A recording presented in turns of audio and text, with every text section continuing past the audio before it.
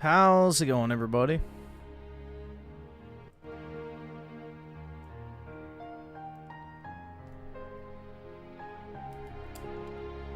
Nah, I'm not that tired right now. I'm actually alright. I do have to get off around like 6 this morning, though, because I gotta go to a vet appointment at 7, so I gotta get off and get ready. Like, imagine being here on a Friday night. I'm here every Friday night, pretty much. I couldn't imagine it any other way.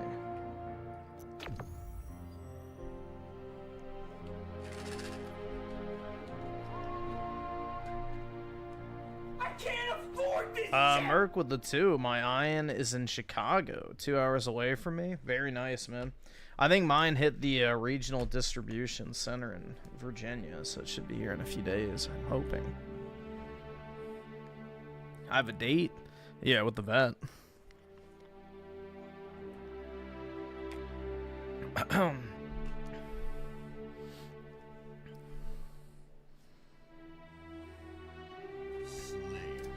PK, it's that 3DS emulation console I've shown before. The Iron Thor.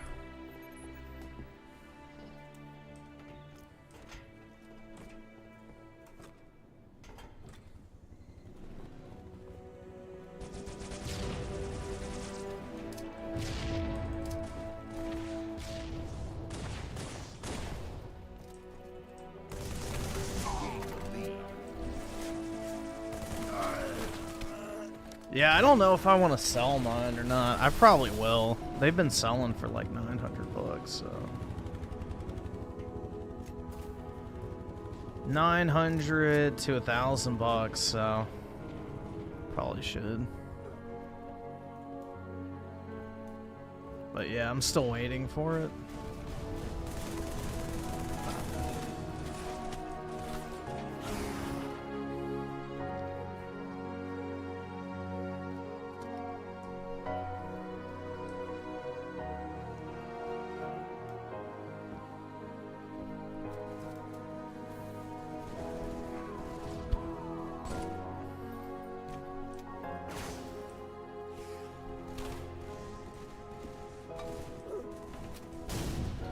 Nothing's wrong with him. I just have to take him in to go get his, flea and heartworm medicine. Because the vet I go to, they don't let you do online fucking shit because they're gay. So you have to go in and refill the, prescriptions. So I'm just knocking it out tomorrow morning. Early, and then it'll be done.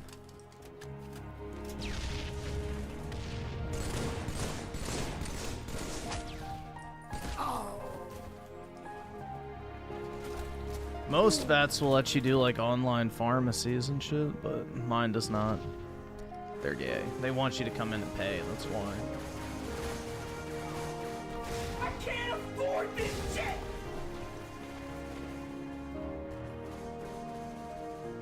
You have to have a prescription, PK.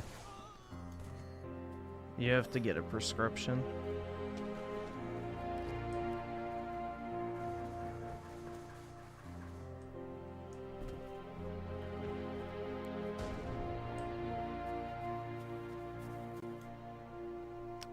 Let's see. Anabolic plays with a 2. Ray slot break. Yeah, we can check it out.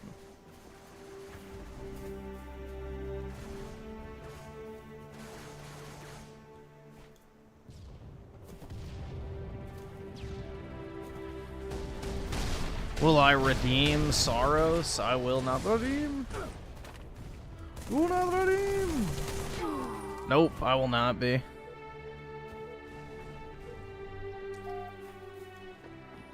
No interest, to be completely honest.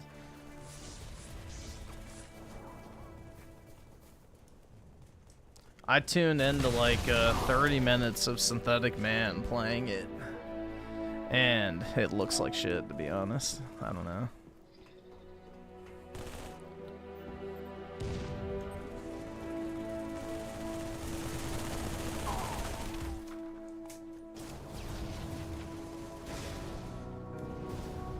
I would rather play Halo Slop than Sorrows, to be completely honest. This is a nice, chill, relaxing game.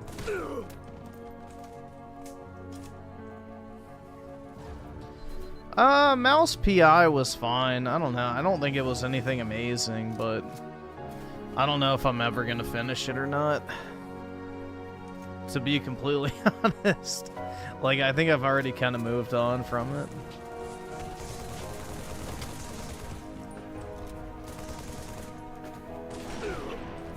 Ooh, barely. I was trying to swap there, but I couldn't get my fucking scroll wheel to cooperate.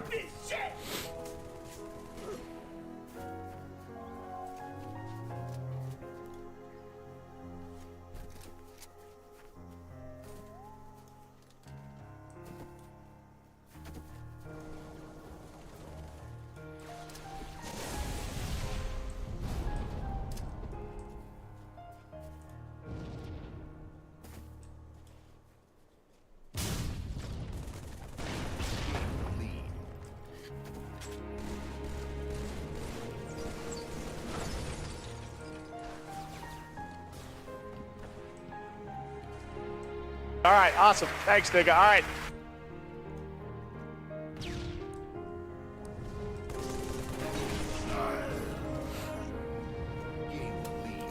Yeah, I really wish they would port MCC as well, but I think the problem is that no one who worked on it actually works at, you know, 343 anymore, so it's like kind of like a dead engine.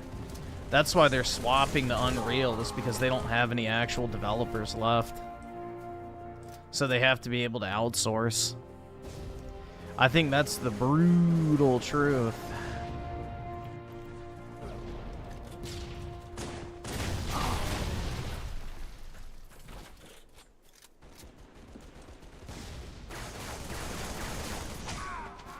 I think it's like quite literally a lost media type situation. So the knowledge to work on it has been lost.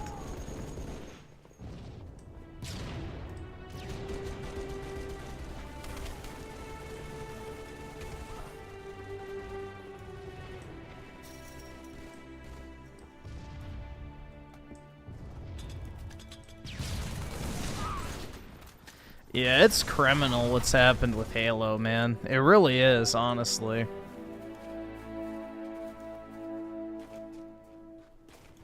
It is truly criminal what has happened with Halo.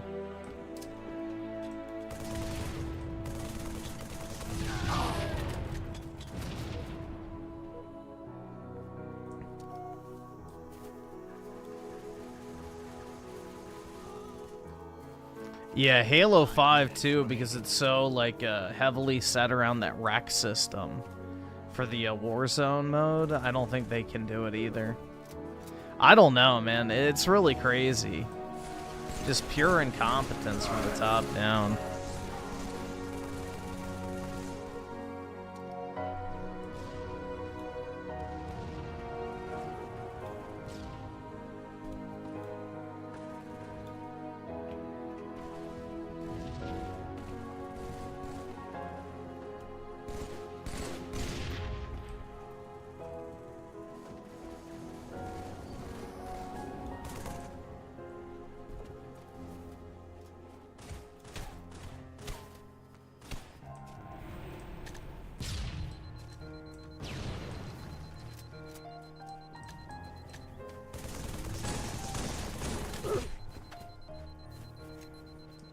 Give me that shit.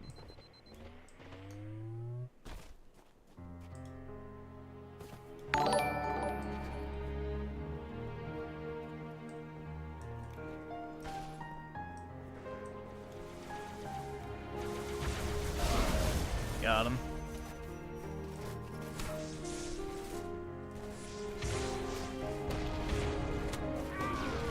Alright, I'll take it. Whatever.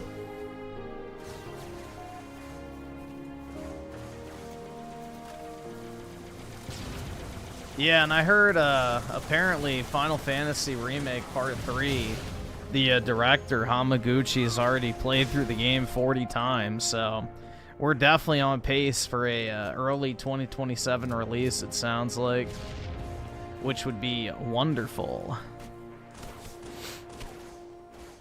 Because he says he's trying to put it, like, between a, like, 5-month release window or something like that. So it may even come earlier. I don't know.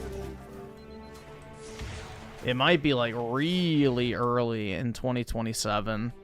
Because, you know, he said he's releasing the 2 games on Switch within 5 months of each other so that people can play it as a continuous experience. Shut the fuck! Don't you fucking tell me to my face to shut the fuck up!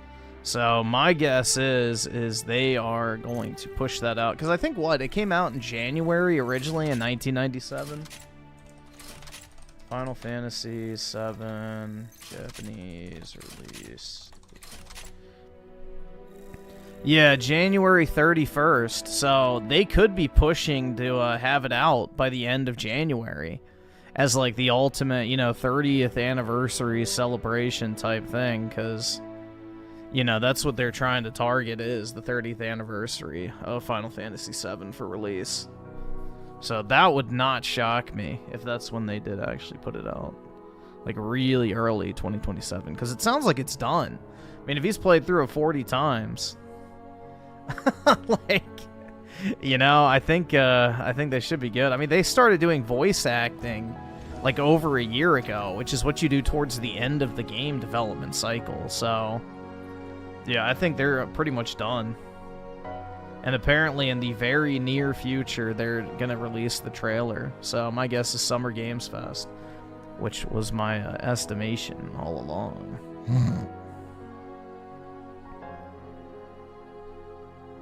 40 times he has a job, right? Yeah, making Final Fantasy.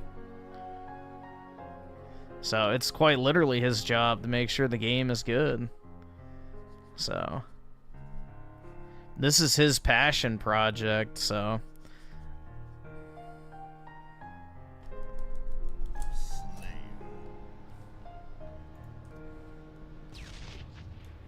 let's see. So Merc with the 2 played the finals. I don't know. I looked into that. I don't really know if it's for me, to be honest. I don't know. I'm much more of a chill, kind of a casual multiplayer person. That game looks kind of sweaty, to be honest. And Daryl Zone with the 5. In order to protect his Pokemon cards, Griffin will have a prenup ready to any woman, including Aerith. Nope, I would take the risk for her, bro. It'd be worth the risk.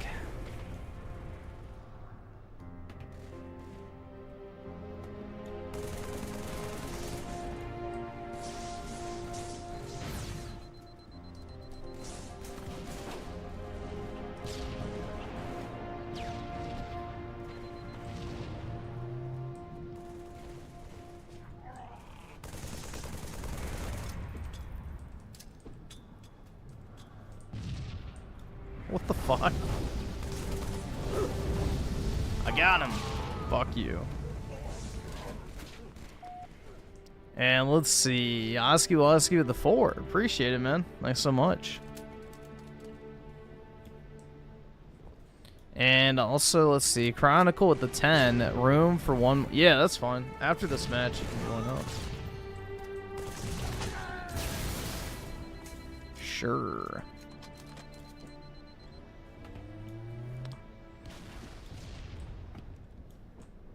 I should try joining the FaZe clan. Didn't they get rid of the FaZe clan? I thought the FaZe clan was done.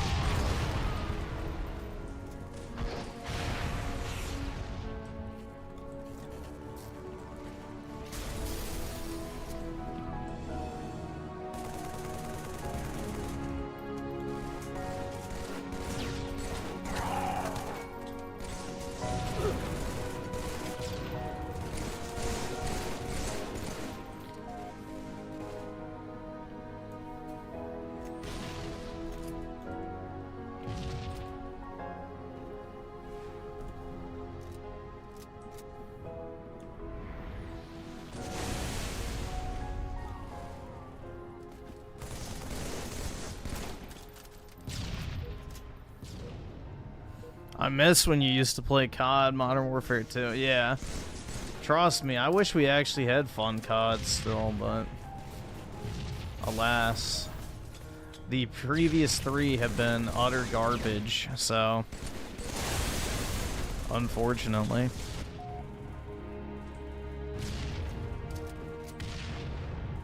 I wish that weren't the case.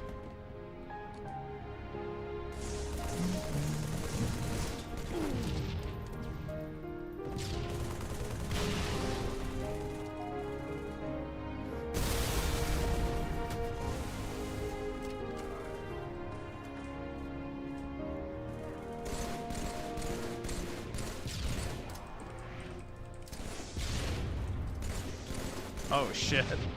Fuck, I didn't think that through.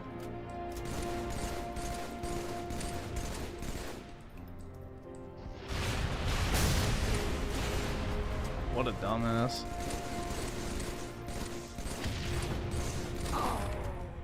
Got him.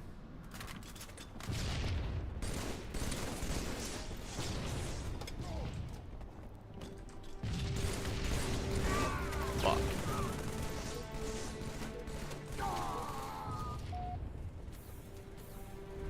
Never played a Final Fantasy game, but I'm for sure getting all 3 thanks to you. Nice, man. Yeah, it'll be cool. Like, honestly, I feel like that's kind of the way to do it if you can wait. Which, personally, I don't have enough patience for it, because I don't want to be spoiled on any of them. So I had to play them myself, but yeah, honestly, the way to experience it will definitely be back to back to back. That'll be, you know, objectively the best way to play the remake trilogy. For sure. And there's probably a lot of people, I know, math is hard. there's probably a lot of people who are, But, you know, holding out. you're for broke, boy, that, just say too. so. So I guarantee you they'll have some sort of triple pack, or I mean, they gave away Final Fantasy Remake if you pre-ordered Rebirth digitally. So they could do something along the lines of like an $80 or $90, you know, triple pack with Remake, Rebirth, and then, you know, you get Part 3 when it releases. I could definitely see him doing something like that.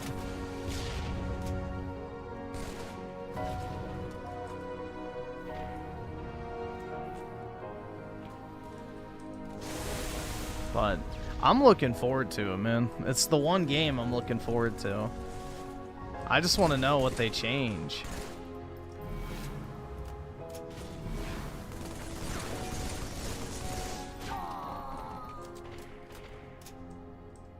I need. All right, to know. awesome. Thanks, nigga. All right. Alright, well, I took him with me. Fucking bitch.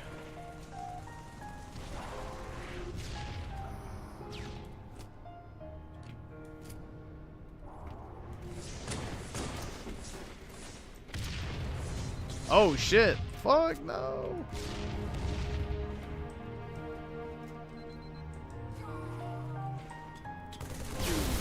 Damn.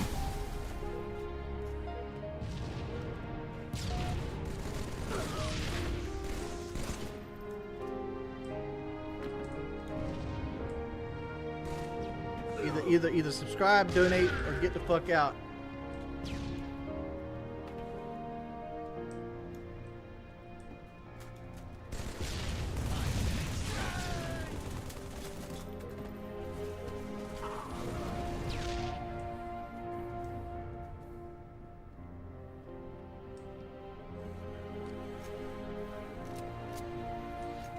Final Fantasy VII Remembrance? It's possible that's what they'll go with.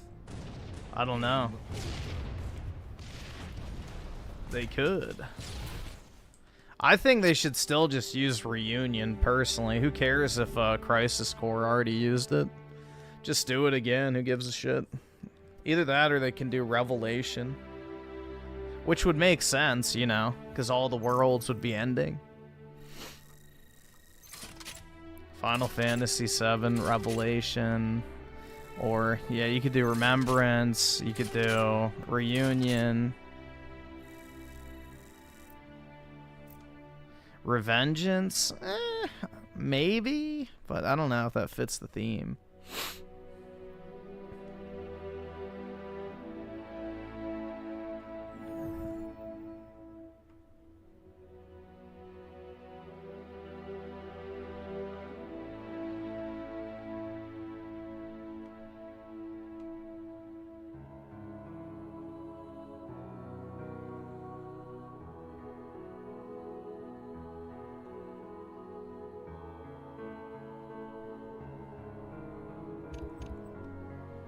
Let's see. Hold on, let me back out.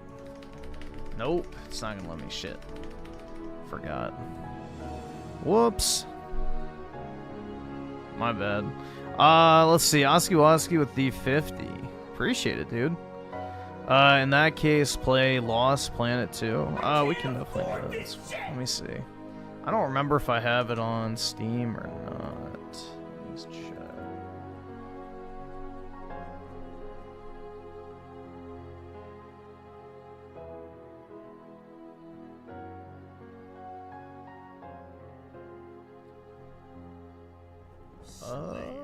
Do I?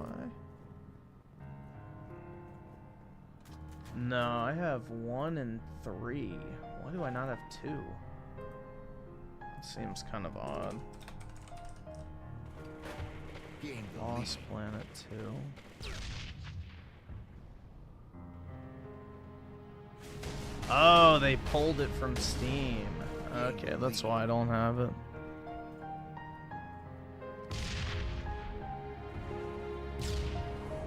Ah. That would be why I don't have it. It's not on Steam anymore.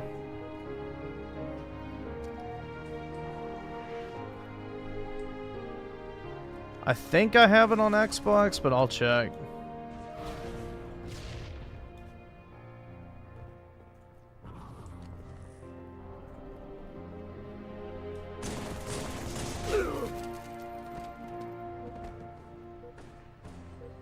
And let's see, Vendetta with the 5, Subgriff ordered 2 PS5 controllers, and the first one to arrive is defective. Hope the other one is better. Bad quality control for 80 bucks. Got the Cosmic Red and Volcanic Red. What do you mean it was defective? Like the buttons were broken or some shit? I don't know. I've never had a defective controller out of the box. I mean, I've had controllers break, but that's kind of wild. And then also with the 7 months, Cosmic Red was bad. Here's hoping Volcanic is good. What was the like actual quality problem?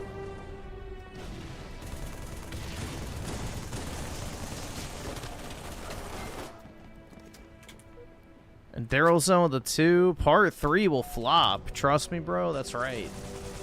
It's all over.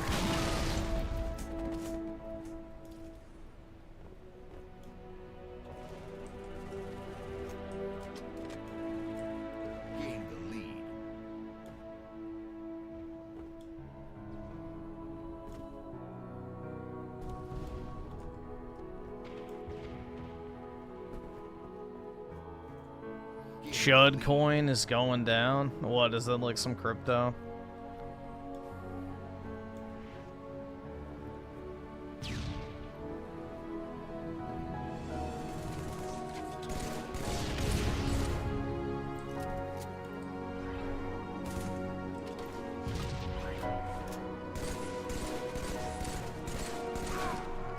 Got him.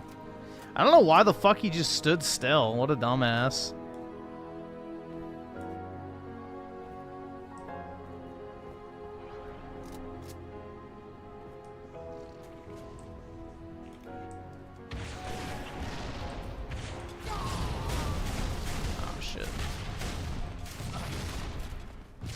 Man.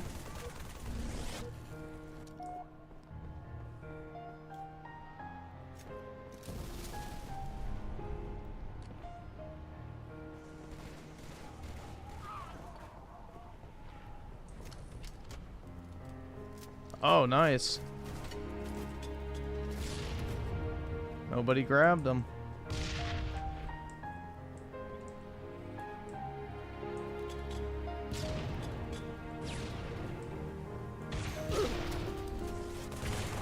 The Lord wanted me to have those rockets.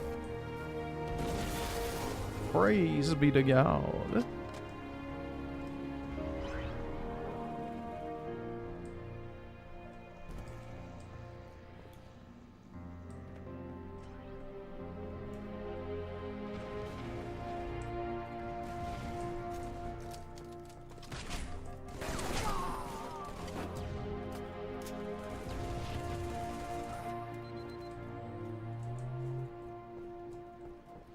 Thumbsticks made squishy noise anytime they were moved, and multiple buttons felt and sounded weird. I wonder if you, did you order from like Amazon or something? You might have gotten the fake one. Because some of the sellers on Amazon, you know, just repackage cheap Chinese shit and then sell it as new.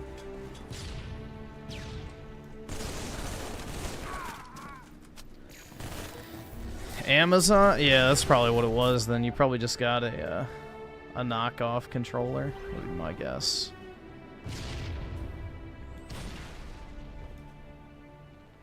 Yeah, if it's not shipped and sold by Amazon, be very careful with Amazon.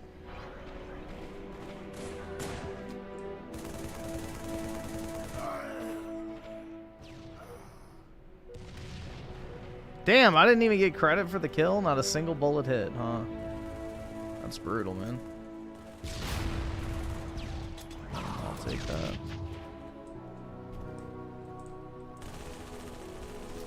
Shit. It's a bad time to get an itch.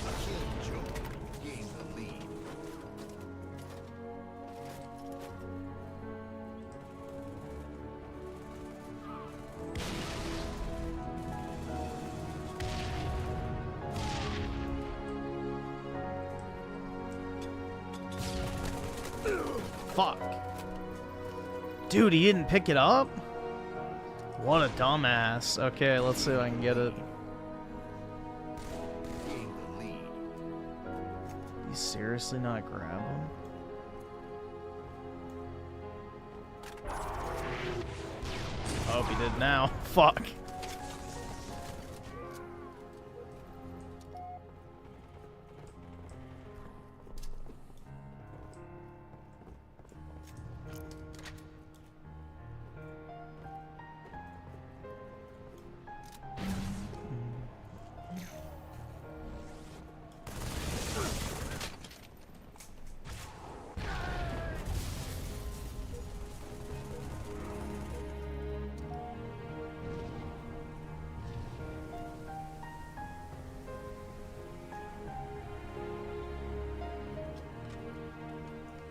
Oh shit, let me... There we go. 5 minutes remaining.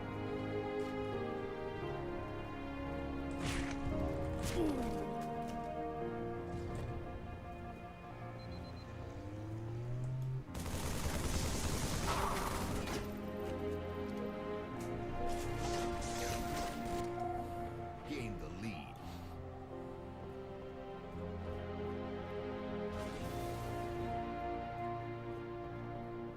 Yeah, dude, the Japanese are the best when you order shit.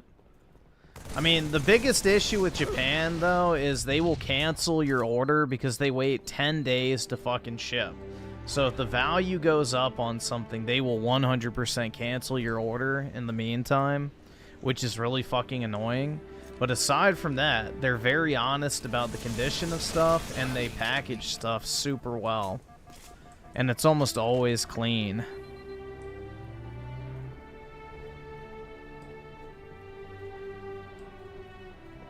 So, not to mention they give you like a little trinket or something inside your order if you spend enough money sometimes. Like one time I ordered like some cards and they sent like a little package of like Japanese green tea bags. One of them sent like, you know, a couple little origami figures they folded. Another one sent me like one of those gotcha balls from like a vending machine, I guess. So it's kind of neat.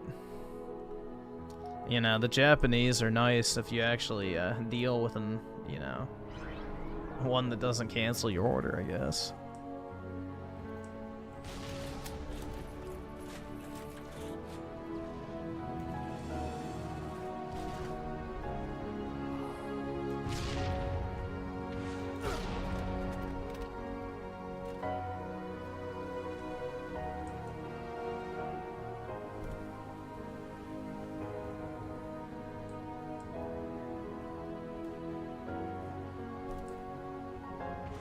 Gain the lead.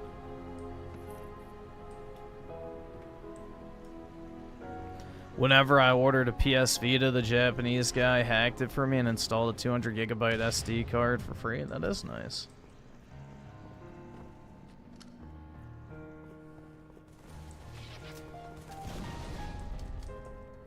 The Vitas are region free, right?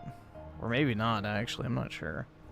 Usually Sony consoles are, but I don't know.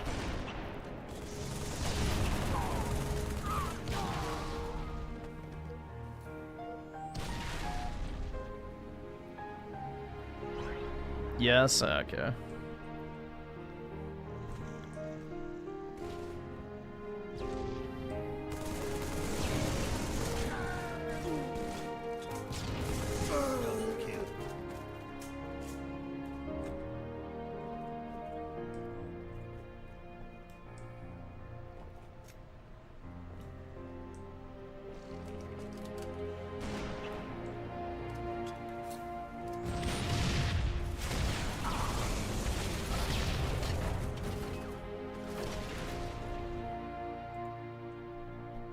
Alright, let me back out this time.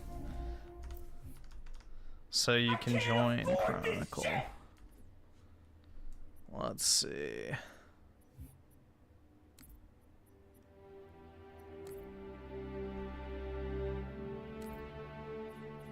Alright, I invited you. Let me check if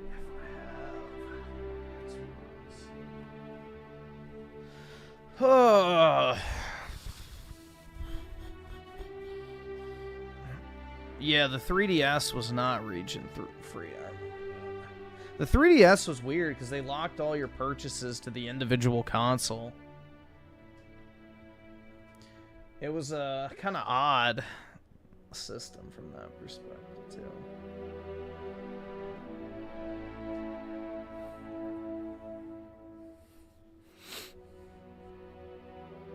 Let me check.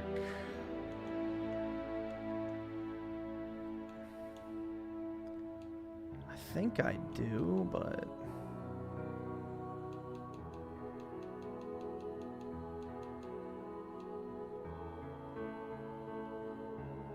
Yeah, I do. Alright, it's downloading.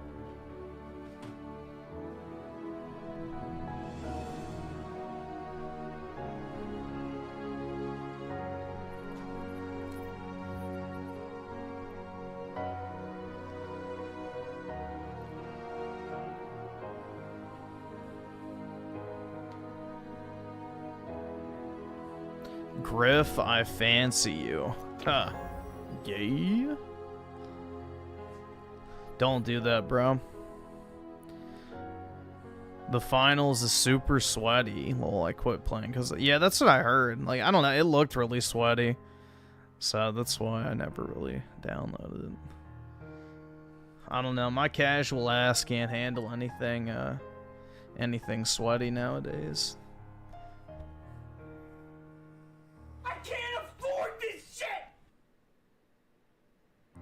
Let's see, fail pip with a 2 made me boot up MCC again. Screw you. Why screw me? That's a good decision. Game is good. Yep, it is. Why is it a bad thing that I made you boot it up? You should be thanking me after all.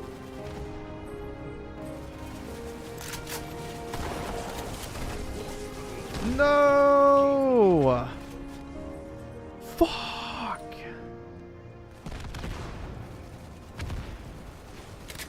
Got it. The shotgun's so good on this map. Come on, regen.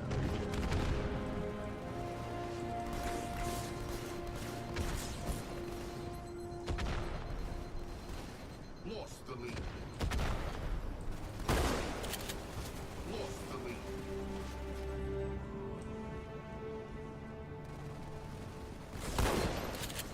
Look at that, bro. This is the complete opposite of Halo 3's shitty-ass shotgun. It's beautiful.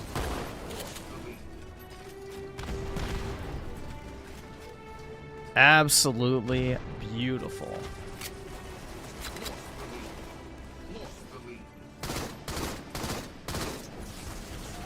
Oh, shit.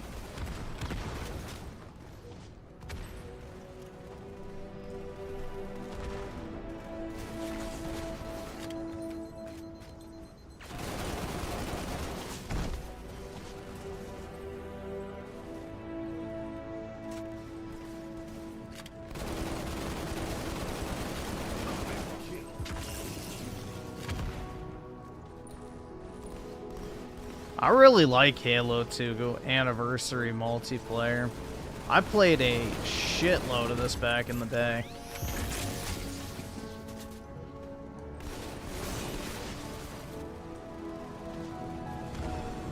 Like, this was pretty much my go-to multiplayer for a very long time. Back in college, I used to play it all the time.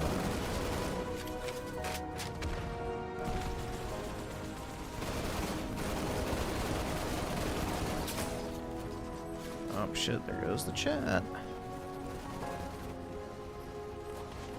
Brutal, man.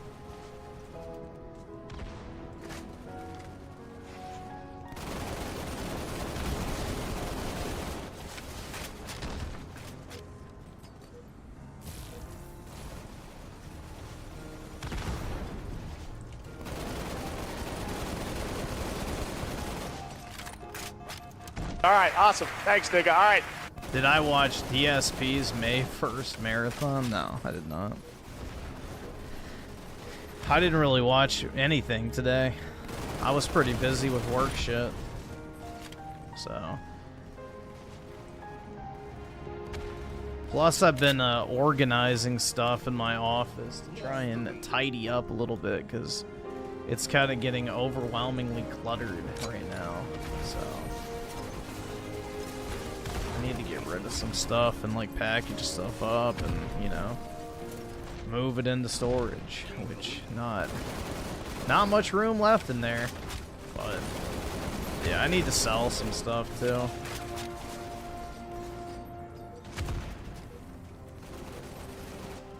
Yeah, the pistol is pretty cool. Like, that's really satisfying. Much more so than the regular Magnum. Fuck, I couldn't swap my weapon in time. Vendetta with the 5 plus the faceplate was too raised and very sharp, so it seemed cheap and knockoff. The volcanic red is from Walmart, so here's hoping. How are you, by the way? Pretty good, man. Pretty good. Just tired. The fatigue is setting in, but aside from that, I'm doing alright. Can't really complain.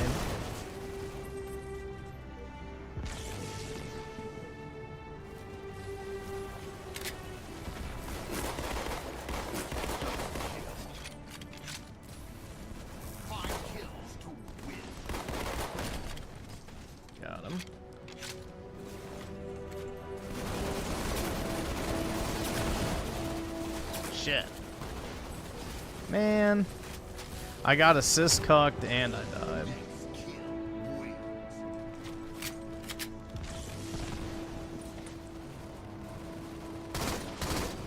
Oh, did I get it? I think that was me.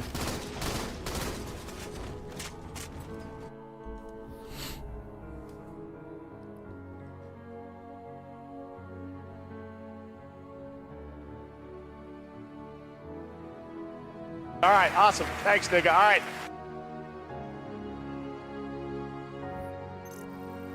Fail pip with the 5. In the words of Harmon Smith, I've used up my GBs for MCC. The nice thing about MCC, though, is you can actually pick what you want, which, you know, is a huge benefit, because you used to have to download everything, if I'm not mistaken. It was just one download.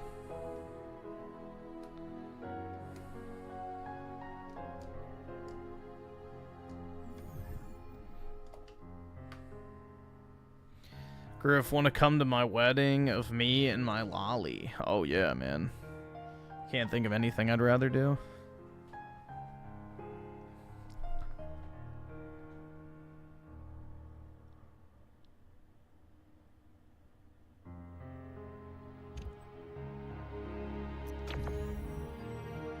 Harmon Smith is some right-wing chud who's like a huge Nintendo fanboy. Which, you know, he's more based than cringe these days, but he used to be, like, really over the fucking top, like, Nintendo dick sucker. But he's got, I don't know, he much more talks about, like, I guess, chud politics nowadays. So, therefore, he is based.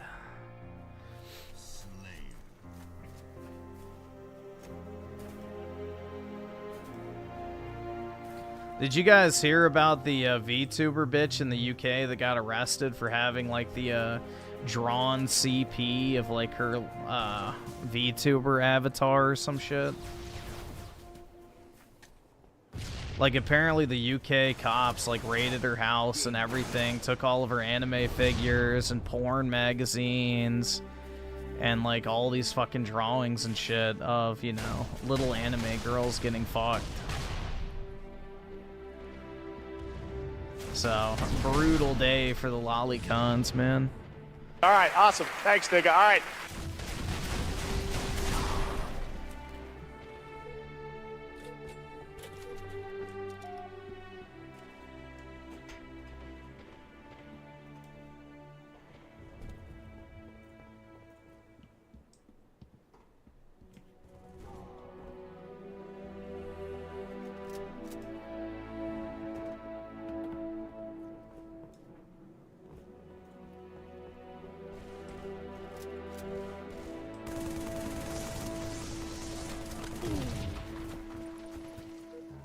Is the VTuber obese? I have no clue.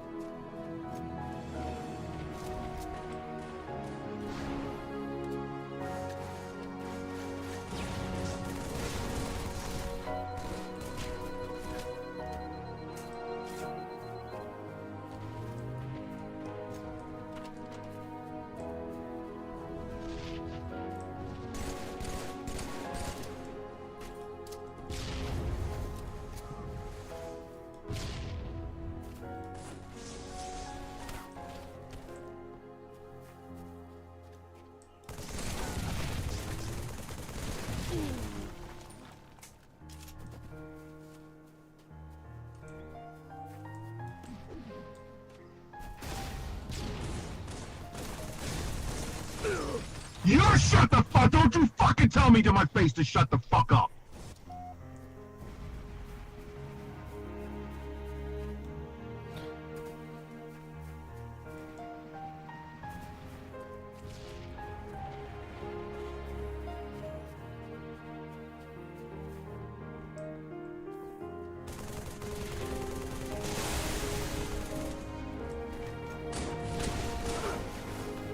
No.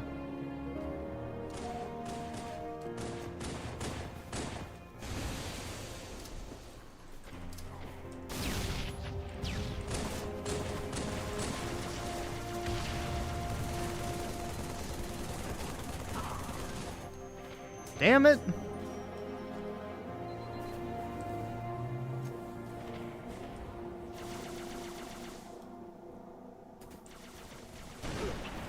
There we go.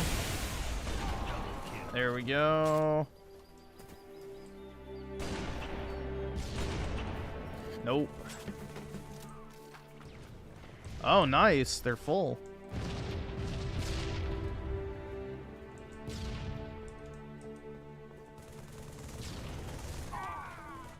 Nope. Shit.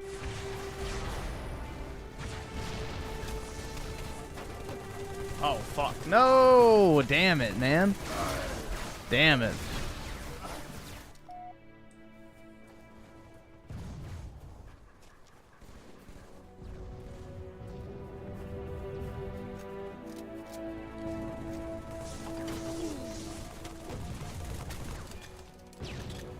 Shit.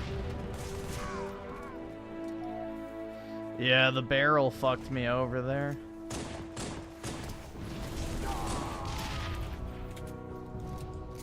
An environmental hazard.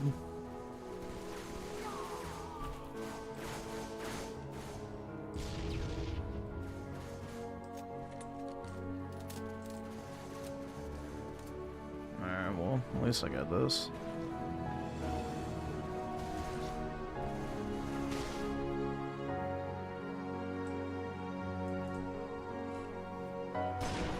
Ooh, nice.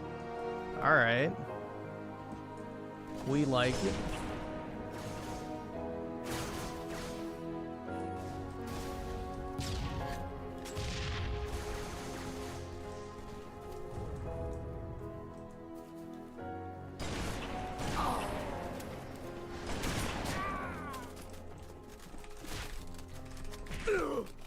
Fuck. I was just panic meleeing there. Shit, man.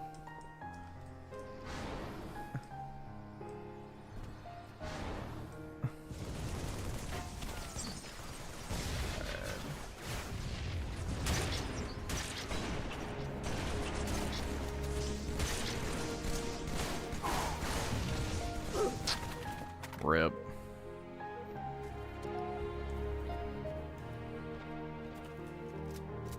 Yeah, I like Halo 3 a lot, honestly. This is just kind of my default multiplayer game. On and off for like the past, what, almost 10 years plus now? So, I have like 2,500 hours in this game.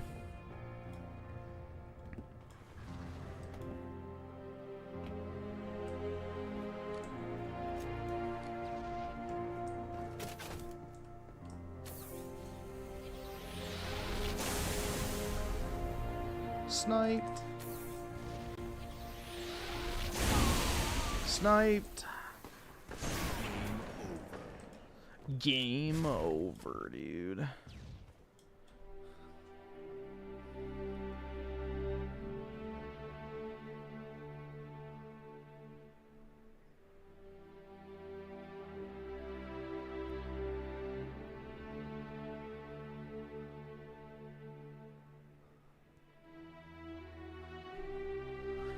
Let's see. So, Raging Boar with the 5.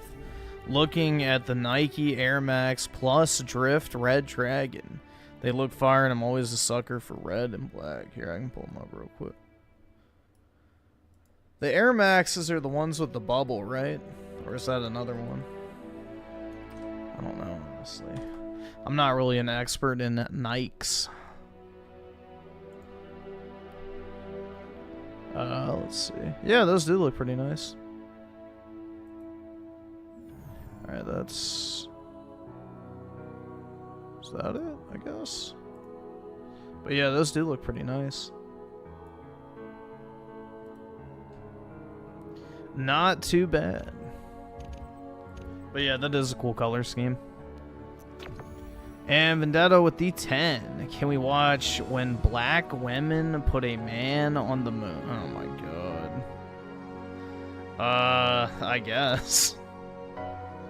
We was the astrophysicists.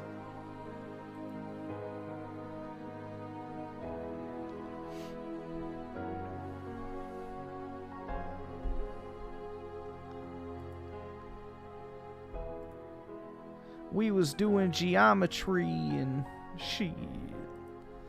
But yeah, I guess we can check it out.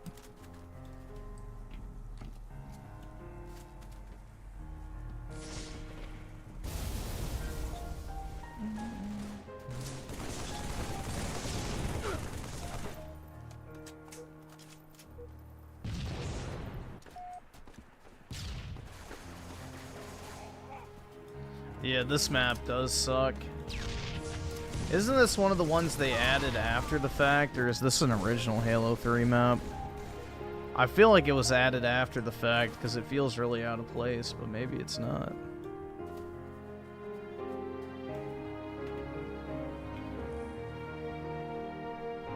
It's a DLC map? Okay. Dude, that's how, like, Call of Duty was back in the day, is the DLC maps oftentimes were, like, fucking terrible. Like the Stimulus map pack in Modern Warfare 2. The original. That fucking shitty-ass Carnival map, or whatever the fuck it was called.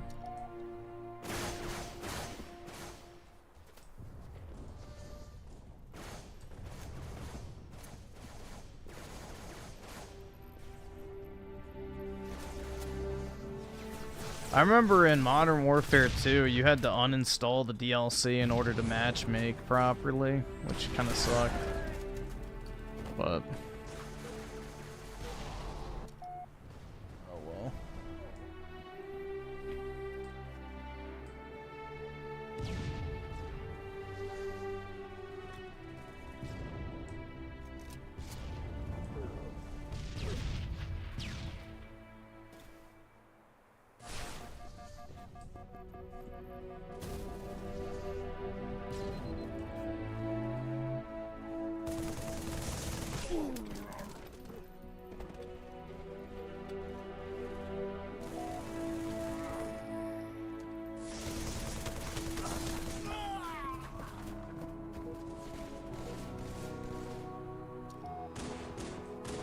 You can spoil Saros if you want. I don't care. I'm not ever playing that game, so I don't ever plan on playing it. So feel free. Mass Effect 3 did that too. Dude, Mass Effect 3 actually had fun multiplayer, and I'll die on that hill. I actually enjoyed Mass Effect 3's multiplayer. I played quite a bit of it. That's what I did in Andromeda as well. I didn't even play the main story. I just literally played the multiplayer.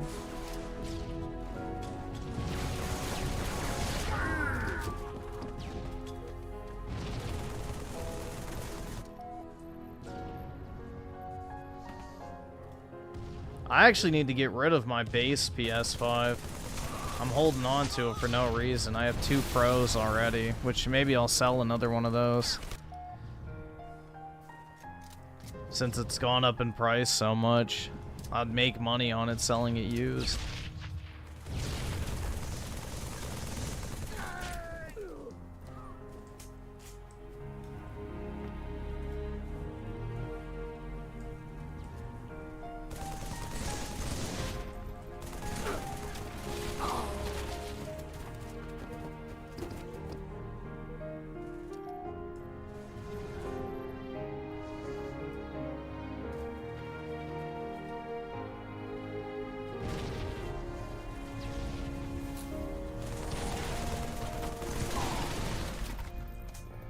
Nah, dude, I need that money. I really do. I need that money to pay my bills, the internet bill, the electric bill, and a $8,000 card that has my eye.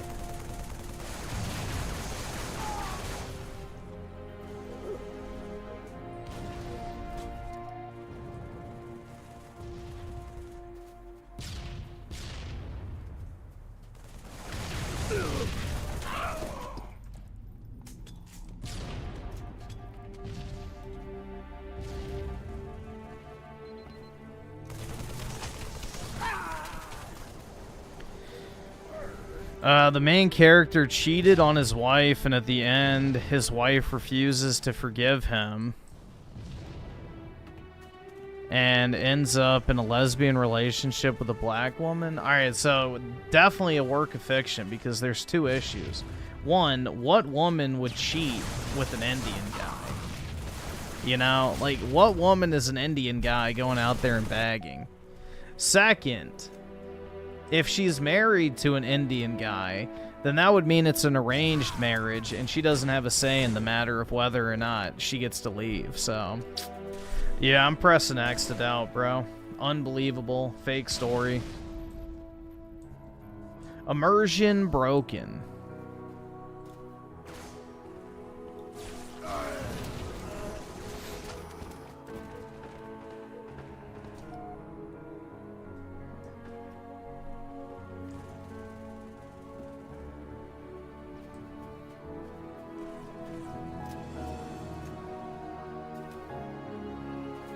I saw the thing about the JP Morgan CEO, or not CEO, but executive.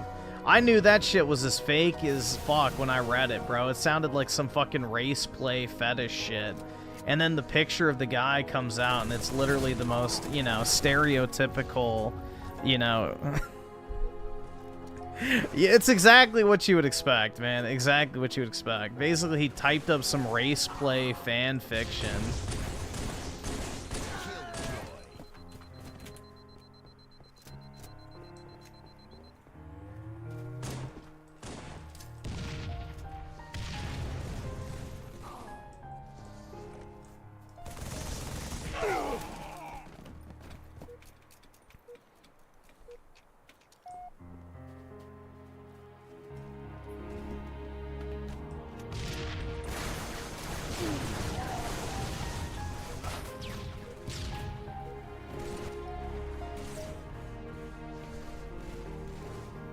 Just another form of an Indian scammer, bro.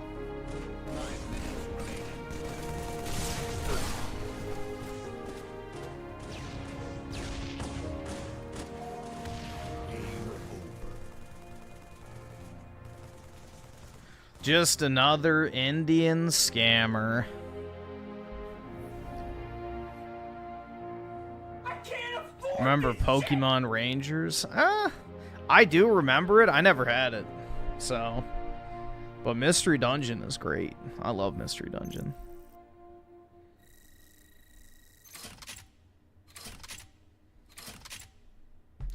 And Jay, just enjoy the 2. PK has My Little Pony tattoo. What a brony.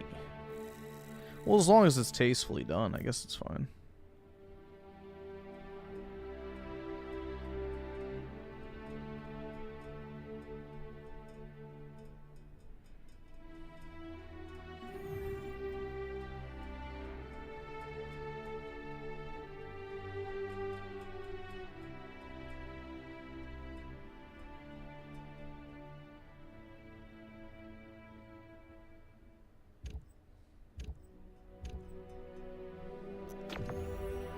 Once you hit the support goal tonight, can you flex your muscles on stream? I can't, sorry. There is no muscle. The only thing I lift is a fork to my mouth, real talk.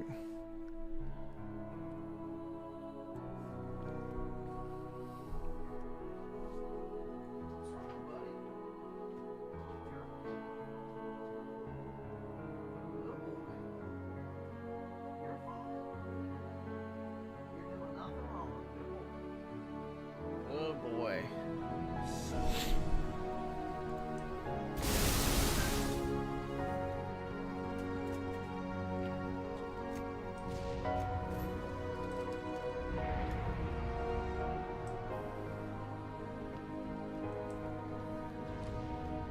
Gain the lead.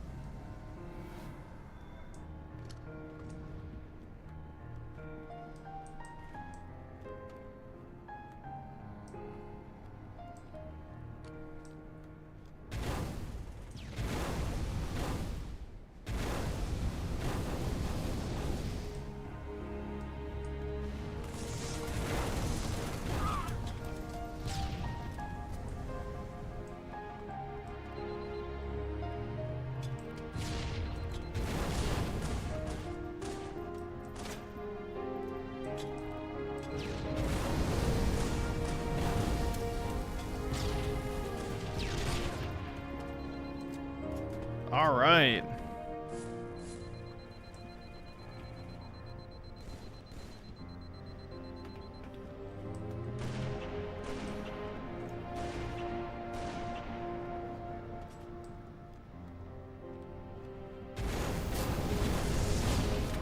Did I get him?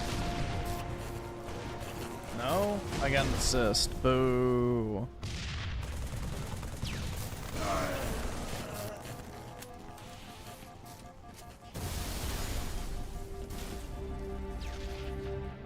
Bruh, nobody wants Sorrows donated. That game looks like straight cheeks.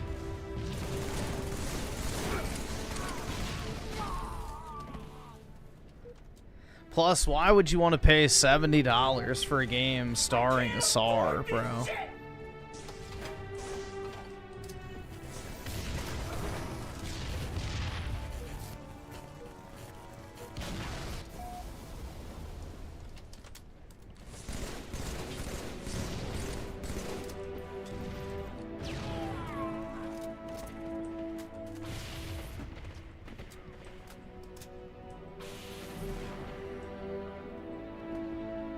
Let's see, perfect arc of the 2. I'll be her little brown boy. That's right. It wasn't it like, oh yes, your fish head wife does not have the cannons that I like. That was his fucking fiction. Is like the chick was saying your fish head wife doesn't have the cannons that I do or some shit like that. And then she said, your balls don't taste like curry. It's like, dude, that was such a dead giveaway. There's not a single chance a white woman talks like that. That is some straight up Indian fucking fan fiction garbage. Anybody who actually believed that story to be real from the jump is a retard. How many white women do y'all know that lust for Indian men? Like, honest question. Like, if they could have anyone, they're gonna go after some broke Indian guy who works for them? Like, yeah, bullshit, dude. Fucking bullshit.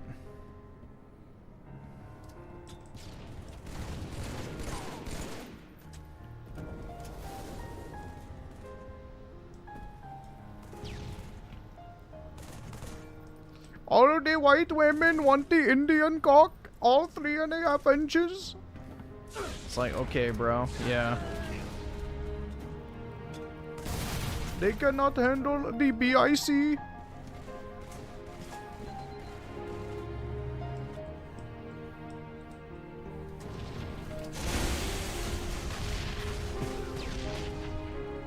Like, come on, bro. I don't know, like... To me, it was so obvious, then it came out as fake, and it's like, yeah, no shit. Like, the fact people actually believed it's pretty fucking telling.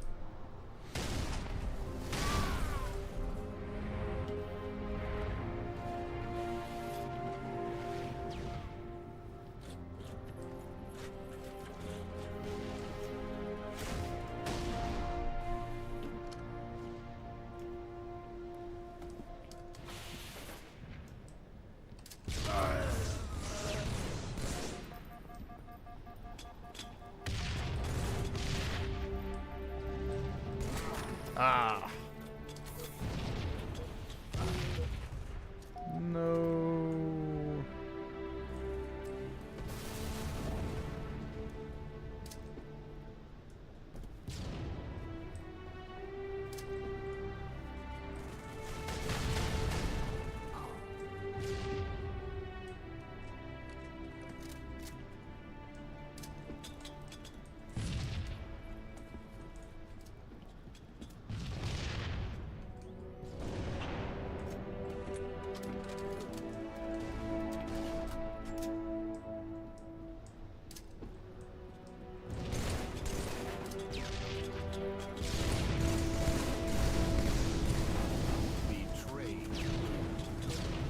No!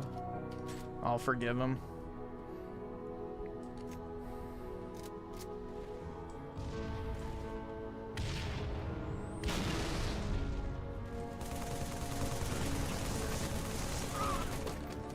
The win is more important.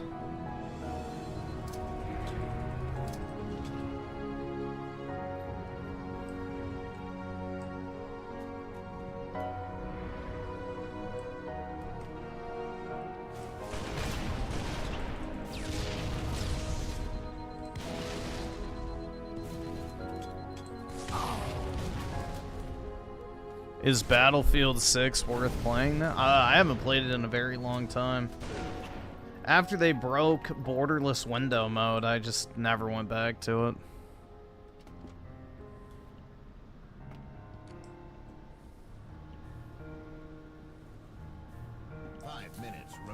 That's all it takes to get me to stop playing a game nowadays, is, you know, you have a working feature on day one, and then you somehow break it with future updates. Like, yeah, no, I'm good. I ain't got time for all that shit.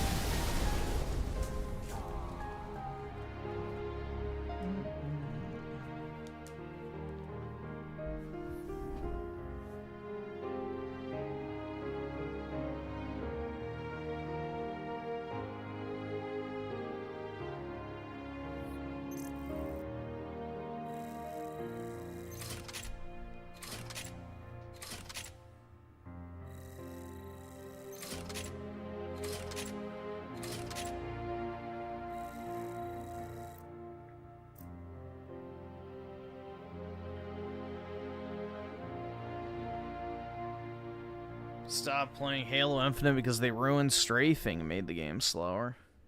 Yeah, that game is just a fucking disaster, man. It's really sad. It's very sad what's happened to the Halo franchise in general.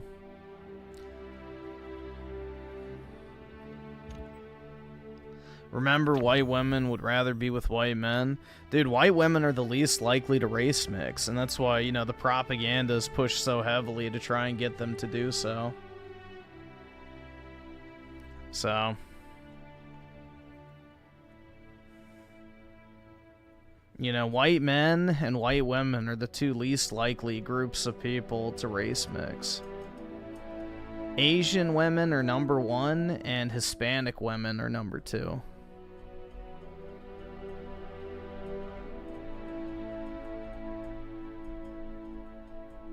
What's up, gamers? How's it going, man?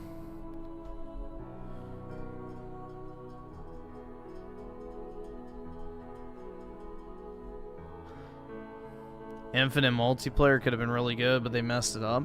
Dude, like 3 of the 7 maps it launched with were borderline unfucking playable, man.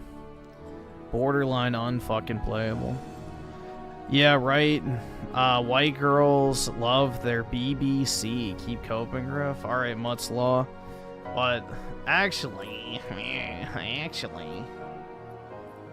the thing is with BBC shit is you get paid more to do BBC porn. So, you get paid the same amount as doing anal, which is a huge premium in the porn industry, so... they do, in fact, not like the BBC.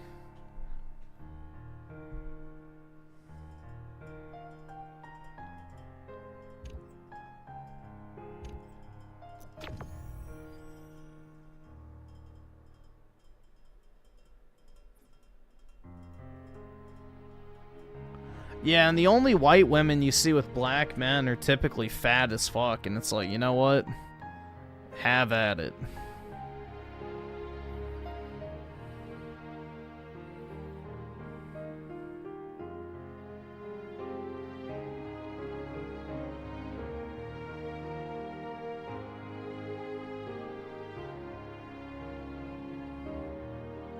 No woman ever gave you a...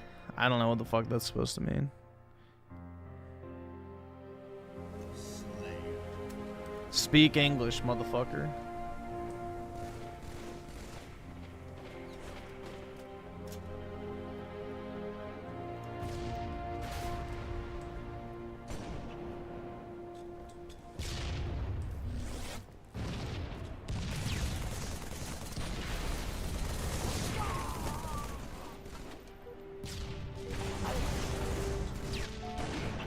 Is dude speaking Negroidese? I guess so.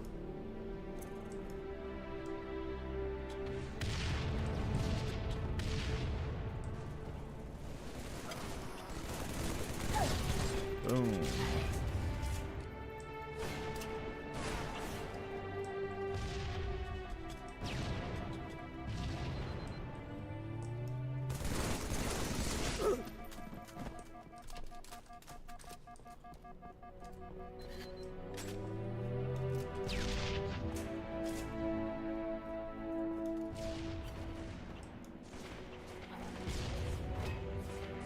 I don't want to get with the times.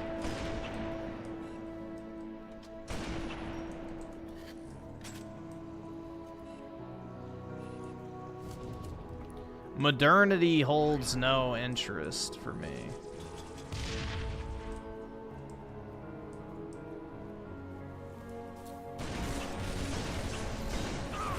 What? How did I fucking miss that? Damn it.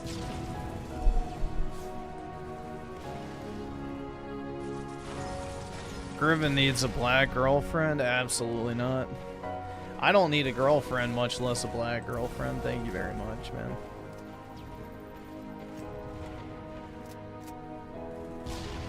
No, thank you. Do I fart? Yeah, but I mute the mic when I do it so you can't hear it.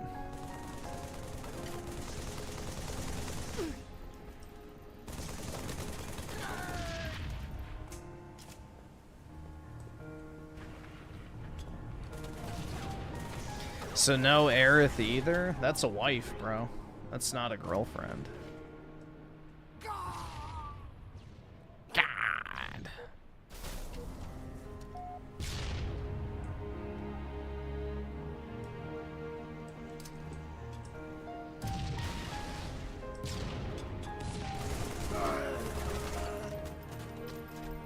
Griffin needs more super chats? Amen.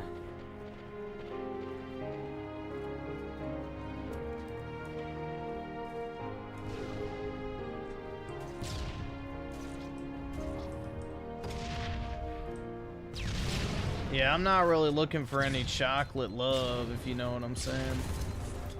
So.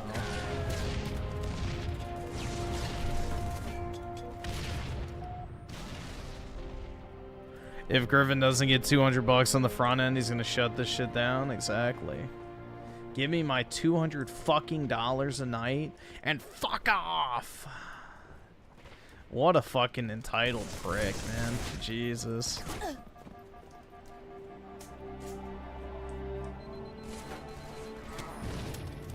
Fart into the mic instead of mute. I'm not gonna review Tech USA Max, bro. You know? Plus, I can charge money for that. You know what I'm saying? Shit.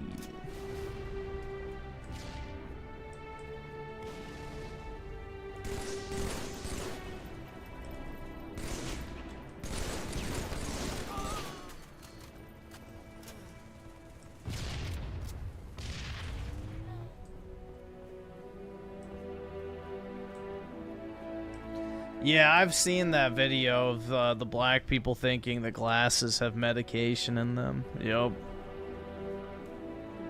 I remember that video.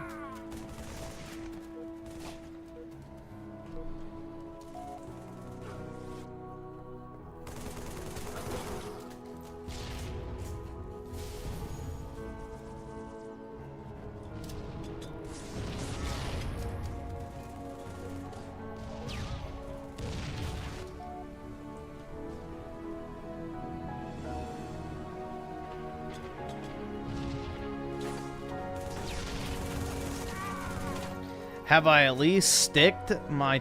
wait, sticked your tongue. It's stuck, your tongue.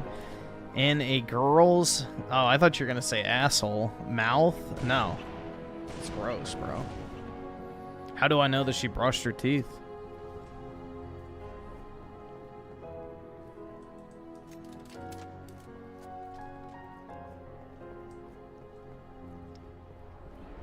I can't afford this shit!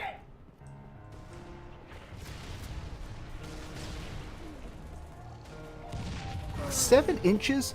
That's pretty big.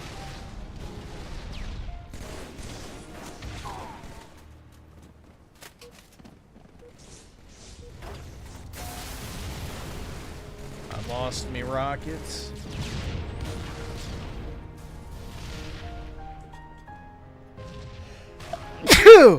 Damn. Shit. Dude, that hurt. Fuck. I felt that one in my back. My back. I hate when that happens, dude. When you sneeze really hard and it like makes your fucking back hurt. I don't understand why that occurs, but it does for me. Ugh.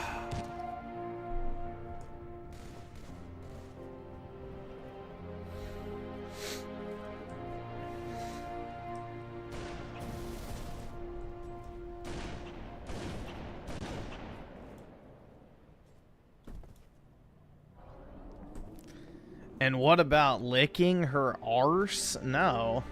Dude, it would have to be like some Aerith level void for me to even remotely consider that shit. It would have to be like some god tier 10 out of 10 pussy to even consider sticking my tongue in her ass, bro. That's nasty. 5 minutes remain. Fuck that.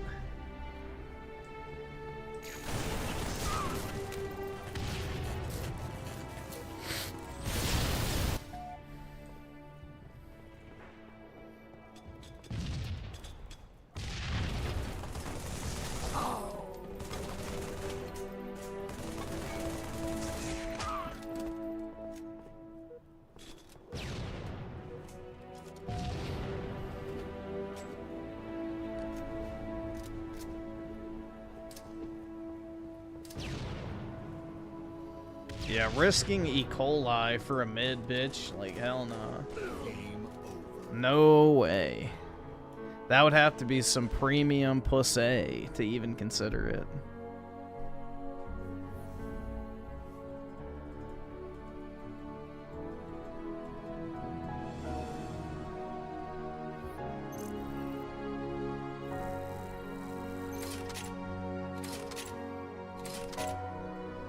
But pal, you look like a Discord mod. Who fucking cares, bro? It doesn't matter what you look like. You shouldn't put your fucking tongue in a chick's asshole, bro. Shit is supposed to come out of that hole, not go in it. Period. Only in the age of sexual depravity has the asshole even become a center point of sex. So, it doesn't fucking matter, bro. Everyone should have standards, regardless. Period. They should be across the fucking board.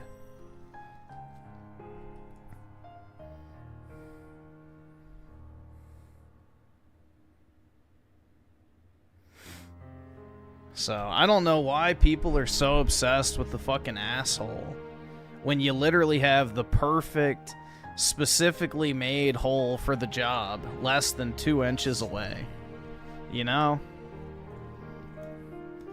Like, you literally have a little slice of heaven for your own little buddy. Right there. But instead, you choose to stick it where she shits. Nasty. I don't know, dude.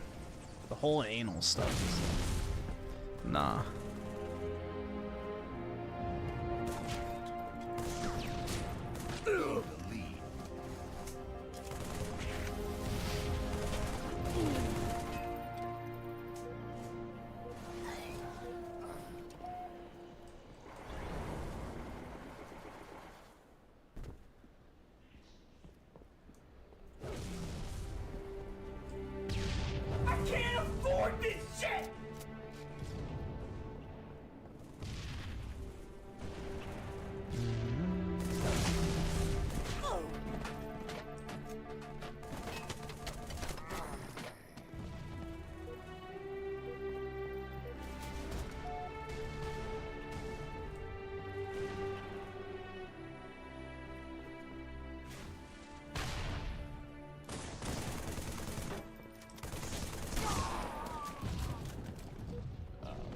That's nothing.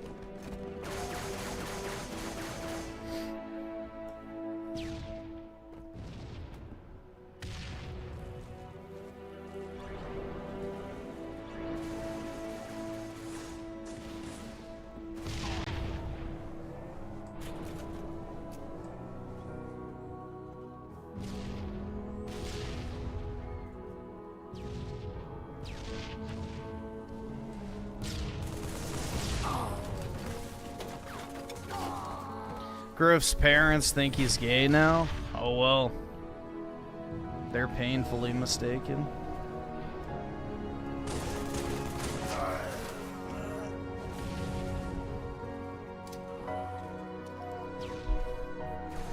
Didn't you say your parents watch your... Yeah, dude, they watch all of them.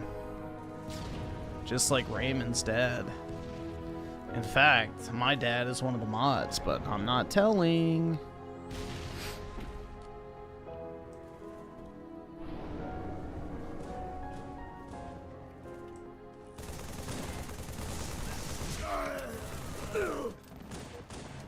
No, Raymond's 38, I think, right?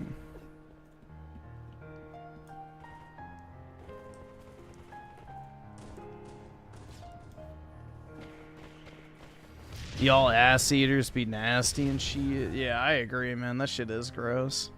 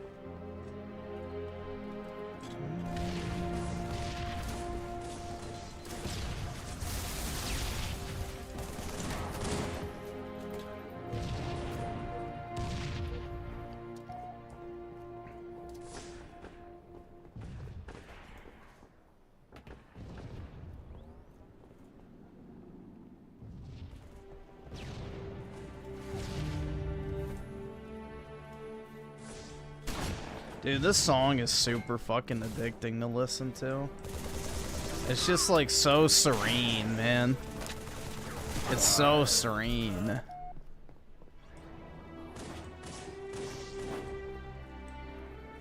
No, I already demodded Rent-A-Dog, so he will not be a mod in 37 years. I don't even... Dude, if I'm streaming in 37 years, holy shit, bro. I'm gonna rope on air, live. Fuck that, dude. Hopefully I'm not streaming in 37 years, so it's not even a problem. Jeez, man.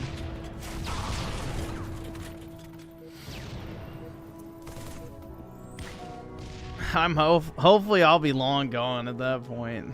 By a matter of decades. Jesus. Hopefully I won't have to keep up this, you know, schedule for the rest of my fucking life.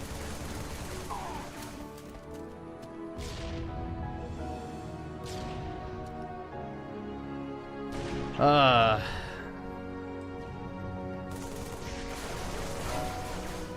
don't know, dude. I never had the aspirations to be a career content creator, so... I already feel kind of stretched then on that front. Like, it's becoming more increasingly and increasingly tempting to just not stream each night. So...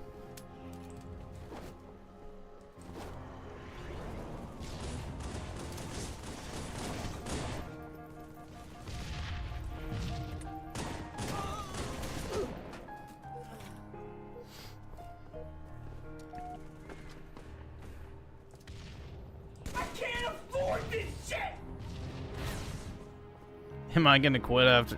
Probably not. I don't know. Like, I always say, like, oh yeah, maybe in like 2 years, but you know, we'll see. I don't want to put a schedule on it because it's probably not gonna happen that way anyway. But you know, I think really the biggest thing that would get me to stop is if, like, let's say I got a different job and it became way more demanding, then obviously I would have to, you know, reduce the, you know, at least the frequency and length of the streams. Because, like, if I had to, like, you know, go in person, for example, you know, I would have to be ready to leave at, like, 7. And then I would have to be, you know, ready to go in to work, and however long I'd have to be there, then I'd have to commute back, and then I'd probably have to take my dog out immediately, then I would have to go to the gym. And by the time I do all that shit, like, do I really want to stream or do I just want to sleep? It's like...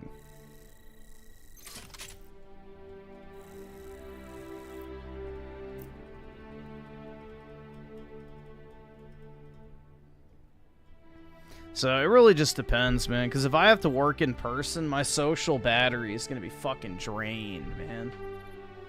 It'll be absolutely cooked. You shut the fuck! Don't you fucking tell me to my face to shut the fuck up!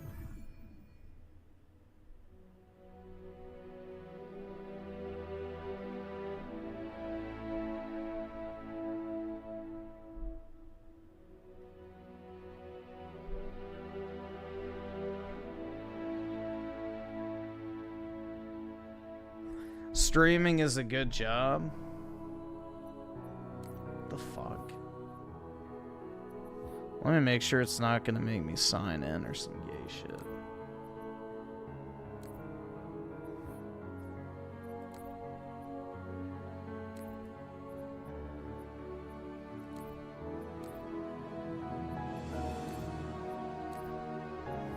Oh. We run into a problem. One or more members of your party do not have entitlement to play this game.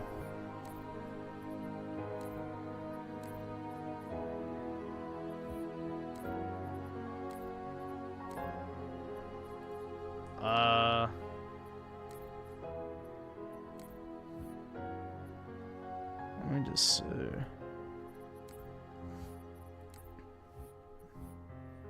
Alright, well, sorry.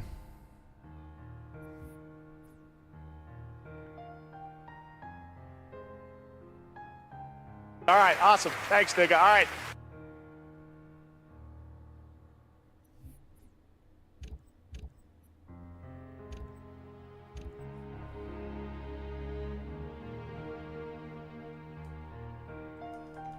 I can't back out now.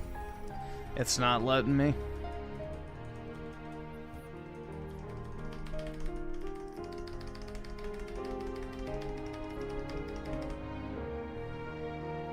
Alright, well, this is a quick map. Oh shit, the chat's gonna crash now. Fuck!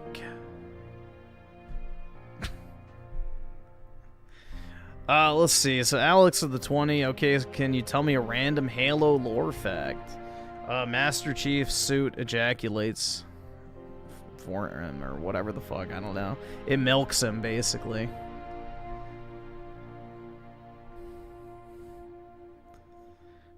He has a milker inside of his suit.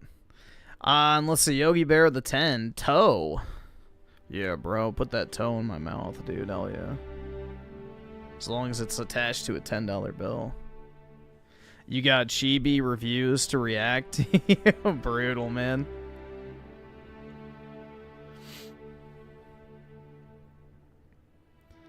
Let's see. Anabolic plays with the 2. Ray's newest community post. Last Dono was a song. Oh, okay. Shit, it's gonna freeze. Yeah, it's using 8 gigs of RAM. That's crazy, bro. 1 tab using 8 fucking gigs of RAM. That's ridiculous.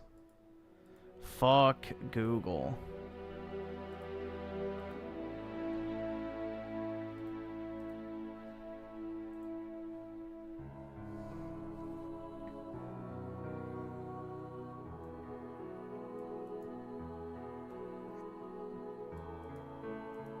Let's see.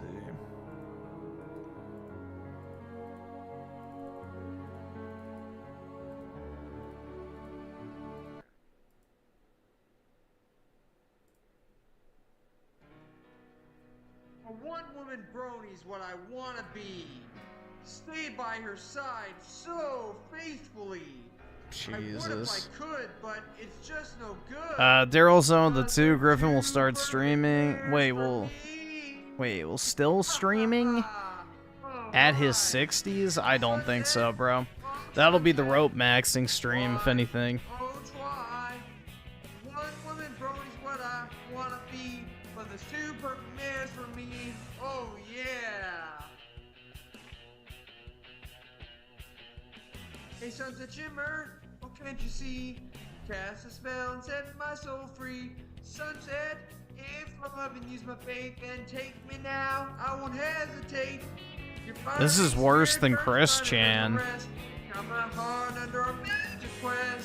Ossie Wasku the 10. If that's true, I should convince you to get more sleep then. Also, time to ruin the music. Alright, yeah, I can pull it up.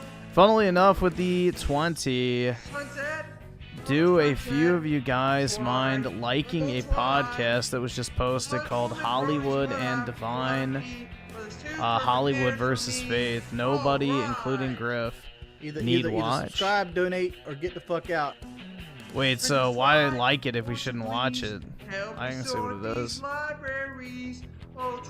can link it too. But when you're near, the stars all shine. Well, I'm staying up late, I can't stop reading. Insert checklists and charts, all I'm needing. I don't see it. My world's steady. So why am I in love? Why am I in love? Why am I in love? Called Hollywood and Sunset Divine. shimmer. Okay. Yeah. Sunset. Oh, sunset. Why? Won't try. One woman brony's what I wanna be, but there's 2 perfect mares for me. Ha ha ha, alright. Perfect. Oh, sunset. What the fuck is this?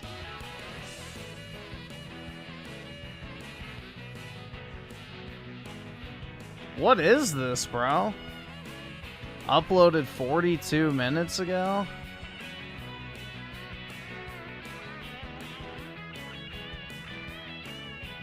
One woman brony's what I wanna be, but there's 2 perfect mares for me.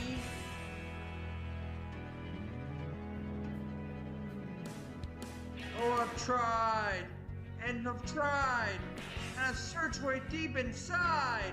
From these two I won't choose. I can't stand the bad news about the name of the mayor that I'm gonna lose. This can't go on. Enough is enough. I've gotta pick one. No matter how tough. Is this what you're talking about? Dude, what the fuck is this shit? I just want to make sure this is the right thing. You said don't watch it, but what even is this? Sunset, oh sunset, try, oh try. One woman brony's what I wanna be, but there's one. Wait, Juniper? No sour Kalo Dodge Cyclone rares. So many. Perfect mares for me. All right.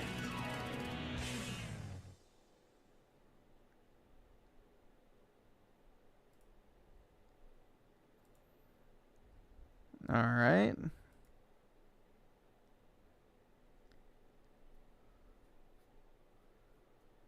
Let's see.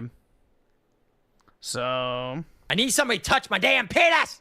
With the 5, I was wondering if you had an opinion on BCDC in relation to the to the privacy, New World Order, globalist social credit agenda, if it exists.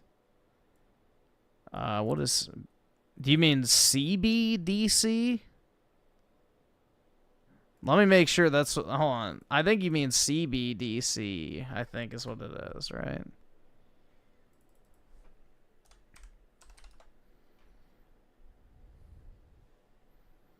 Yeah, I don't see anything for BCD. Yeah, so I'm guessing you mean the central bank digital currency, right?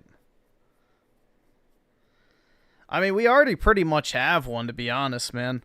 Only, I think, 10% or less of our money is actually physically printed. So we pretty much already have a digital currency in place. There's no feasible way that people could withdraw their money from the bank in unison.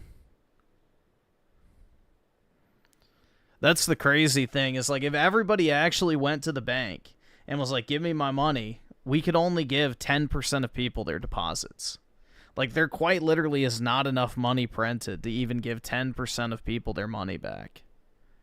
So our money already is digital. That's kind of the scary truth about it, is most of the money only exists on a fucking spreadsheet. It doesn't actually exist in physical form. So... And most of that money that was printed actually gets shipped overseas. So, yeah, it's pretty bad. But I do believe we will have like a truly digital currency probably within the next 20 to 30 years will be my guess. If I was a betting man, that's what I would say. They're going to phase out cash eventually. 100%. All right, let's see. Either subscribe, donate, or get the fuck out. That's loud.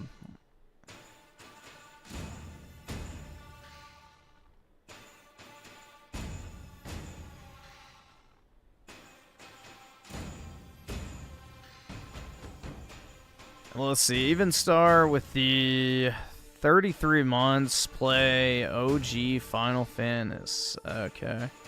I'll just go ahead and do that then, since the other one's a playlist. All right, awesome. Thanks, nigga. All right.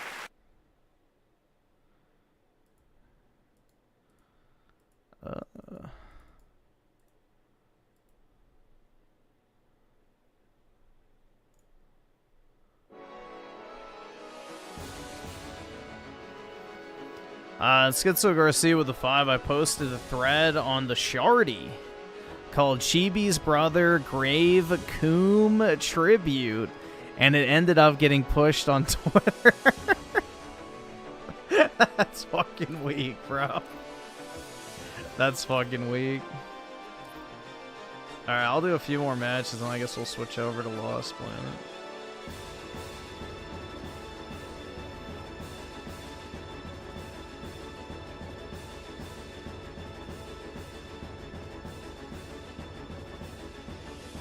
A new generation with the 63 months. Yikes, indeed, man. That's a long time to be a simp.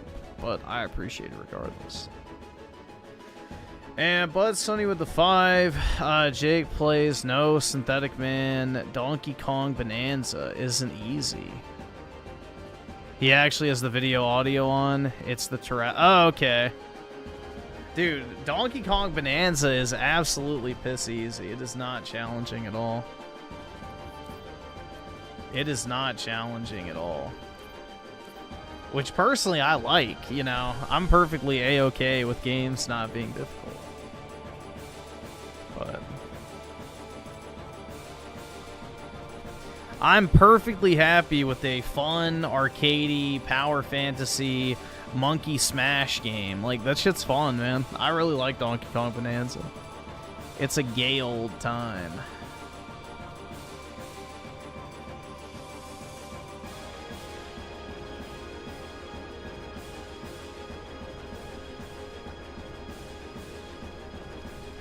It's not showing it. I don't know. Maybe the servers are fucked up.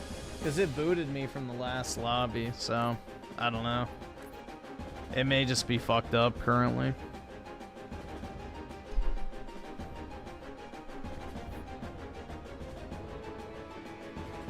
That's not the only reason why you like it. It's because the little girl that rides on... Oh, okay, yeah. Sure, bro. Sure. That sounds like projection, if I'm being honest. How am I banned from matchmaking? What the fuck, bro? What? Dude, fuck that.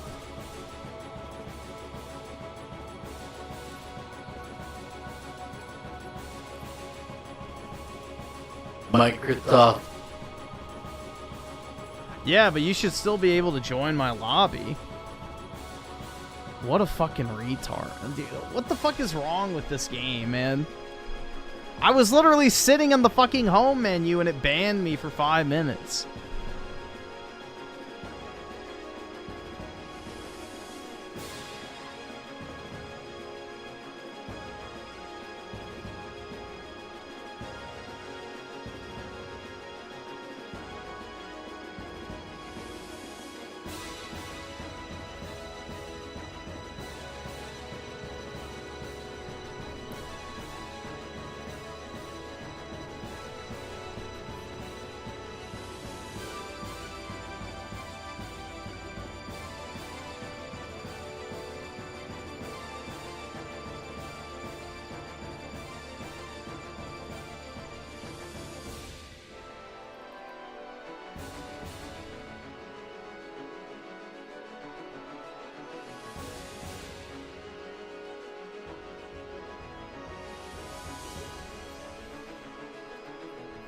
Oh, I'm trying to find this video.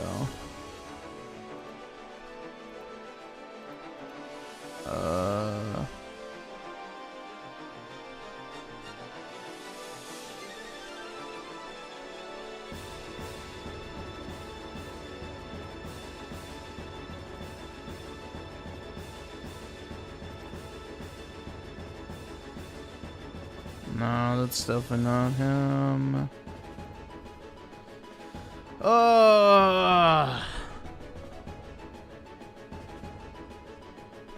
YouTube search fucking sucks.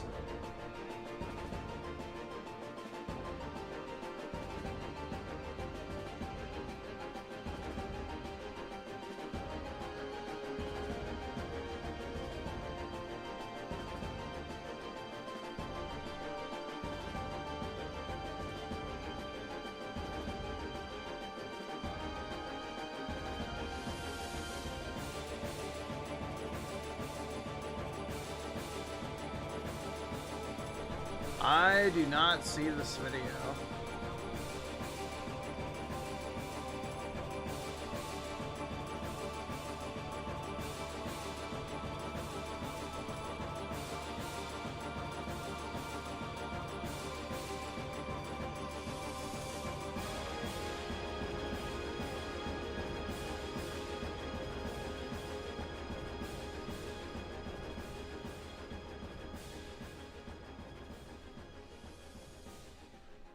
Was it uploaded recently or is this old? Like, I don't see it at all.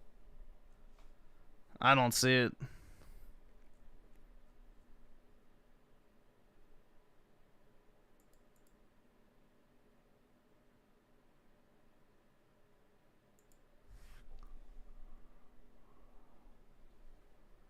All right, awesome. Thanks, nigga. All right.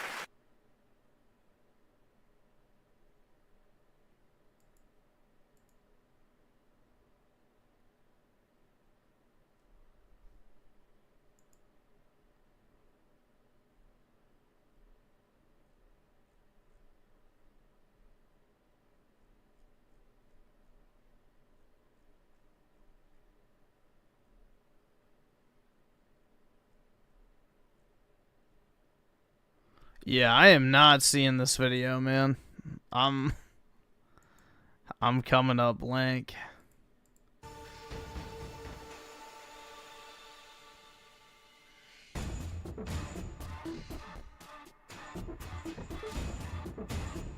Can you give me his channel, like at whatever? Because I'm not seeing anything.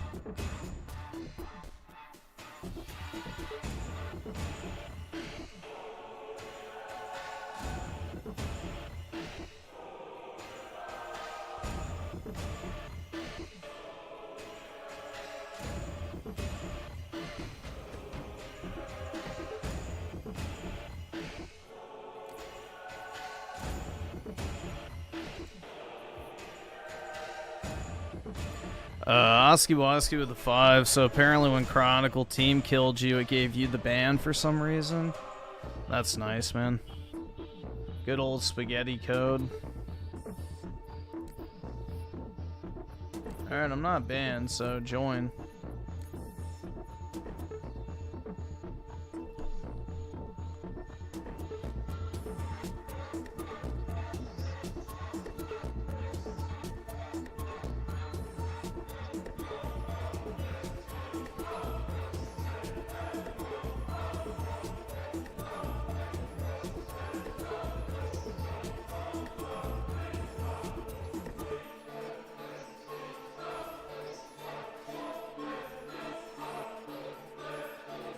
Just play Minecraft? No, we got something else to play later, so...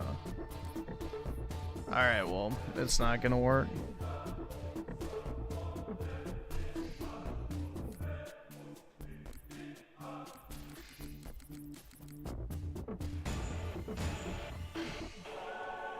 It's probably just fucked up now, so...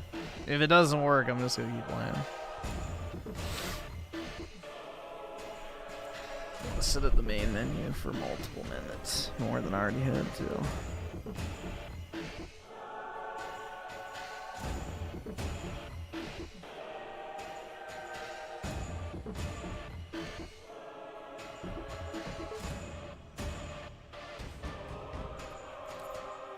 Alright. I'm just gonna go ahead. I hope Griffin finds a woman he trusts enough to invite to his Minecraft world. Maybe, man. Isn't that what we all dream of? Isn't that what we all dream of finding?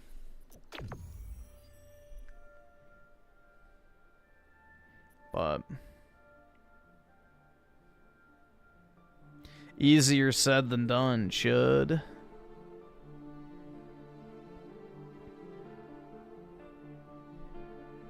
I hope Griffin finds a woman with the Fuda. That's right, bro. A little extra something, something.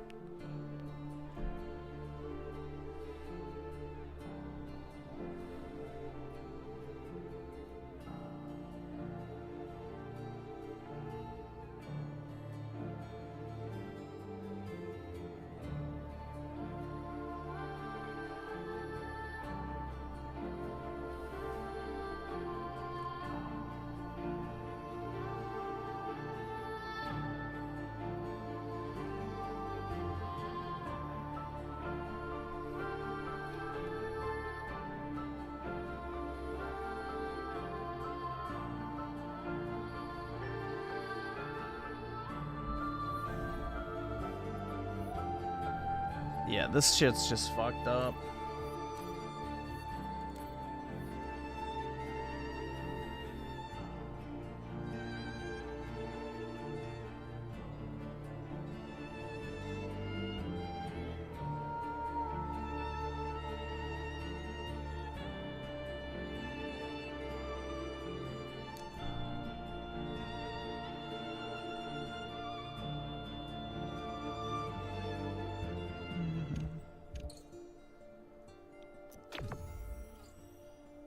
Alright, let's see if it works.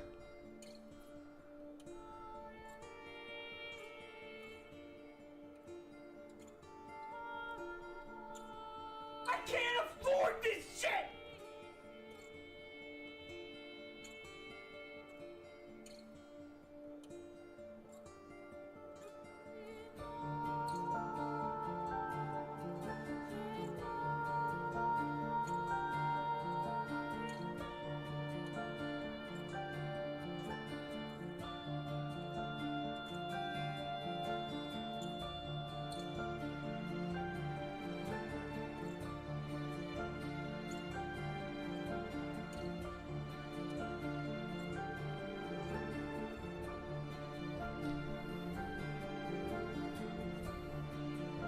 Alright, let's see.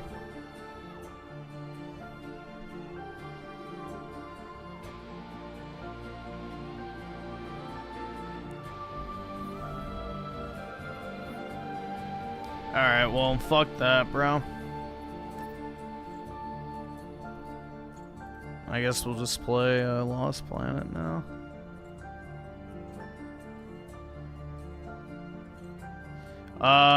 Jay, just enjoy with the 2. PK and Schizo Garcia are brony BFFs. Well, I'm happy to hear it, man. Good for them.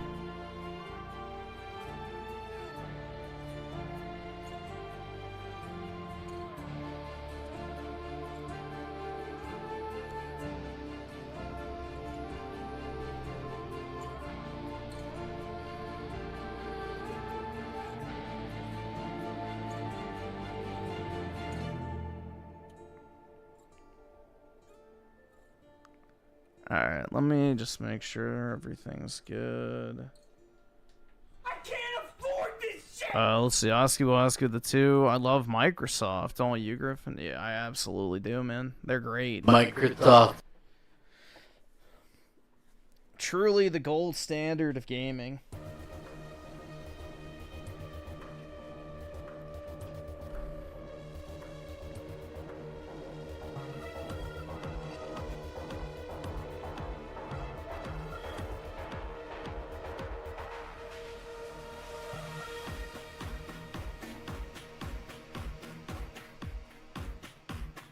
Xbox is back. That's right, baby. Hell yeah.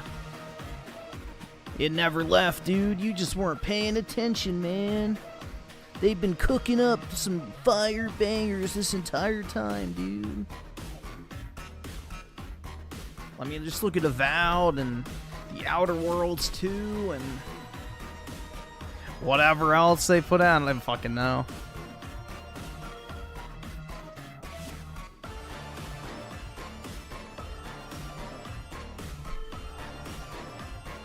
Yeah, let's see. Chronicle with a gifted membership. Appreciate it, man.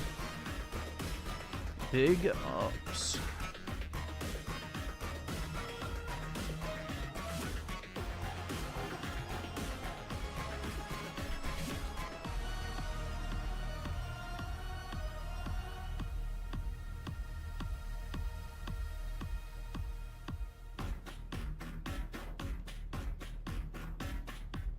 I can't afford this shit!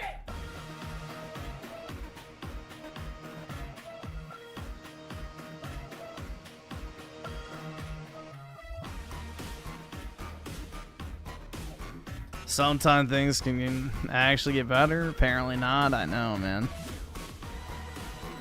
It was doomed from the start. Let's see. Zach, you tangle the 2. Watch. Okay.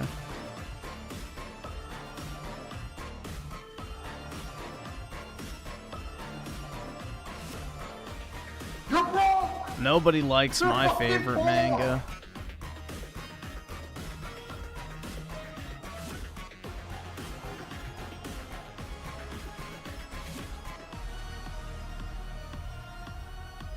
We can watch this real quick. It's short.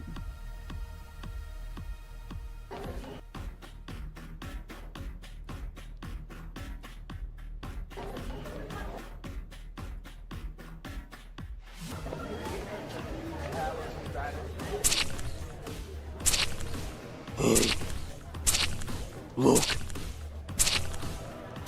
Hey. stop. I don't want to look at that. No, I don't want to look at that. But it's part of my culture. I'm 0.4% Japanese, you know. I don't care. I don't want to look at that. So Looks you're like really me. gonna reject a What hot the fuck, Asian guy? bro? Yes. I don't wear just wanna share glasses. my culture. I don't want to look at that. Please look. No. Please. Actually, is that the new issue of My Sister's Plus-Size Feet Can't Be This Cute? Why, yes. Wow, I've actually Plus been wanting sized to read feet. that. Hell yeah, Really? man. Yeah. Okay, so this is actually a prequel to the sequel of another prequel? No! Brutal, dude. He was just trying to share what he loved.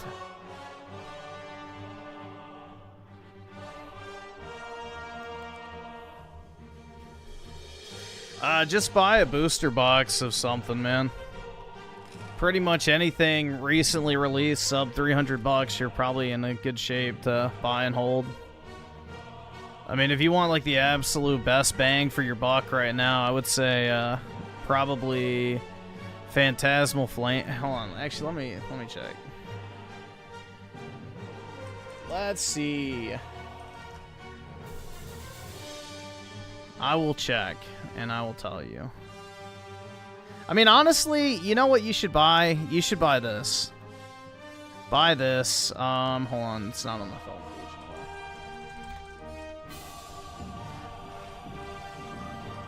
Just buy as many of these as you can, hold on to them, and in 10 years, they will be worth a lot of money.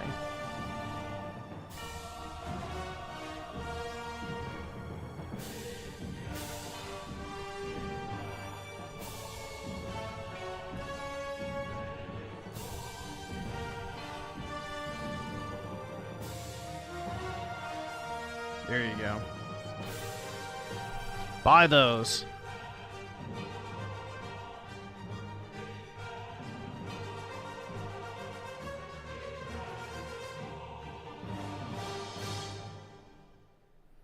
Don't ask questions, consume the product, man. Just buy it, stick it in your closet, and forget that you have it. That's probably the best bang for your buck right now, because that is a really good set, and it will be worth a lot of money in the future. So...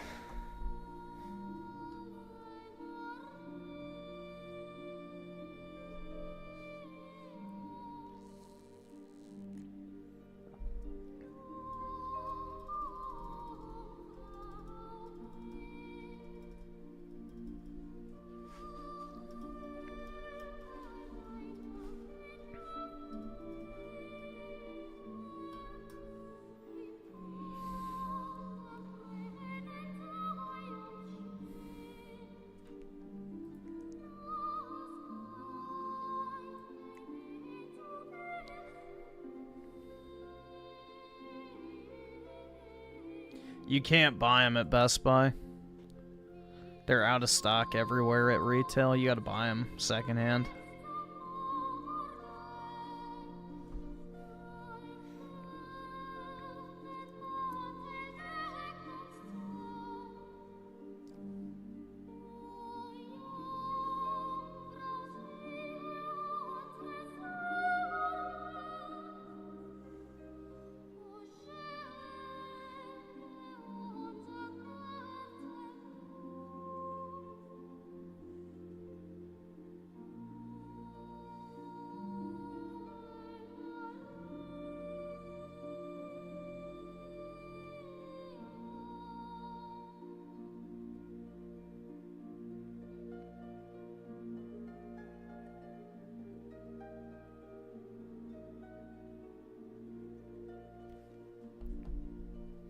Such cultured music, that's right.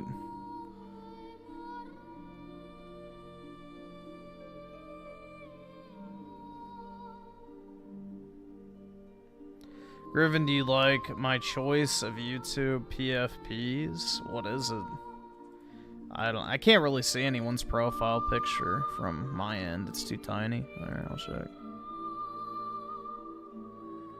The fuck is that? A fat chick? I mean, I guess. I don't know. If you're happy with it, bro. If you're happy with it, you know, it's all that matters.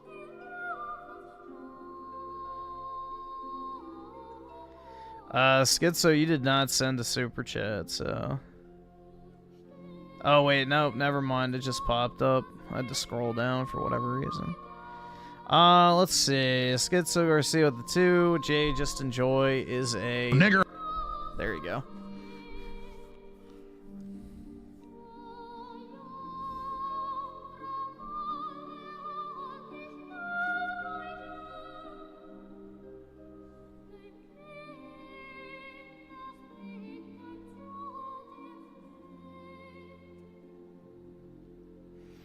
Happy Saturday, everybody. Yesterday was crazy. Labor Day on a Friday. Isn't Labor Day and fucking, well, I guess it depends on your country. Never mind. I forget. Not everybody's from the U.S. In Germany? Okay.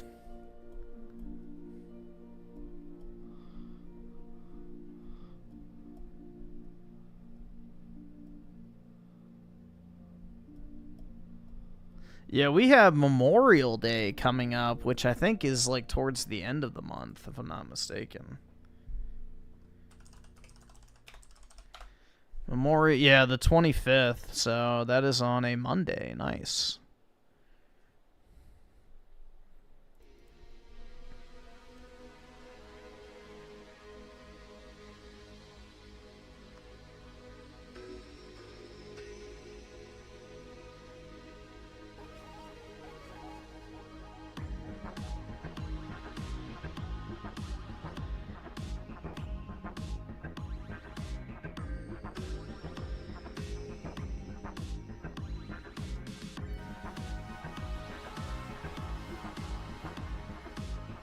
Griff, there's a full moon out tonight? No wonder why I have a boner. That explains a lot.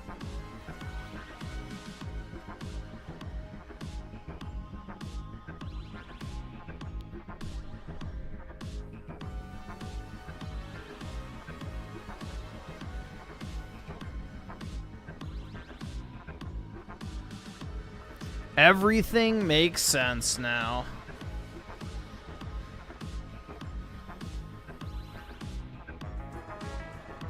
What are my thoughts on black and white secret rares? Like, which black and white?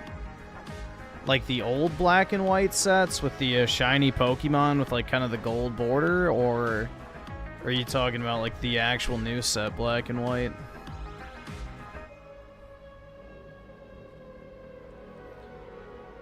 If you're talking about the black and white rares, I like those a lot. Like the Zekrom and Reshiram. Those are sick. I need to get some of those at some point. The old ones?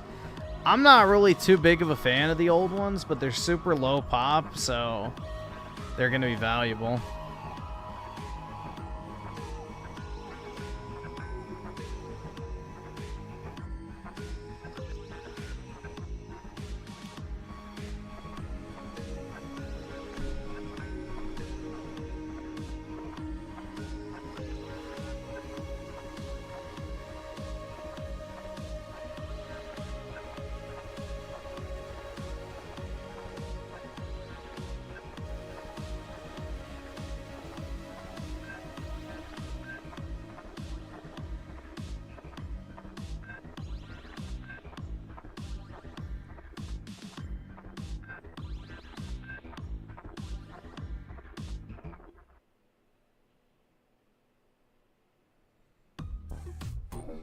Let's see, Scotty drank the juice with the 58 months. Appreciate it, man. 58 months and still a chud. Brutal. Yup. Same here, man. You know? Almost 5 years later and nothing's changed.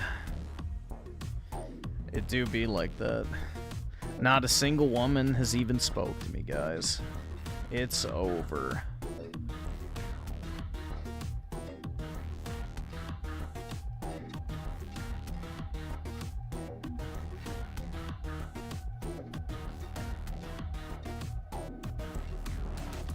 Either subscribe, donate, or get the fuck out.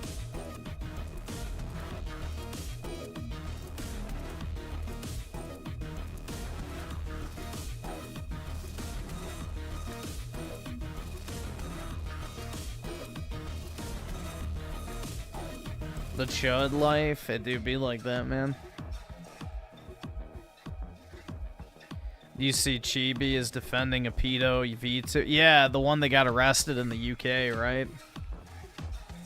I heard about that. I heard about that shit. Apparently they raided her house, took a bunch of like pedophilic material in the form of like comics and figurines and all sorts of shit. And then I think raided her hard drives too. And I think they seized the social media accounts as well.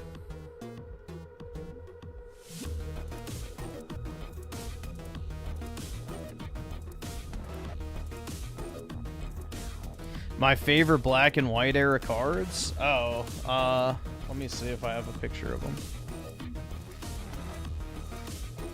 I should. Give me a second.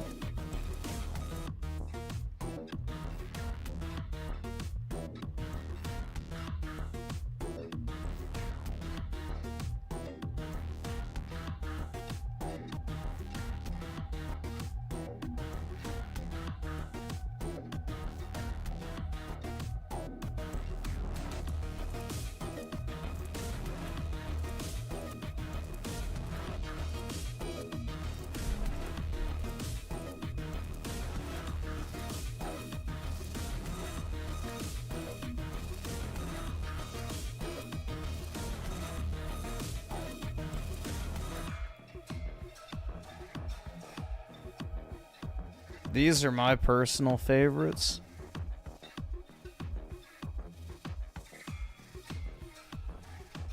I think these look sick as shit.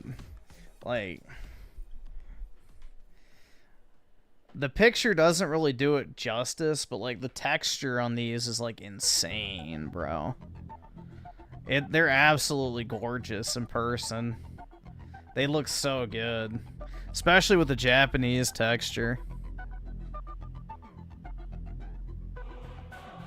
Did you see on Twitter about Theo Von getting hit by a Tesla truck? Nope. Brutal, man. Like on foot or, you know, driving in his car?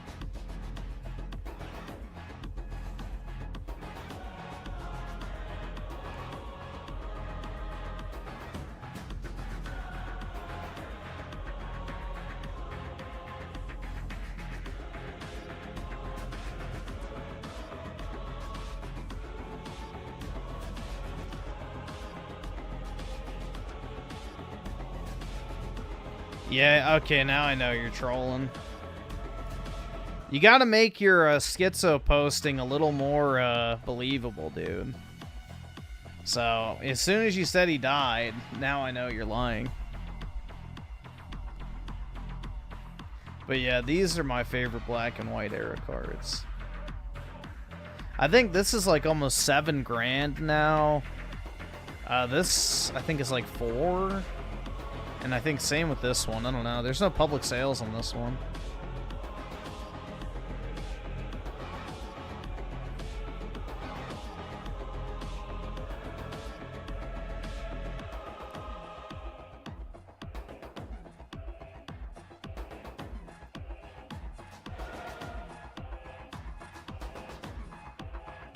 Yeah, I love that Groudon.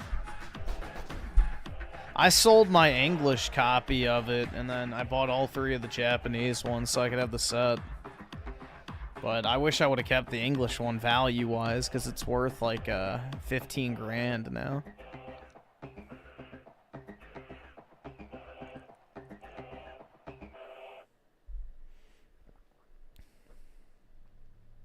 But, oh well.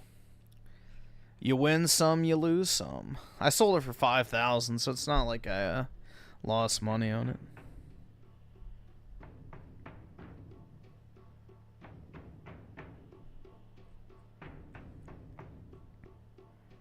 It's true? Well, I'm not checking to see if it's true. I don't really care. I don't really care, to be completely honest. I'm not really a Theo Von fan, just like I'm not a Joe. Holy shit, dude, that's fucking crazy. Dude, I never thought about it until I smoked weed. Bruh. Bro, that's fucking crazy, man. Holy shit.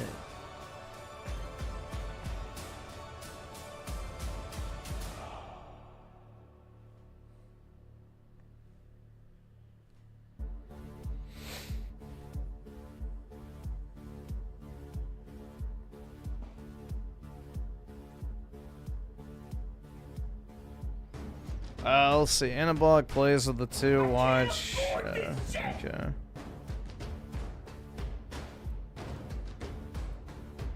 Oh, I know what this is. Yeah. The fucking retard walking in the middle of the road. Yeah, I saw this.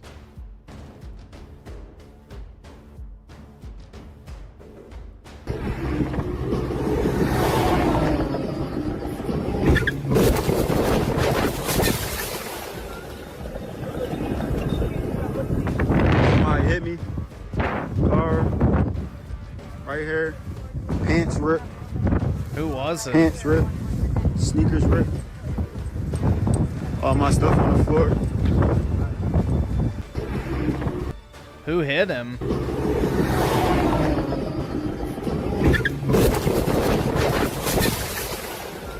Was it the black woman? Probably. All my stuff on the floor.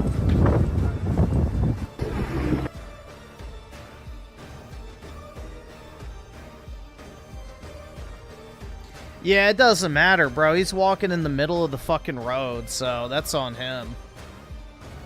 That's on fucking him. That retard's walking down the middle of a fucking highway. That's illegal, so nope.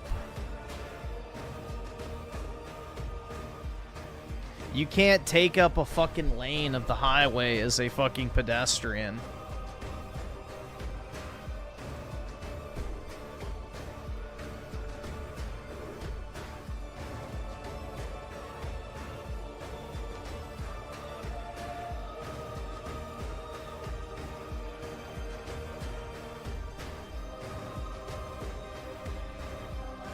You're not even allowed to take your bike on the highway like that.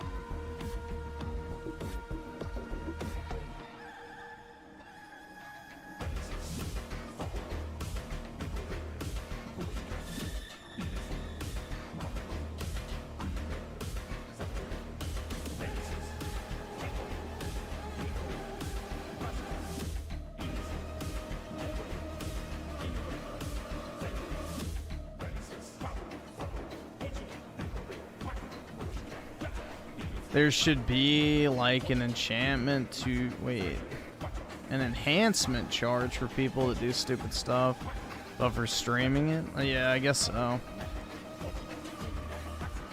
I don't know, but yeah, walking in the middle of the fucking highway is, you know, incredibly illegal. So yeah, you're not allowed to do that shit. Even fucking jaywalking is illegal. So even crossing the street without a crosswalk is illegal for that exact reason, because people will get fucking hit or it'll cause an accident.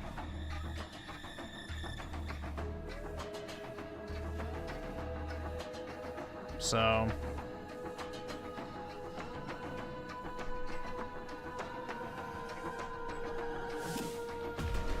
it is what it is, man.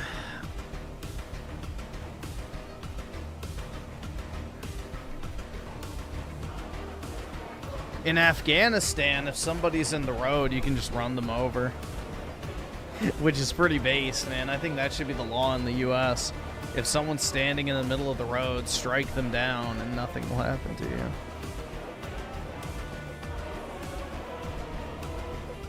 I'd be down for some laws like that.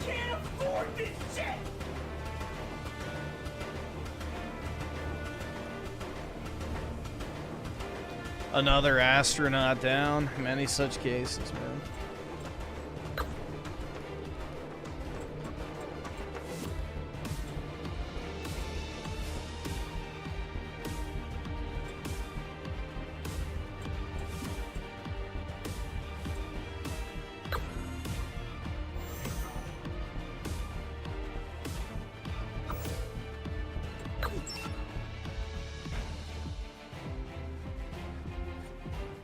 Well, of course I put it on easy. What do you expect?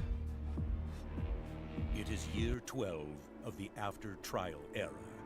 Of course I put it on easy. Began on the planet of EDM. That's how we roll around these parts, During man. the colonization, some of the settlers rebelled against Nevik, the planet's colonial military enterprise. These rebels came to be known as snow pirates. There's 3. One's wounded. Easy pickings. The so-called snow pirates fought until they forced Nevik to withdraw from the planet in 1802. No! Stay with me, kid.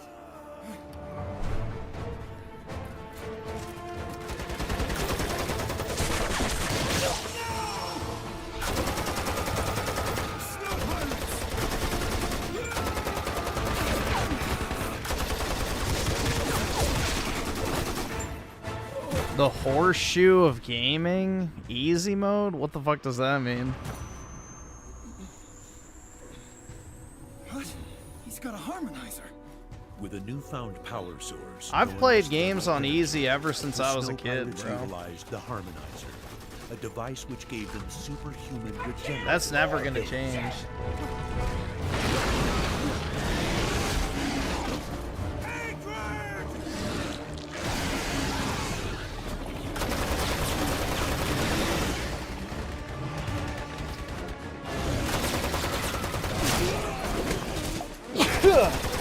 Damn.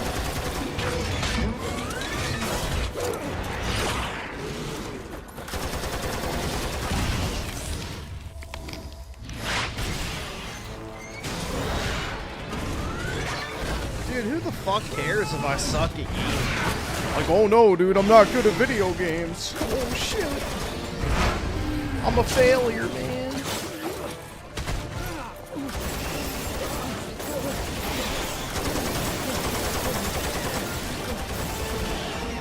You start on easy mode, but after decades of gaming, you just had enough of that shit, and you go back to easy mode? Yeah, exactly.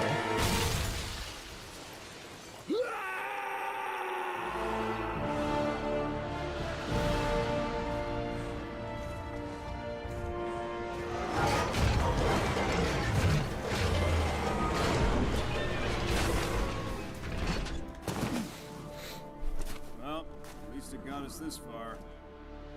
The advent of the harmonizer intensified the snow pirates' battle with the native Acrid, the source of thermal energy. This conflict began to radically transform the planet's frigid environment.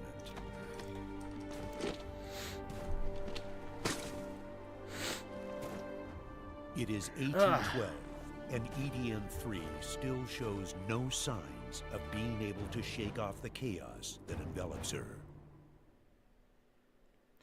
Griffin, change your name to Griffin Collects and run a rip and ship scam?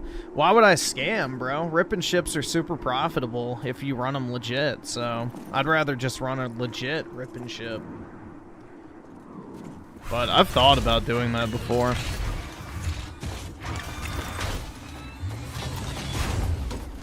I've thought about doing a rip and ship, But the thing is I hate opening packs. Like, even if I get paid to open packs, I don't fucking like it. Like, I genuinely don't like the new sets. So, I don't know. I've thought about it, though.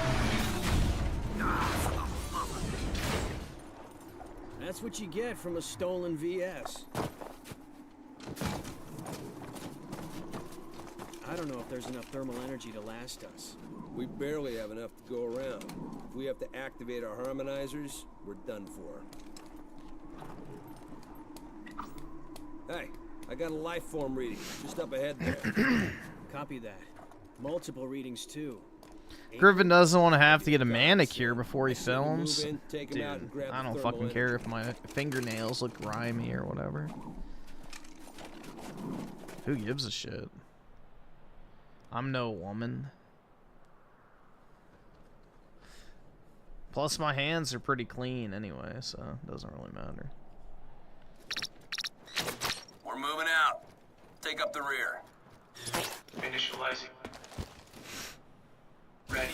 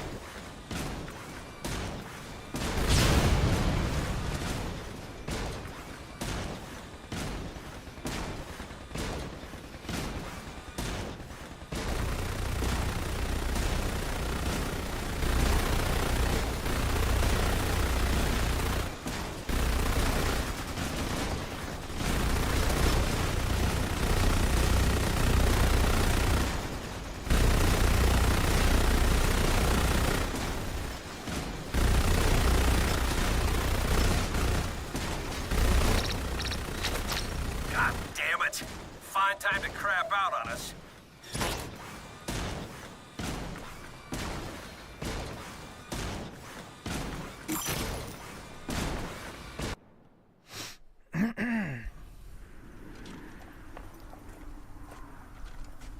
Well, that didn't turn out too badly.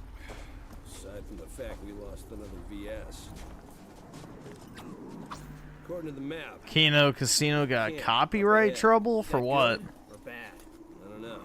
By up ahead, I mean way. What would they have copyright trouble for? They name out the card names when it's cards nobody cares about. Yeah, exactly. I mean, that's the thing too, is like I'd probably not be the best at selling, you know, stuff, because it'd be like, oh, you got fucked, man. Like, I wouldn't sugarcoat it if you got raped on a pack. Like, that's the thing. These other guys are like, dude, that's awesome! Congratulations on the pull, man! It's like, nah, I'd just be like, dude, you got fucked. There's an abandoned factory. You absolutely got fucked. Check it out on your PDA. Oh, hold on. Chat just crashed.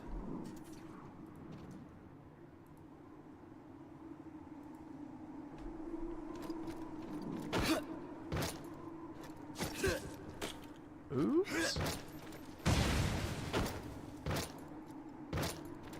Alright, what's the button? There we go.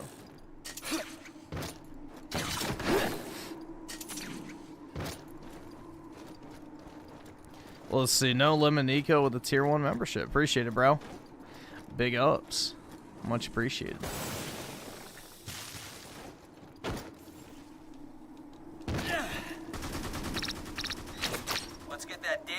Up and running. Many of our forces Either subscribe, donate, or get the fuck out. Griffin, the most humble stream. I don't know about that.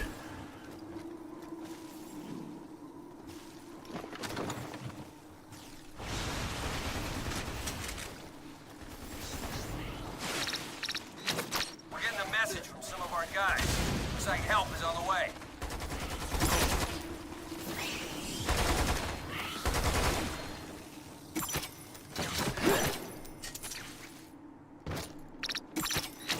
This is Blizzard Express. Better late than never, huh?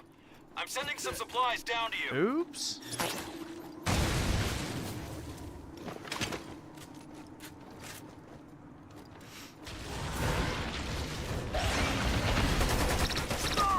What the hell is that thing doing here?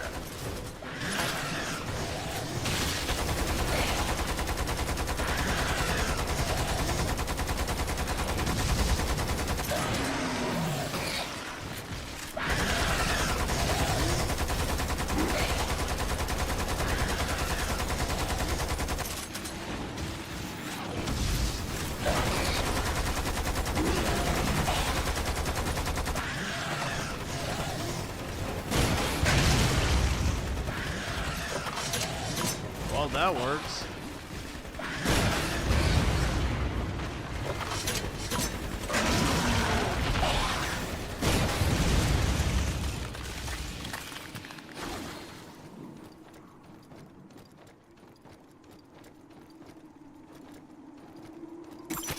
Because it's delisted from Steam. Hurry up and get on board. We've got work to do. Apparently it doesn't work on Steam because it's a Games with Windows Live title.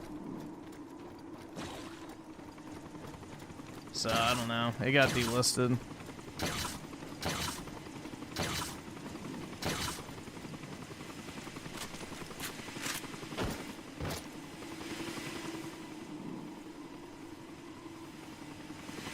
I'm playing on Xbox, so I'm not on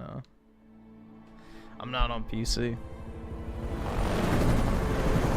I can't make it all the way to the Jungle Pirate's mine, so I'm gonna drop you off in the forest nearby.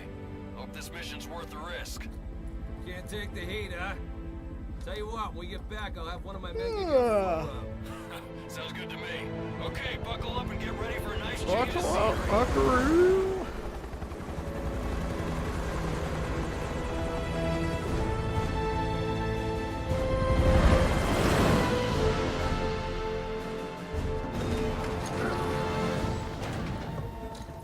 I do, in fact, actually play video games on many different platforms, unlike certain YouTubers. Now you're just not used to it. Snow and ice don't smell, but this, you're in a whole other world now, pal. Let's see. So Alex with the 20 down to watch a couple of YouTube videos or what's up? We will later. Jay, just enjoy with the 2. Check out my community posts.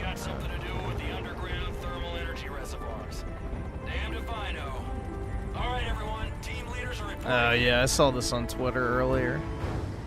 Rounding up the troops. Or a few days ago. But yeah. Do we really need all this just to take on a bunch of half-assed miners? Well, the mine isn't just sitting out in the open with a big old welcome sign. You'll have to go through some pretty dense bush to get there. But yeah, I saw this on Twitter. It's okay to play video games on easy mode. Games are meant to be fun and relaxing, not stressful. Nuh-uh. It's literally supposed to be my career path, dude.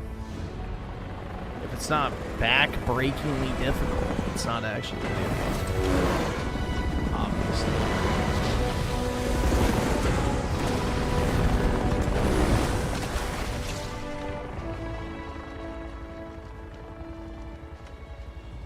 You gonna brief us already? Once you're down there, the command team will brief you. Whoa.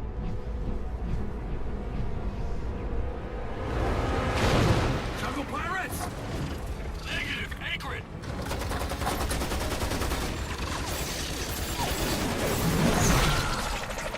Uh-oh.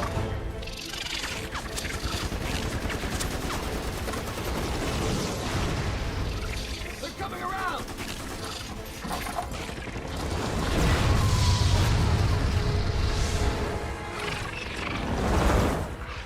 They're going nuts! I think the heat's affecting them! Get down there, now!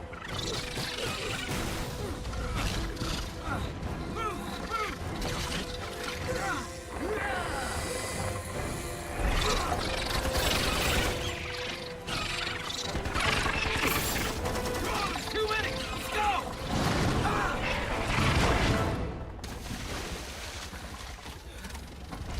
Do I produce milk? Man milk, but I don't know. I don't think it's dairy. I don't think you'd want to drink it.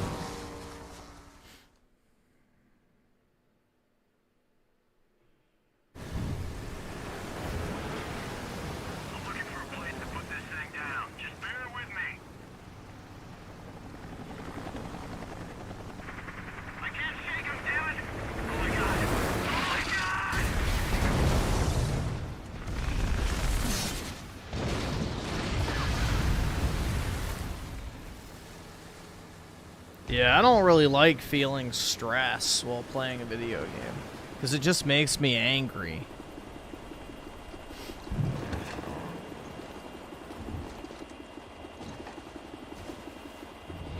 And I don't want to be angry.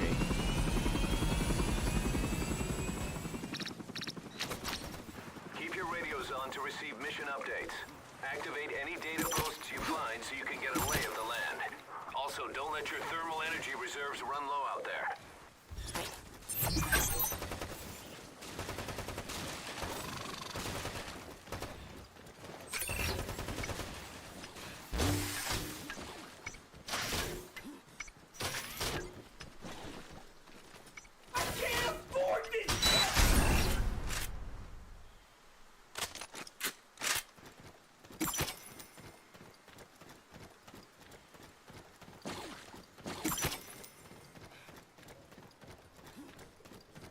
Alright.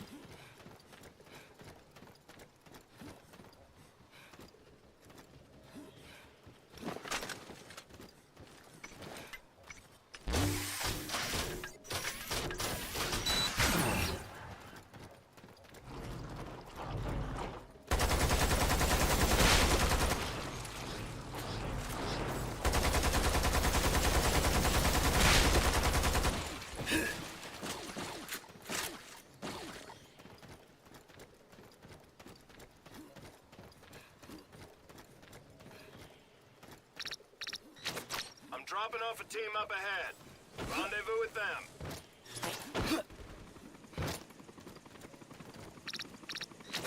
I'm making the drop. Stay on your guard.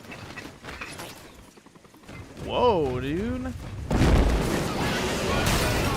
What a spinny little outfit I got.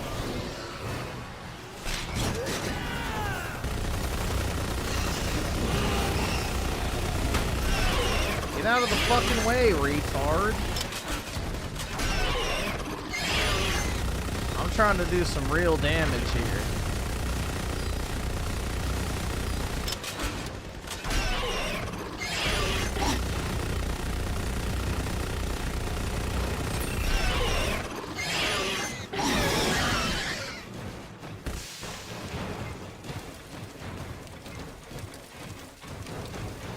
Yeah, I've played Vanquish multiple times. That's a really good game.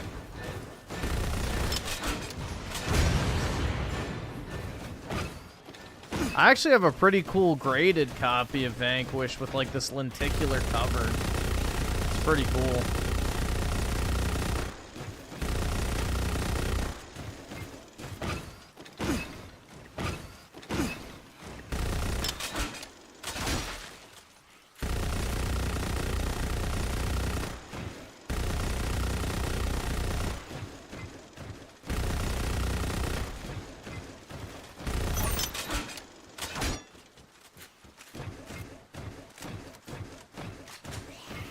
This was one of the games I remember having on PS3 back in the day.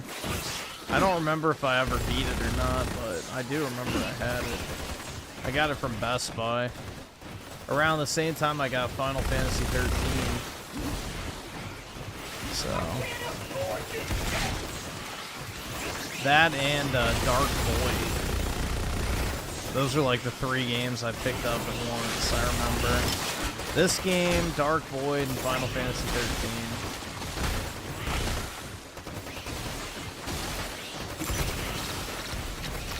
Stay on your current course. Dark Void? Of course not, bro. Come on. Should know better than that.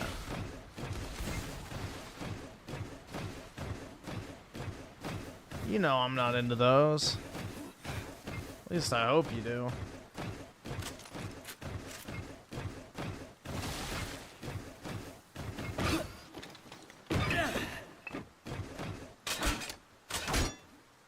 Alright, where am I going?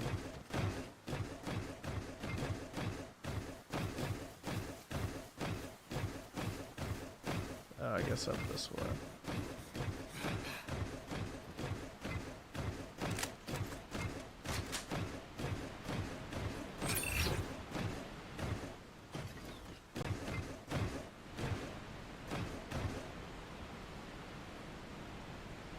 You not into dark voids for real, bro? No, I'm not.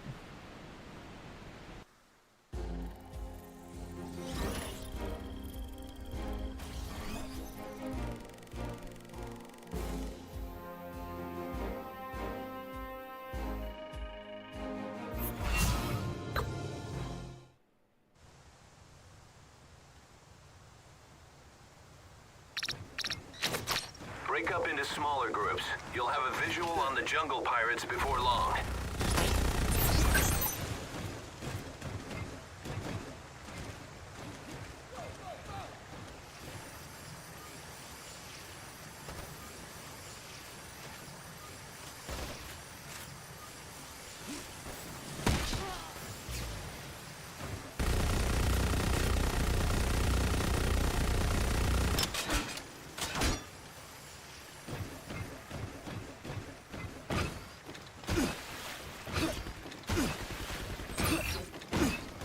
For real, no one finna donate for Sorrows. Let's keep it that way.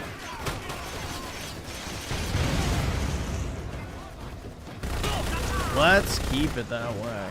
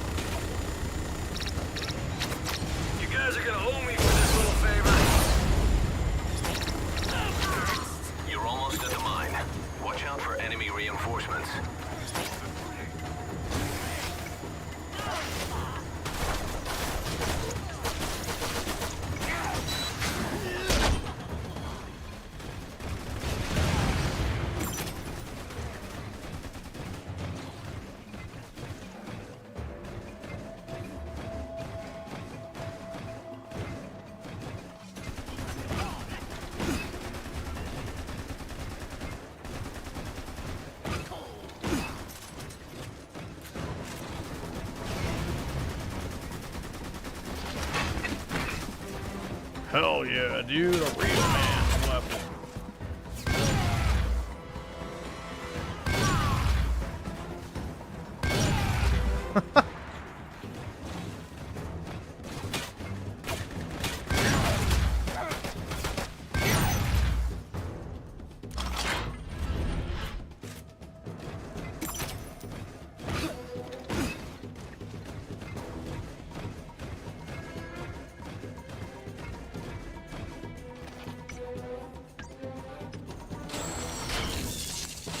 This game's better in co-op, but, you know, it's like most games from this era.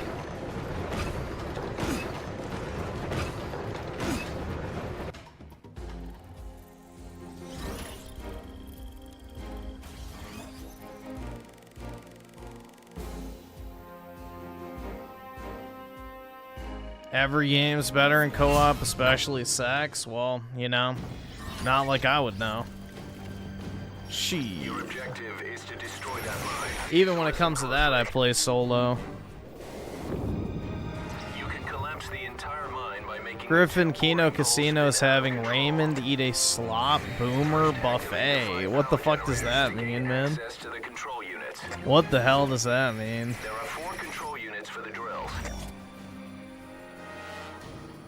If you can activate them all and keep them running for more than 90 seconds, the mine shafts will start to collapse. Good luck.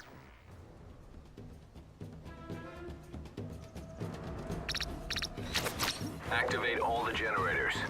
You better split up. Time is of the essence. Alright.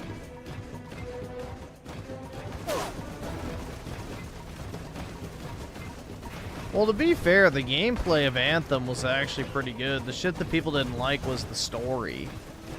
So, the gameplay of Anthem was actually pretty solid.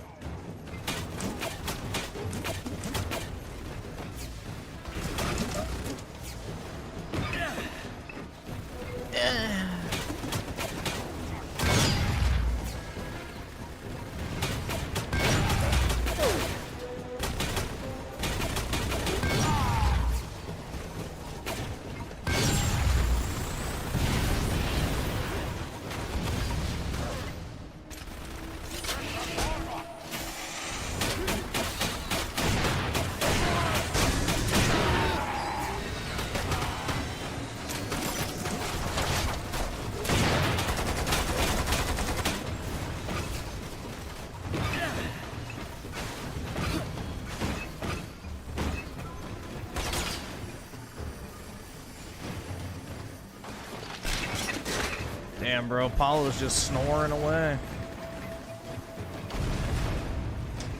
Must be nice.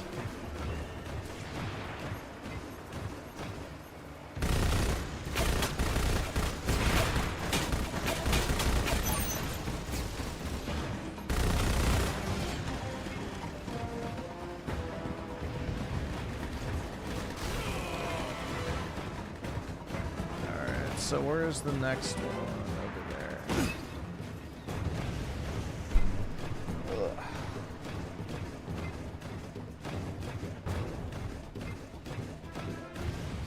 Let's see.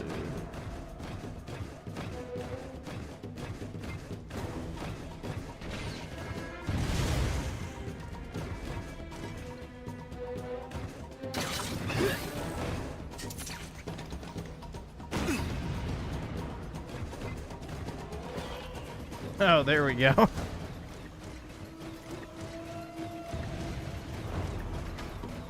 Let's see.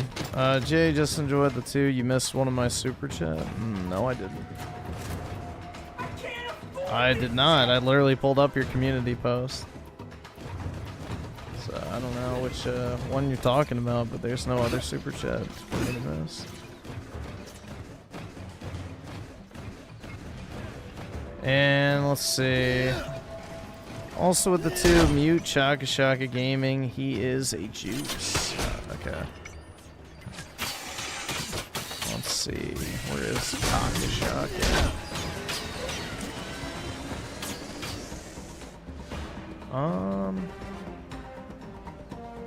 There we go.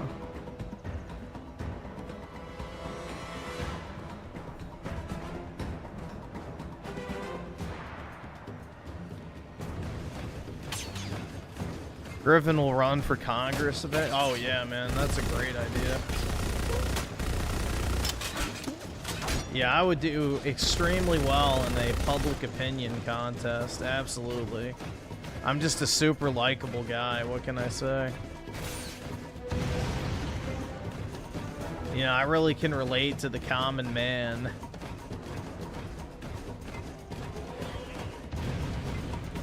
That shit would be a fucking disaster.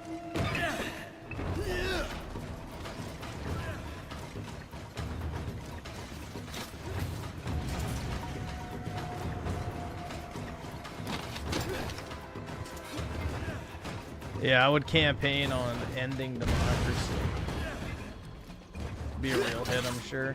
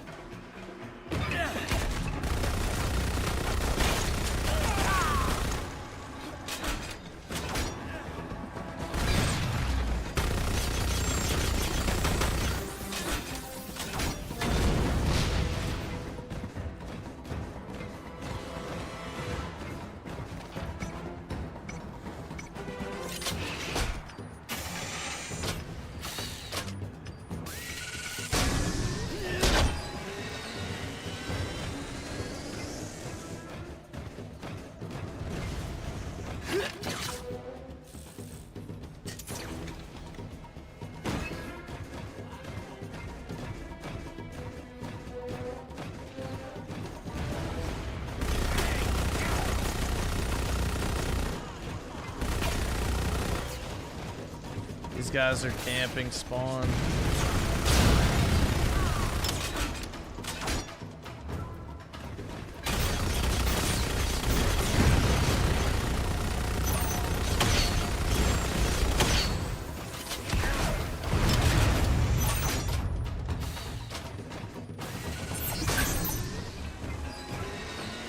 All right.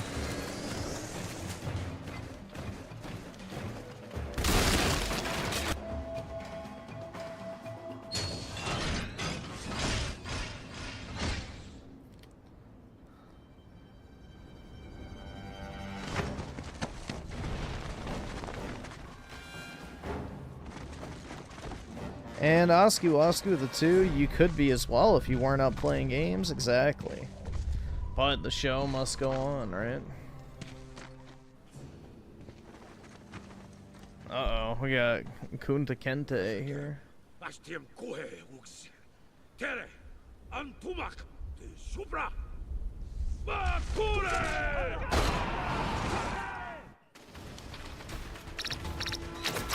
Keep the boring machine running. It needs to run non-stop for 90 seconds to force a malfunction.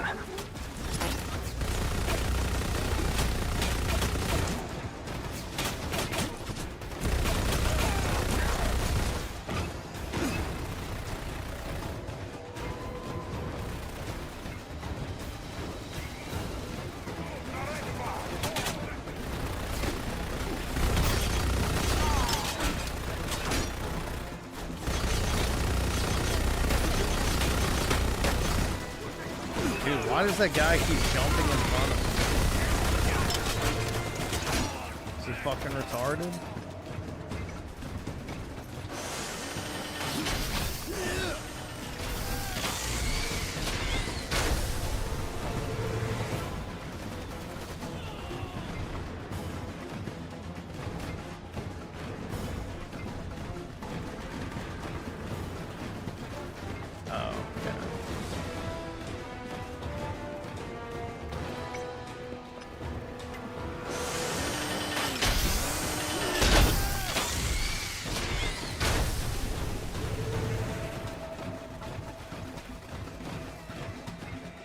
No, I am not trying to go whaling, but thanks for asking.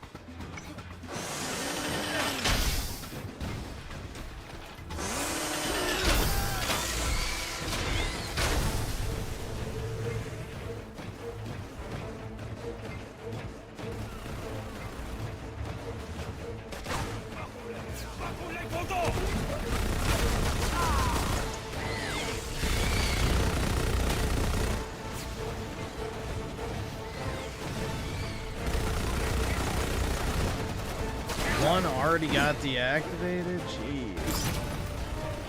I forgot how pissy this is.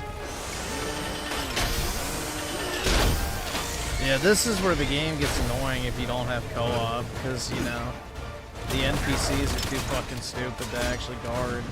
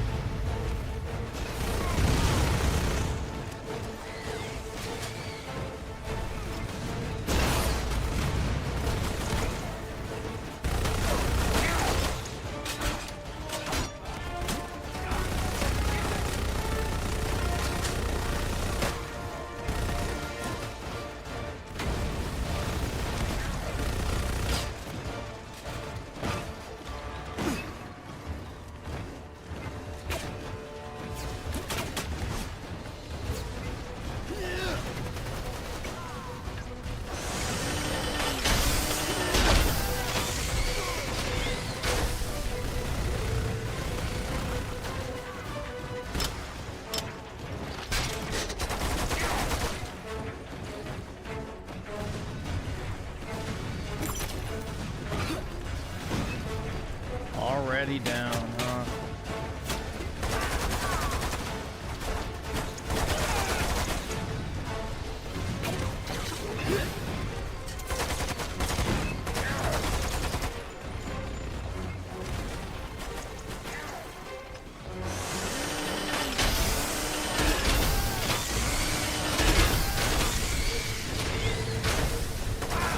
Immediately the other one goes down too.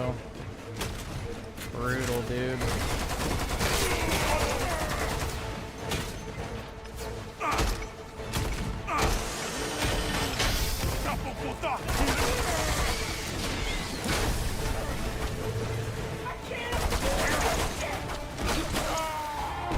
Yeah, look how fucking retarded the computers are, bro. They don't even interact with the objective. Now the other ones are gonna get deactivated. Yep, here they go.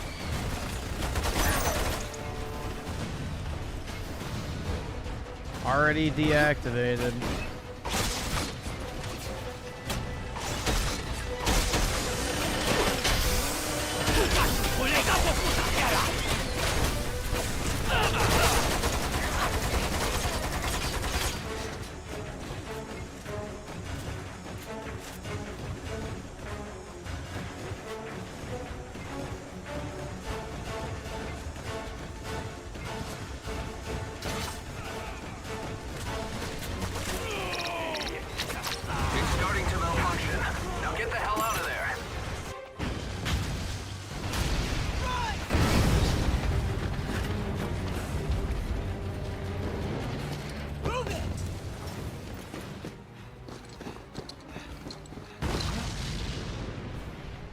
Oops, I put down the controller.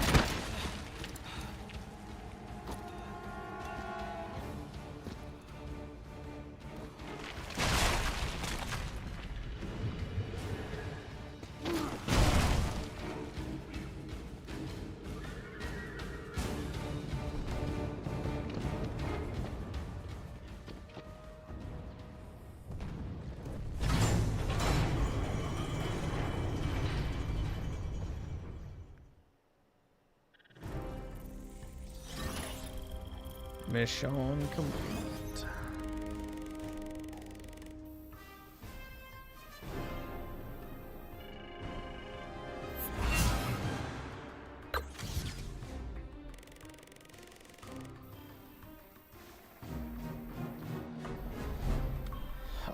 Let's see. So Jay, just enjoy the 2. Mute me for being exposed as brown, like PK. All right. Oh, whoops. Wrong thing. There we go. Hit hide instead. There we are. And I'm sorry, Griffin, with the 2. Thanks for spreading all the positivity, Griffin.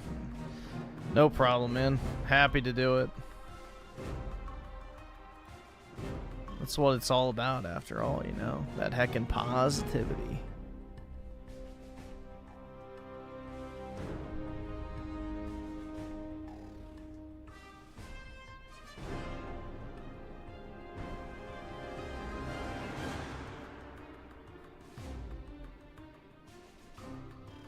Well, I'm pretty sure the entire first game is pretty much a snow biome, so...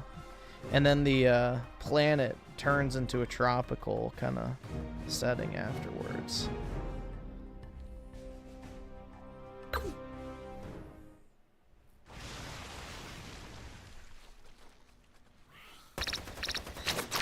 Commence phase 2 of the operation. Taking 4 days off from work to play Forza Horizon 6. Are you jelly? Not really.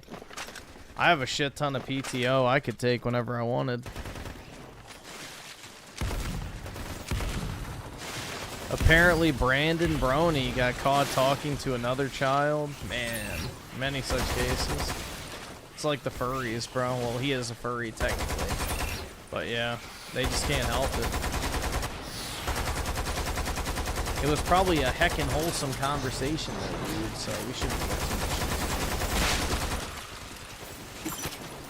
They just share the same passion about My Little Pony.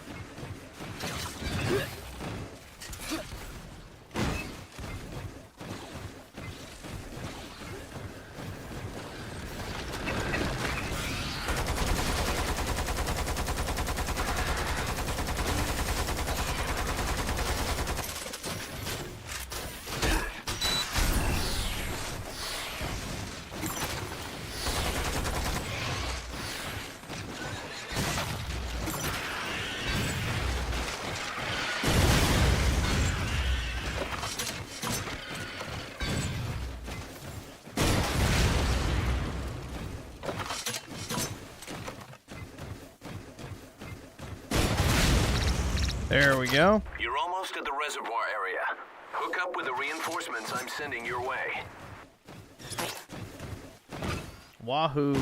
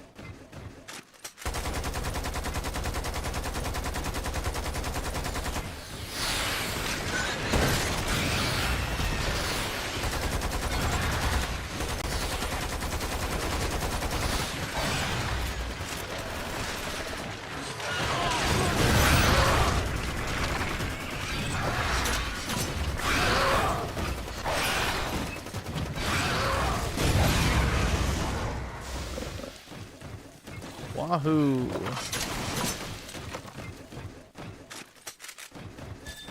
Chad has a fetish for sorrows? Probably, man. Just like that JP Morgan woman, you know? Oh, please give me a curry cock.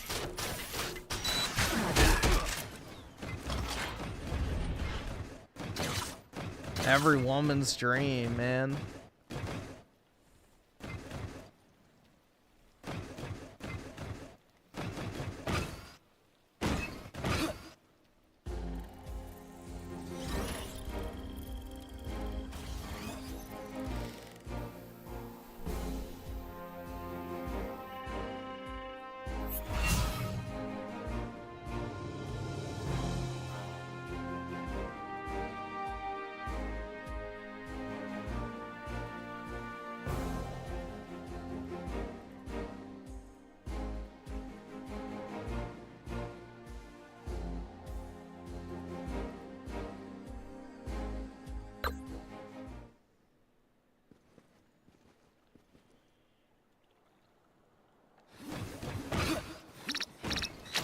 Hook up with the reinforcements I'm sending your way.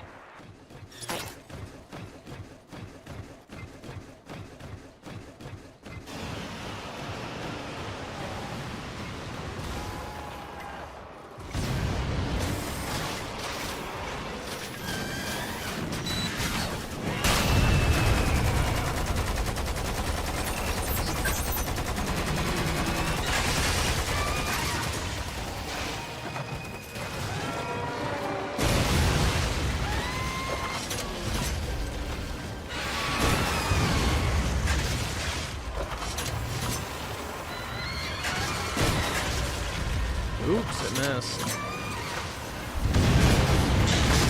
There we go.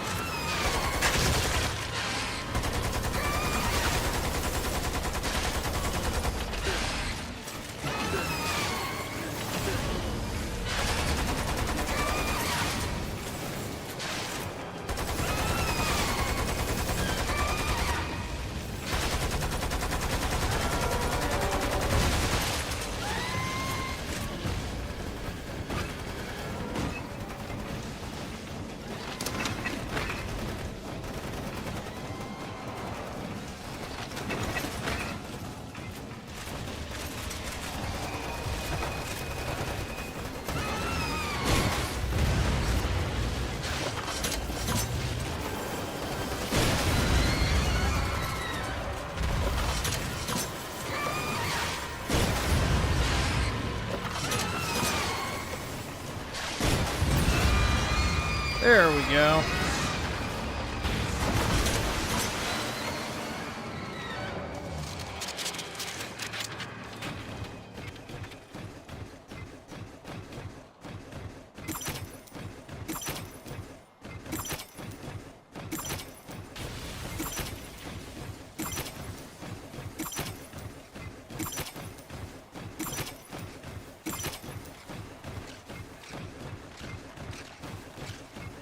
All right.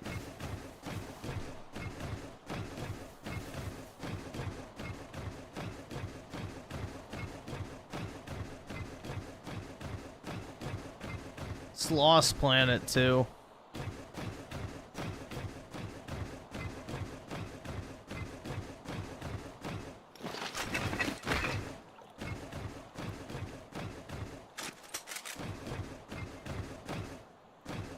The NPCs couldn't activate this fucking thing, man. I had to do it, obviously.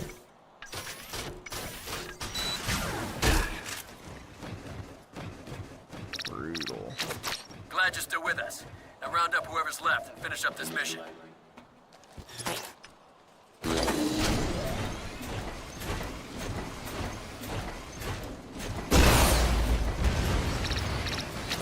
There should be a gate around there. You'll need to activate data posts to open it. I'll be waiting for you just beyond the gate.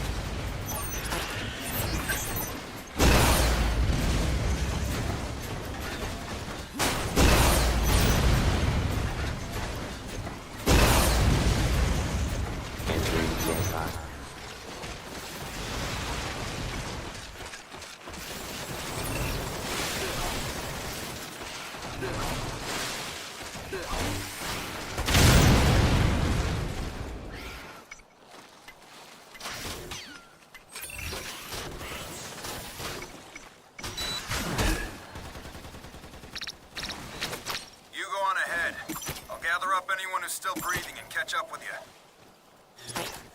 How nice of you. Just leave me to do all the hard work.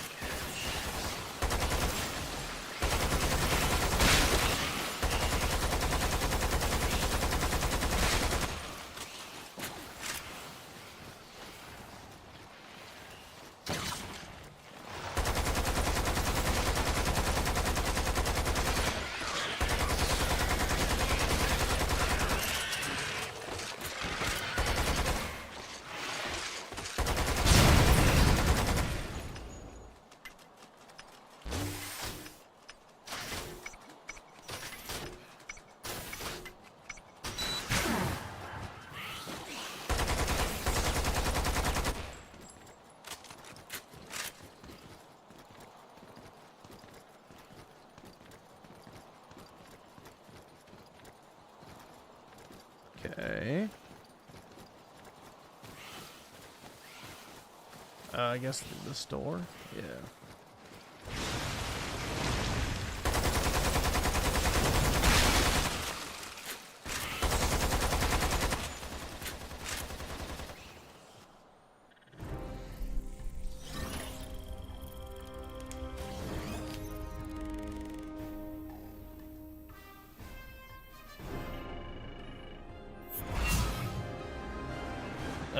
Miguel, the two, the fatigue. Okay, yeah, you can probably check it out.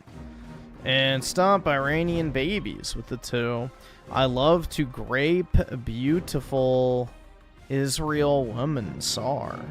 Please, Sar, indeed, man. Indians and Israeli women, a match made in heaven. Do you guys remember that shit where it was like basically black men and white women, a match made in heaven, and then they did the same thing, which was black men and Israeli women, a match made in heaven, and it got marked as hate speech on Facebook? Brutal, dude. Many such cases. Because race mixing is bad when it pertains to Jews, obviously.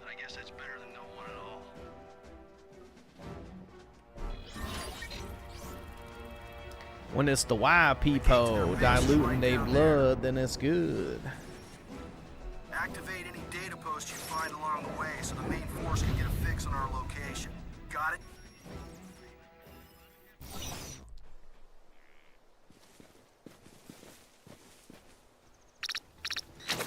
We need to get past that gate. Move forward and activate those data posts.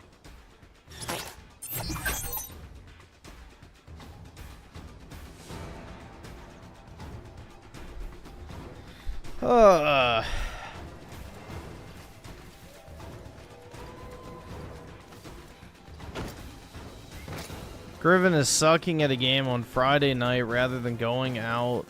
Sad, bro. Where am I supposed to go out?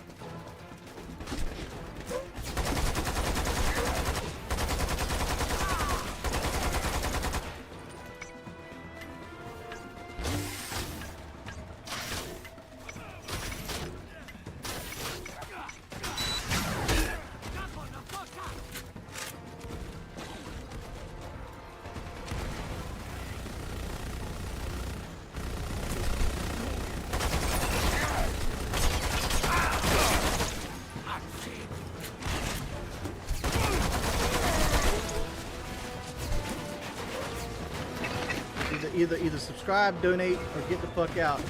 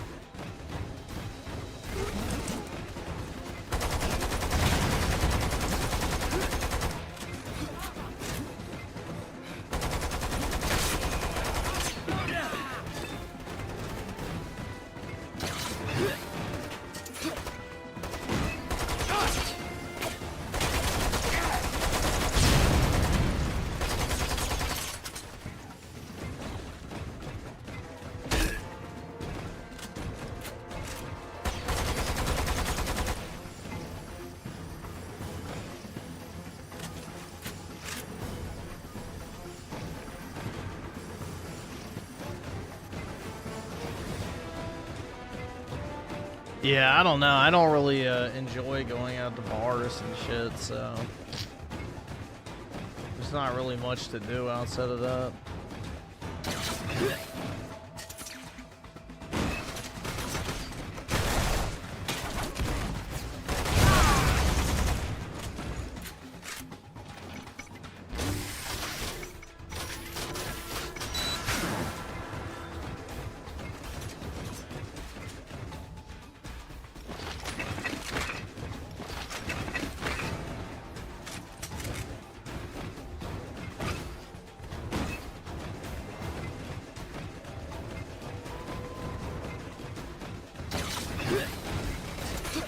I think PK's working.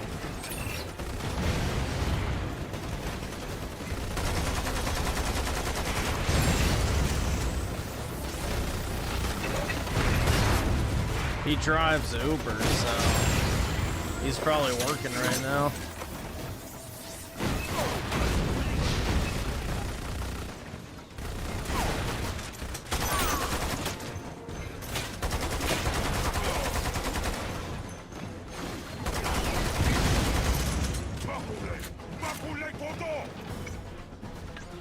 Tonight's the big business because everybody's out on Friday except for the chuds. I can't afford this shit!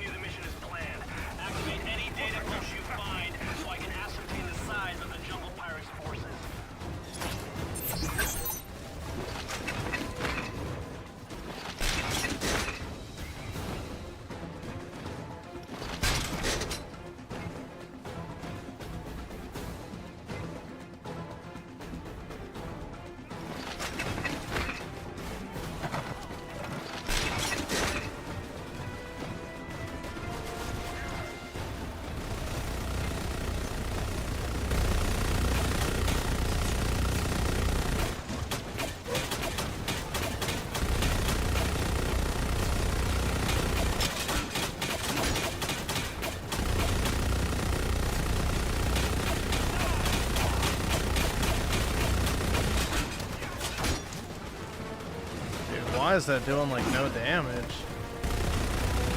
There we go.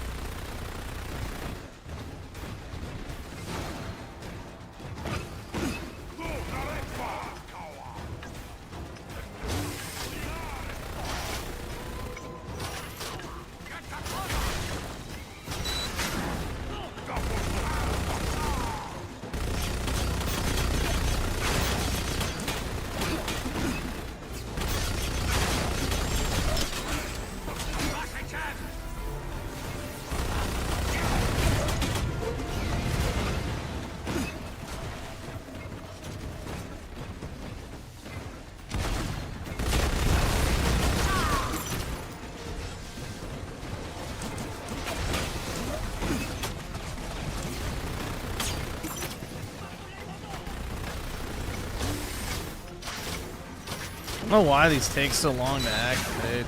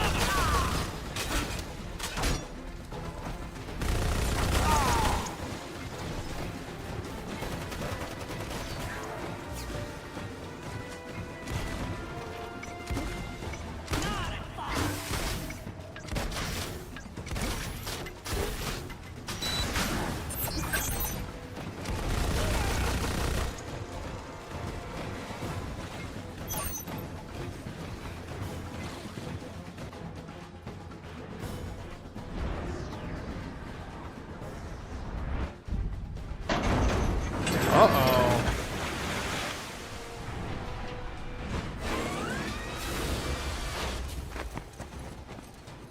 Griffin's been in the closet for years. He doesn't even want pussy. That's right, dude. I've analyzed the intel on the enemy's forces. How did you know? Wipe them out, all of them.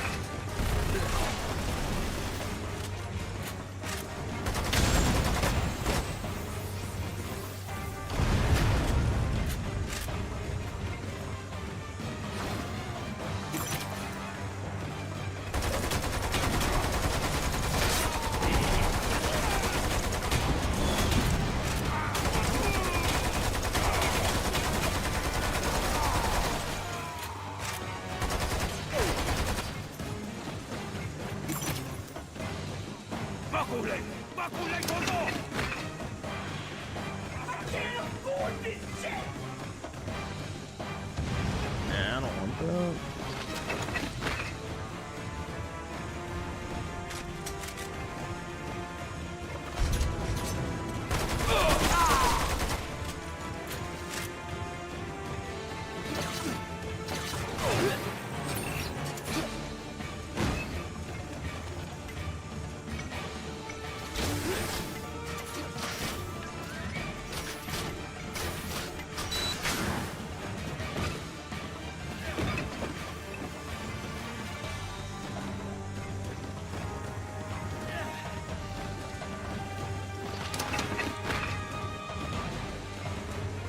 My suit.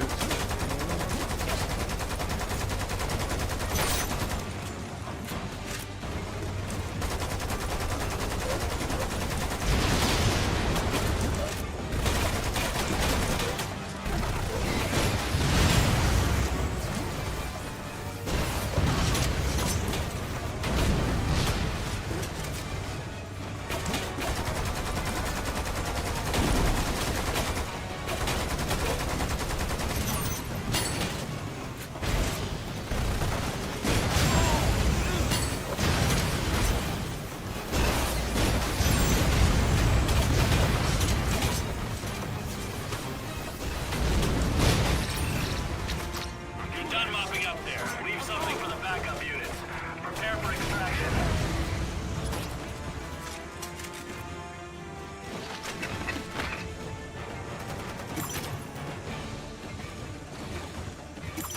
All right.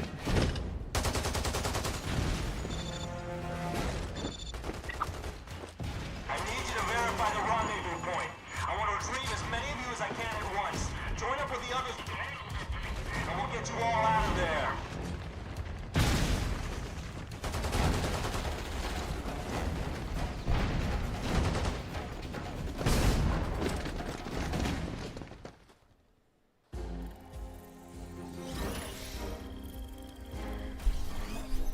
Let's see. So Primarch Oski with the 3 months. Appreciate it, man. And let's see. Where am I on the list? Oh. Oski Woski with the 46 months. Don't forget their own brainwashing was working so well they had to tell their own own people to stop race mixing. It's sad and terrifying at the same time. Yep. Because the actual Jewish population of Israel is on a sharp decline, which a lot of people don't fucking know, which is kind of interesting. All right, awesome. Thanks, nigga. All right. Like, the actual Jewish population of Israel is on a sharp decline. Are you the only ones I'm picking up? What the hell was that? I guess you can't fucking pause.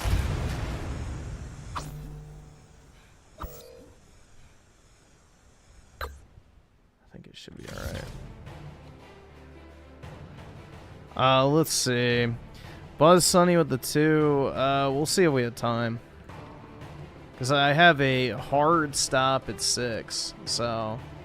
And we already have a 50-minute video and a 20-minute video. So.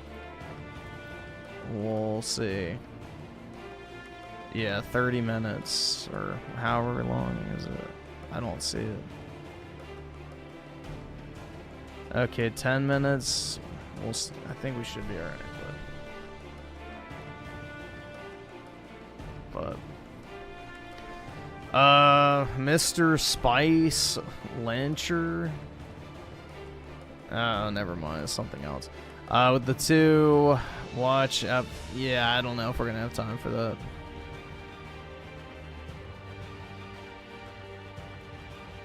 I don't know if we're gonna have time for that. Yeah, I'm gonna, like, at this point, we're going to prioritize shit in dollar amounts, because if this is like another 30-minute video for $1 you do, I don't fucking know.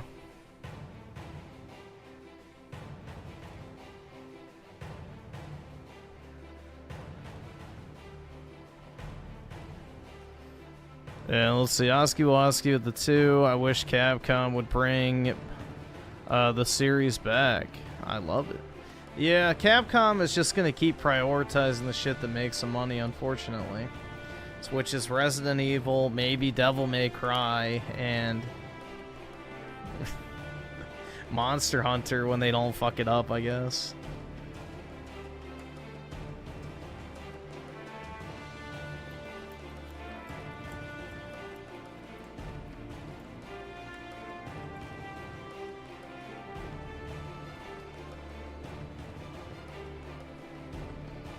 When they don't fuck up Monster Hunter, I guess they focus on that too, but that's crazy. They thought they were going to sell 30 million copies of Monster Hunter Wild, and after its initial launch where it sold 10 million, it's only sold, I think, like 12 or 13 million to date, which is pretty crazy.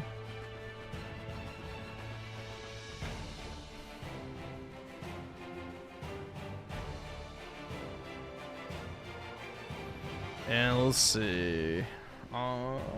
I need somebody to touch my damn penis! D5.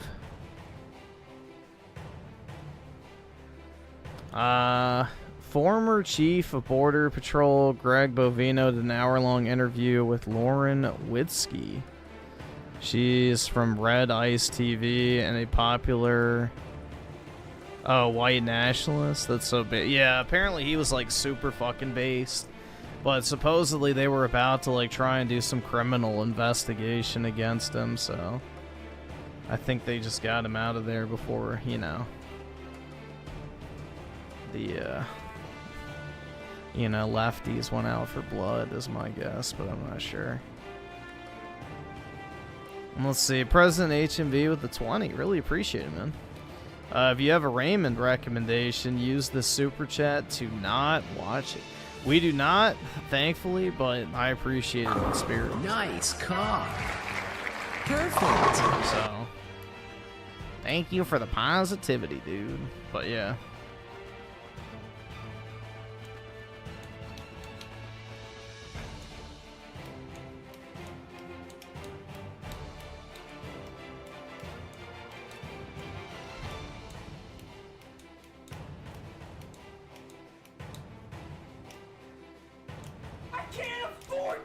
And Tim Marco, the 279. Did you see what the story of Saros is about? Somebody said it was about basically the guy cheats on his wife, but then she leaves him for a black lesbian. Something like that. I don't know. But yeah, it sounds just as retarded as you would expect.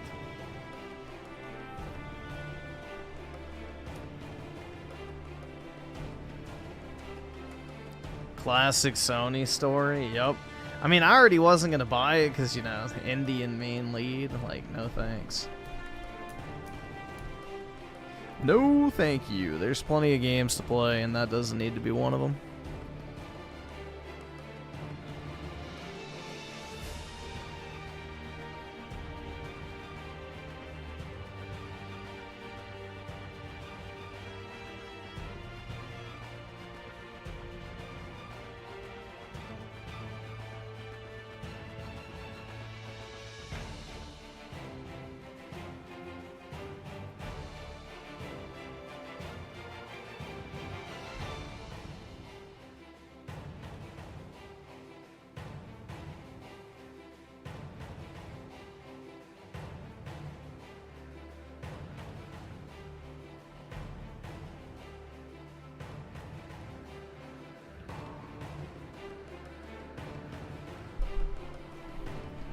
Do I like your new name? Oh yeah, man.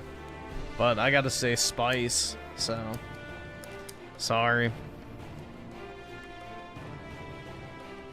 You will be the Spice Lyncher from now on.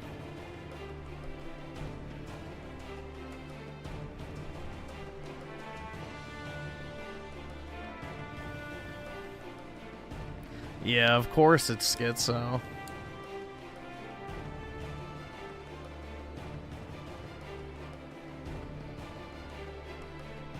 Will I say the numbers as well? Yeah, I can. That's fine.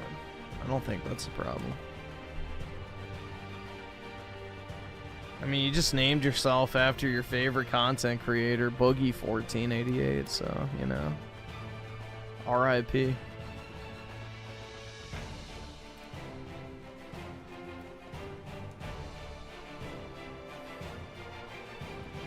R.I.P. to Boogie1488, man. Gone too soon.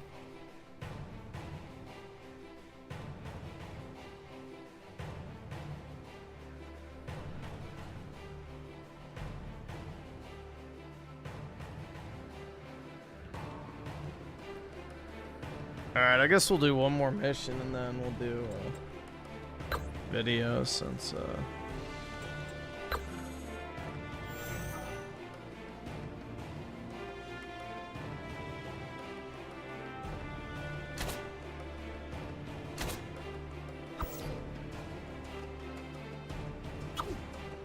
oh, did it not save my progress?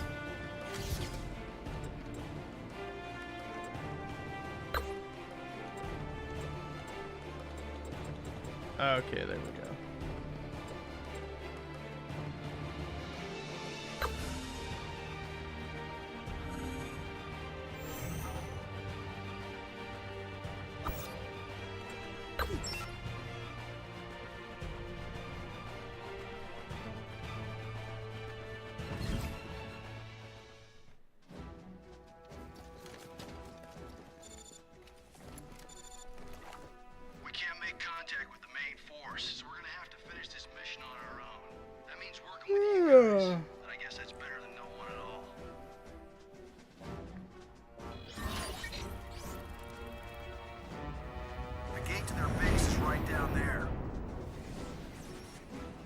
Activate any data posts you find along the way so the main force can get a fix on our location. Got it?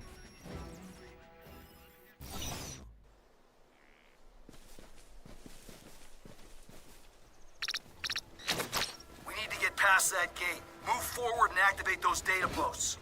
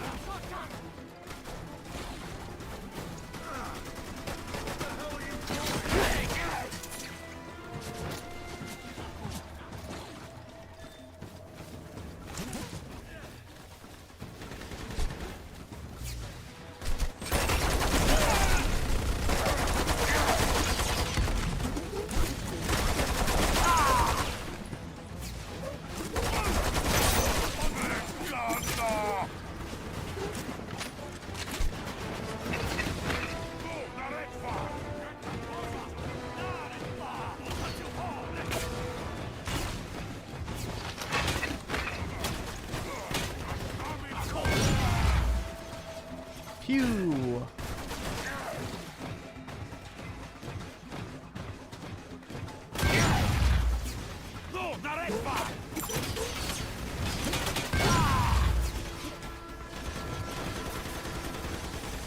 Yeah, I already did this mission, I'm pretty sure. Unless they're just reusing the layout.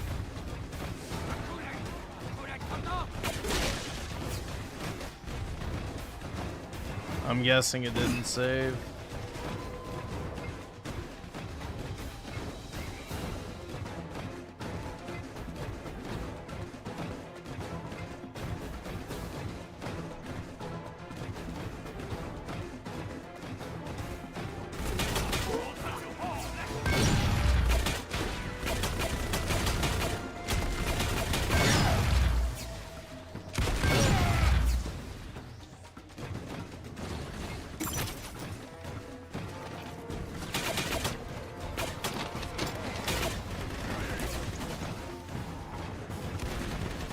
May just be reused assets, actually. I don't know, we'll see.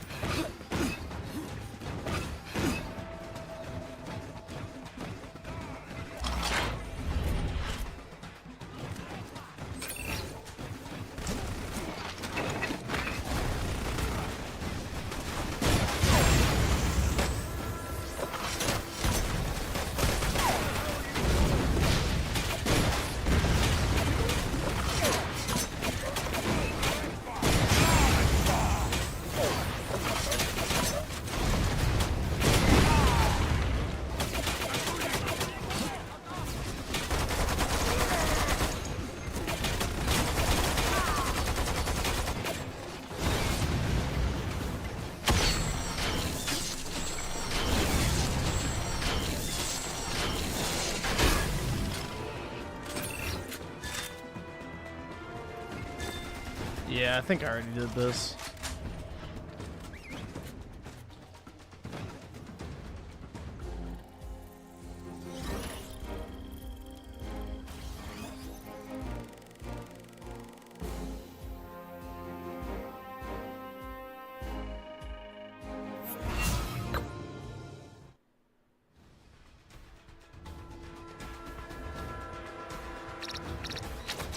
I've got a fix on your position. I'll be directing the operation from here on out, but continue the mission as planned. Activate any data pulse you find so I can ascertain the size of the jumbo pirates' forces.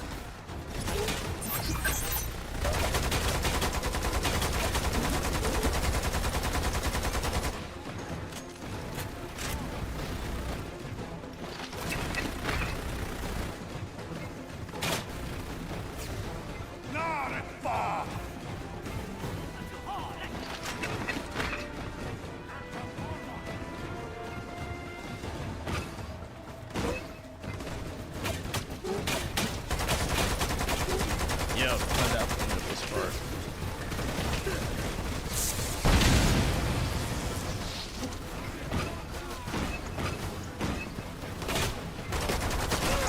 But it's not too far back, so I guess it's fine.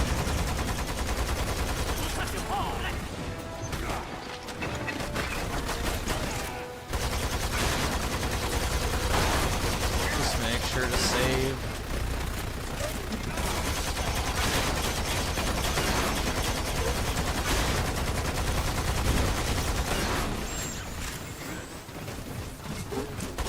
Save and exit. Don't.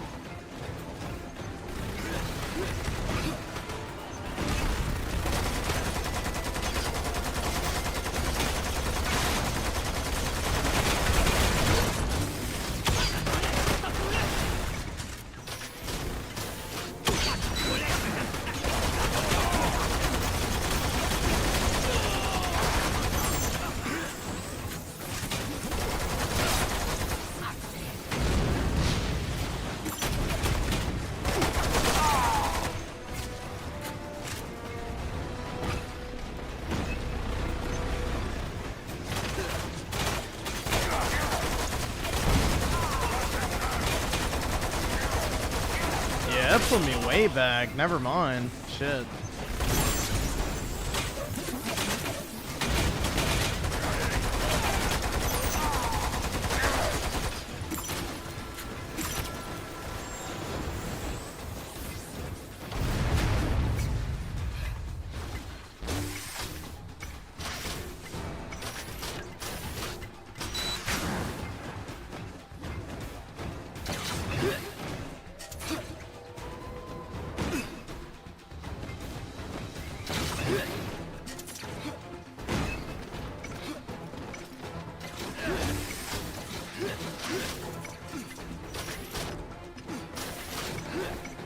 Yeah, he basically based the decision to switch platforms off of his first week of earnings.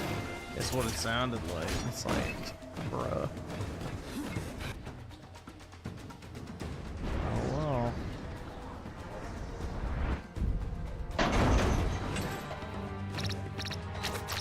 I've analyzed the intel on the enemy's forces. Wiped them out. All of them.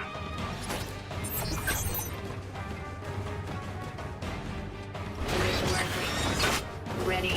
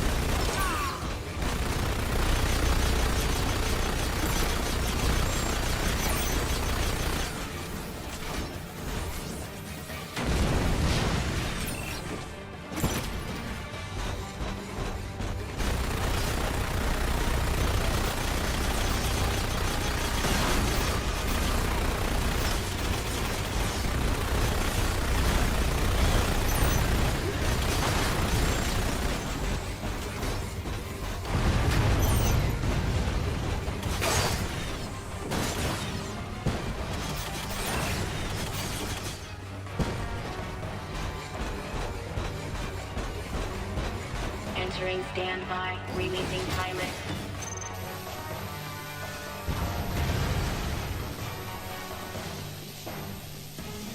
System restore.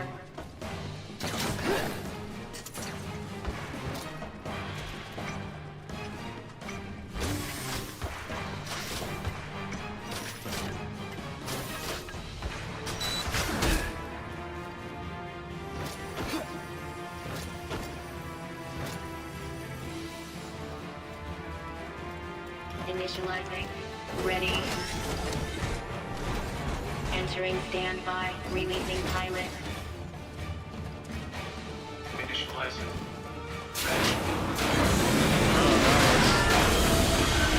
Big boy.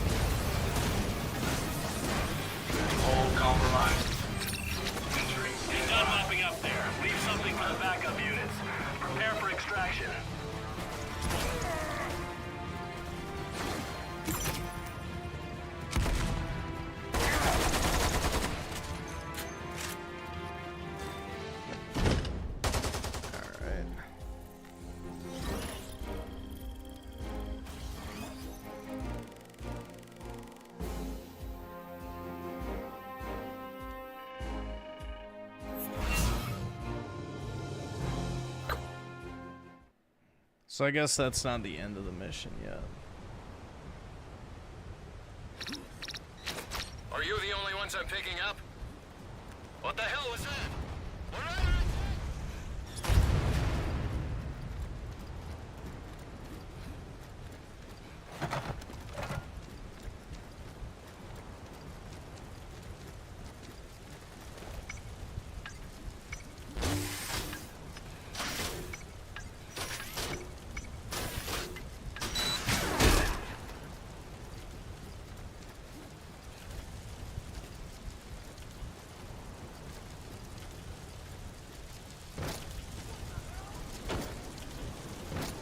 All right.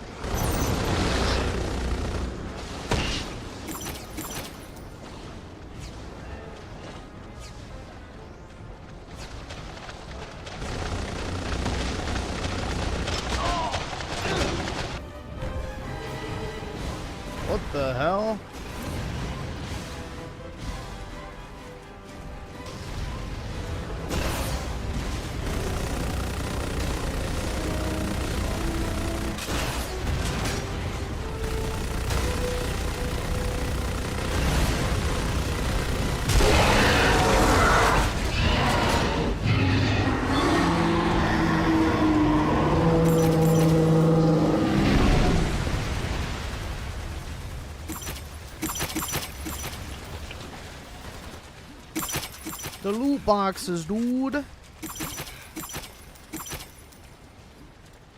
Alright, now I guess it should save.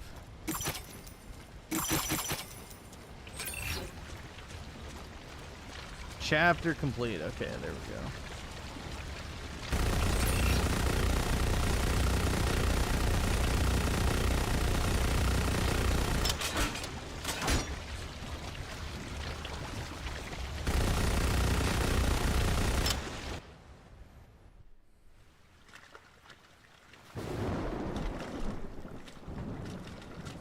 Find anything yet?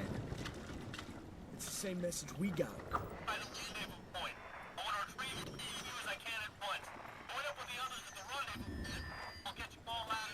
Wait, I thought they were the pickup unit. Doesn't sound like it. Glad to see someone still breathing down there. I need you to guide me in for the pickup.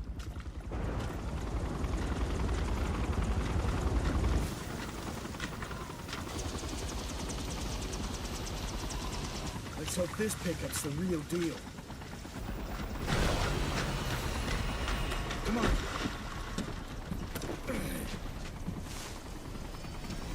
Thought I was gonna die of old age. What the hell kept you? What do you mean what kept? Dude, even after 20 hours, I don't really think it got better. To be completely honest. Wait a minute, you're not the retrieval team? Damn. You guys were set up too, huh? What are you talking about? Take a listen to this. I want to retrieve as many of you as I can at once. Join up with the others at the rendezvous point, and we'll get you all out of there. Who sent that transmission? The unit that sent it doesn't exist on the main log, and there's no record of a rescue squad either. The whole thing was a complete setup. Oh, let's see. Mr. Spice Lyncher, 1488. 5 months. I'm gonna coom on Chibi's brother's hearse. I think it's a little late for that, man. Yeah, The hearse is probably long gone. Capable of something like this. A Category G definitely tore the hell out of this place. The ambient temperature is dropping rapidly. This whole area is about to go to hell in a handbasket. Either subscribe, donate, or get the fuck out. I don't get it. There's nothing to be gained by wiping out snow pirates. Unless you had some kind of grudge.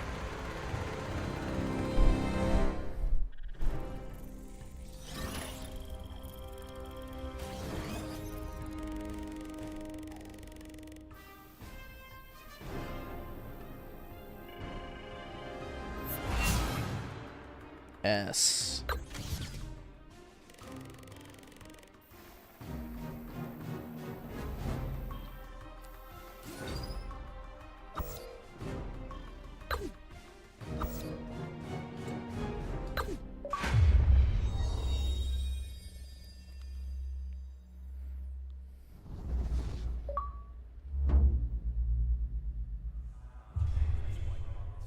Good luck, Task Force First Descent.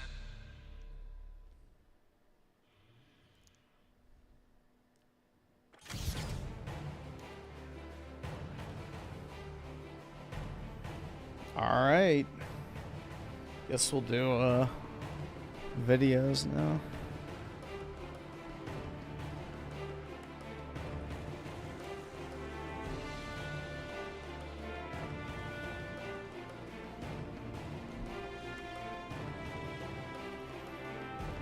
Oh, dude.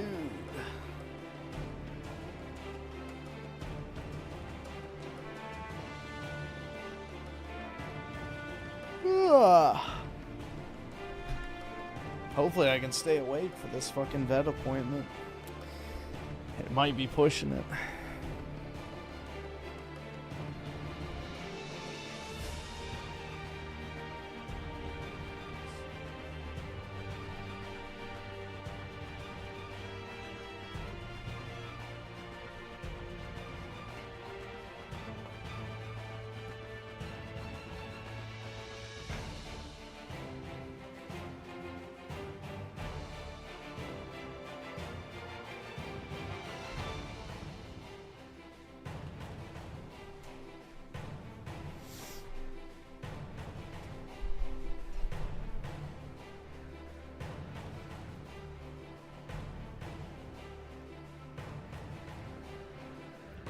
Thoughts on Dragon's Dogma? I like Dragon's Dogma. 1 and 2.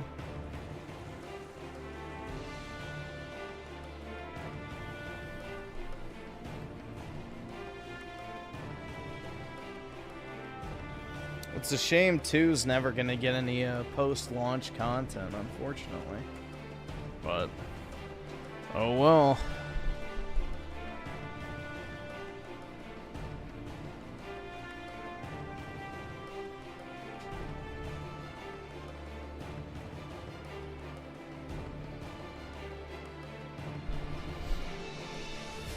Alrighty. Let's see. Yeah, Dragon's Dogma 2, I'm pretty sure is in the bargain bin here as well. It's like 20 bucks.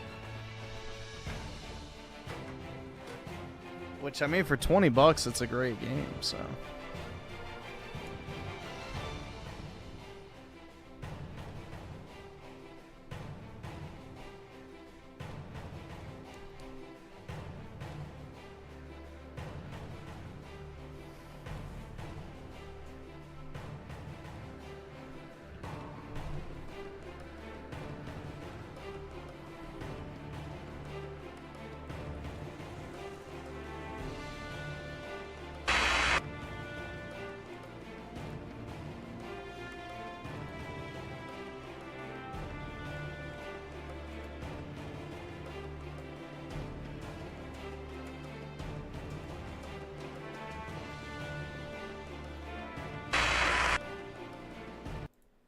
Alright. First, we'll see how this goes. I don't know if we'll watch the full 50 fucking minutes. It's one small step for man, one giant leap for me. Stop! It's the motherfucking rape! Everybody on the face shit. I look around and feel like everybody is the fake. 'Cause I make this every day and I'm in face shit. Hoping what? Ugh. Neil Armstrong walked so that Katy Perry could fly, but behind those monumental achievements, hidden from public view, were the minds that made it all possible. A group of powerful black women. Hidden Figures is a 2016 movie about how the American space program was actually 3 black women who started life under the jackboot of American racism, but who, through sheer genius, tenacity, and sass, rose to the stars. The 3 women in question are Spicy, Super G, and Manny. These nicknames are not intended as a dig at the real-life women this movie fictionalizes. They are intended to mock the pathetic caricatures that are used as the instruments of that fictionalization. Here's an example of what I mean by caricature. Regarding the segregation of bathrooms at NASA, quoting from Wikipedia, Catherine Goebel-Johnson, for her part, was initially unaware that the bathrooms at Langley were segregated in both its east and west areas during the NACA era, and used the whites-only bathrooms. Many were not explicitly labelled as such. For years, before anyone complained, she ignored the complaint and the issue was dropped. Here's the response of the Hidden Figures caricature, Super G, to the presence of segregated bathrooms at NASA. There are no colored bathrooms in this building, or any building outside the West Campus, which is half a mile away. And I work like a dog, day and night! Now, director Kevin could explain, but Super... That's not true. G. The NACA-era segregated facilities were abolished 4 years ago. When we became NASA, there are no coloured or white-only bathrooms. But instead, he heroically takes a crowbar to the coloured bathroom sign, none of which existed at NASA, and makes a heroic speech accompanied by heroic music. We all bleed red, we all piss yellow, and we all shit brown. And when I feel the need to crack one off after a morning of crunching numbers and head into the cubicle with a men's room communal copy of Playboy magazine, I don't ask myself if the cum stain on the page 31 centerfold came from a black cock or a white cock. I just thank the good Lord that Connie Cooper's tits aren't lopsided and beat myself to a blissful climax. America's glorious victory in the space race was important for the greatness of its achievement, the vast technological advances it directly created and incentivized in other fields, especially computing. But more important than all of that, the space race ended NASA's policy of segregating coffee pots. Yes, really. Hidden Figures contains segregated coffee pots. We'll get to They should still have segregated microwaves, if you know what I'm saying. that in the historical inaccuracies section of the video. The plot of Hidden Figures is that 3 black women working for NASA in 1961 all have to overcome institutional racism to ascend to their rightful place in the NASA hierarchy. The technological advancements of the American space program are used as an allegory for the civil rights advances achieved by Super G, Spicy, and Manny. Super G is a super genius, a child of destiny math whiz who gets a job as a computer, double-checks mathematicians' calculations, and does trajectory calculations. But in order to ascend, she must overcome segregated coffee pots, the enmity of Philistine Moneyberg, and general all-round racism. Spicy is a sassy gal who works as a low-level computer and wants to become an engineer, but in order to study an engineering course, she must enroll in an all-white school, so she marches into court to demand a spot in that school. Manny is a motherly figure who supervises the girls working as computers in the coloured computers section of NASA. Manny has voluntarily taken on the responsibilities of a supervisor, but NASA refused to promote her to supervisor because racism and sexism. Before we examine any of Hidden Figures' scenes in detail, we will first deal with some of the movie's more egregious historical distortions. Hidden Figures is set in 1961 and features a coloured computers division, segregated bathrooms, and segregated coffee pots. All of that is a lie. All racial segregation at NACA was abolished in 1958 when the organization became NASA. Before desegregation, NACA never had a colored computers division. The unit was called the West Area Computing Unit. During the NACA era, the segregated bathrooms were not labeled colored or white, and Catherine Goebel, depicted in the movie as Super G, wasn't even aware that segregated bathrooms existed at NACA. Racial segregation and alienation of black women at NASA is a core component of Hidden Figures. Here's what Catherine Goebel had to say about the... See, I just don't even know why people care. Like, who fucking cares? Like, it's a Hollywood movie. You know it's just bullshit. I don't understand. Like, this genre of explaining why stuff is woke is, like, just retarded to me. Because it's like, okay, yeah, dude, it's a movie about black women in the space program. Like, that's all you need to know, that it's fucking bullshit. Like, you could literally just look at the fucking, you know, key art of the movie and be like, yeah, this is fucking dog shit. I'm not going to waste my time. I didn't feel the segregation at NASA because everybody there was doing research. You had a mission and you worked on it, and it was important to you to do your job and play bridge at lunch.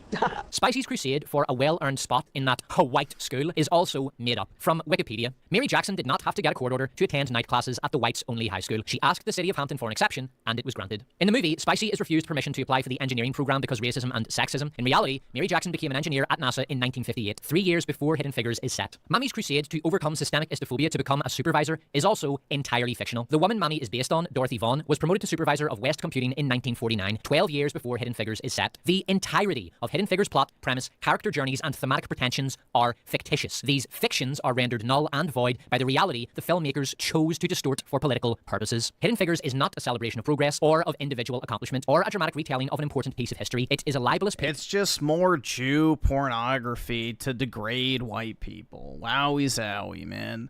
Who would have guessed? Yet another movie produced by Hollywood in order to, you know, shit on white people. Shocking.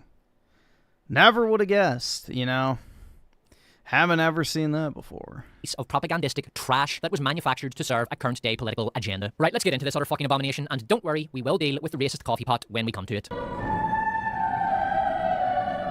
Hidden Figures begins with the assertion that this movie is based on true events. As we just discussed, all three of the main character journeys in this movie are fabrications. The characters are loosely based on real women. The characters' stories are based on lies. The depiction of NASA as a deeply racist, heavily segregated organization is a total lie, a libelous inversion of the truth. If Hollywood can assert that Hidden Figures, a film that is utterly contemptuous of real history, is based on true events, then any production that draws even vaguely from real events can also assert that it is based on true events. Game of Thrones is based on true events because George R.R. Martin drew heavily from the War of the Roses when he was writing it. Romeo and Juliet is based on true events because it was inspired by Shakespeare's love affair with Gwyneth Paltrow. Netflix's Cleopatra is based on true events because... I remember my grandmother saying to me, I don't care what they tell you in school. William Shakespeare was a black Jewish woman. After asserting its fidelity to history and that William Shakespeare was in fact a black woman, Hidden Figures opens with a trope, the child of destiny. This is a well-worn biopic trope, most atrociously exemplified by Alexander and Regan. See my worst biopics of the century video for details. Lil Super G is walking through a forest, clutching a book to her chest and reciting prime numbers. 2 minutes in, Lil Super G gives a math lecture to her class. This scene establishes the formula that will be recycled constantly over the course of the movie. That formula is boring math equation plus dramatic music plus awestruck audience divided by the square root of 1 equals dramatically compelling. 46.56 degrees. Let's apply this formula to an otherwise boring math tutorial to make it cinematic.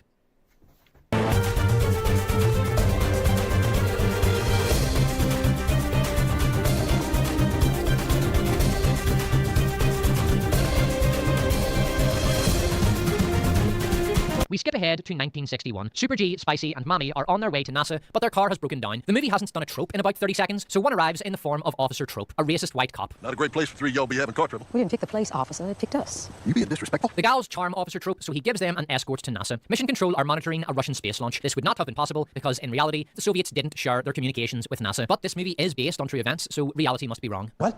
Who the hell is he? He is Philistine Moneyberg. Phil Moneyberg is a biopic trope character. His function is to doubt the genius of the story's hero and be an all-round idiot so that the hero looks better by comparison. The Philistine record exec from Bohemian Rhapsody is a perfect example of Phil Moneyberg. Director Kevin walks past an empty room and complains about that infernal machine, what's it called? The IBM. That damn IBM hasn't arrived yet. The first IBM used by the American space program was brought into NACA in 1954, 7 years before the setting of Hidden Figures. This isn't a minor point. A major plot point in Hidden Figures is that those useless white men fall over themselves in confusion trying to get the IBM to work. Those bumbling white men feel so hard at computers that they can't even get the thing to turn on, so Mammy takes it upon herself to operate the IBM. She achieves this remarkable feat through a brilliant strategy that the white men were too mediocre to even think of. She reads the manual. Next. I just don't even know why you would watch this movie, like, in all honesty.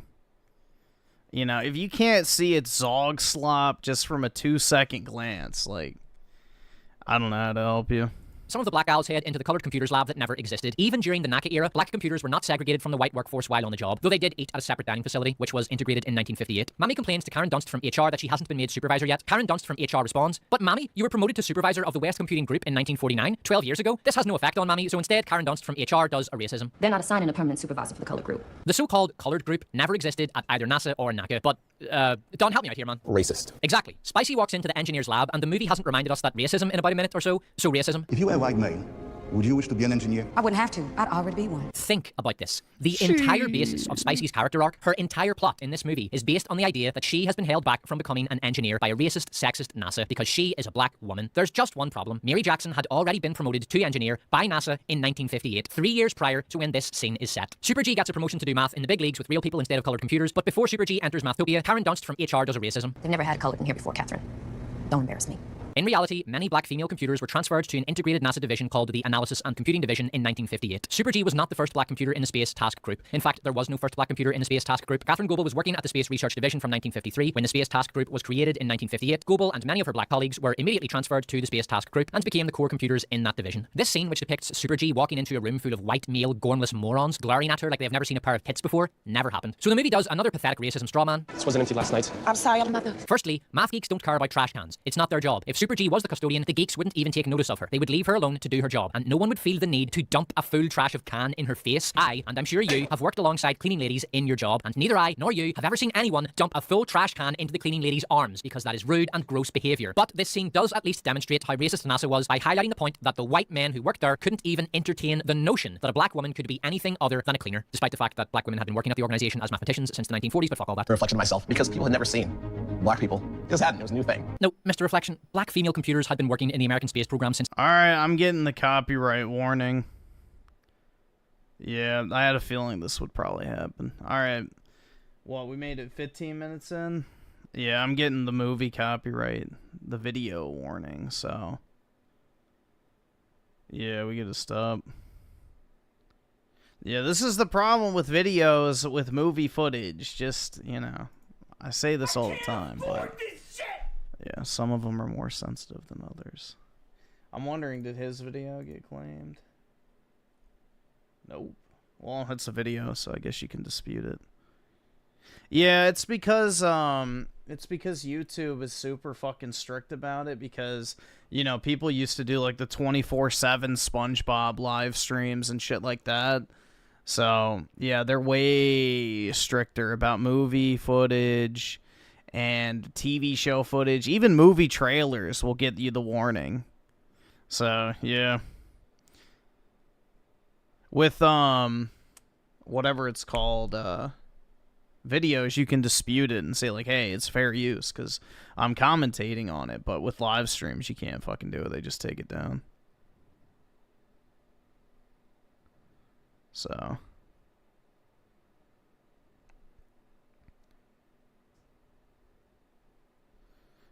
Tim Marco, the 279. This is just Oscar bait. Who the fuck cares? Yeah, exactly. If you can't tell what it is, well, just by glancing at it, there's no saving you at that point. You know? There's no saving you at that point if you don't see what's actually at play. But... oh well. Peak OG SpongeBob marathon stream. Yeah. Well, Sony is the one who started, like, the whole content ID system with Google because of shit like that. Because I'm pretty sure at one point, maybe not anymore, but I'm pretty sure Sony owns the right to SpongeBob.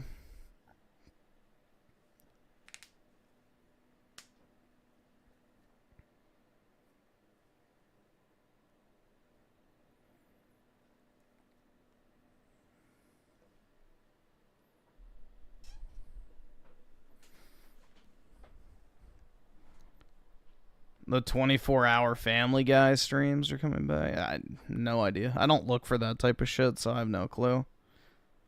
And now that I don't even have a home screen on YouTube, I don't see anything really like that.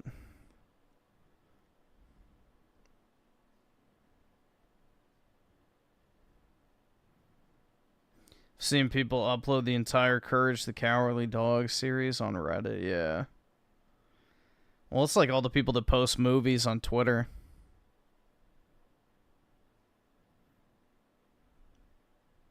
So...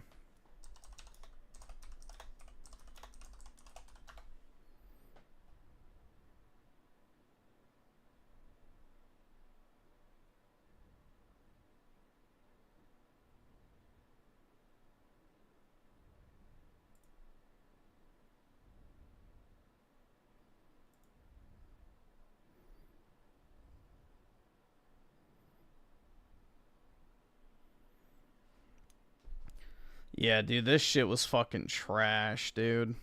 Fucking Chappie. Holy fuck, dude. That was such a shitty movie.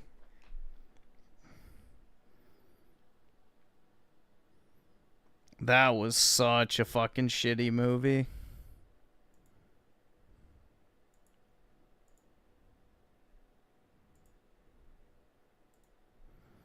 Alright, next up.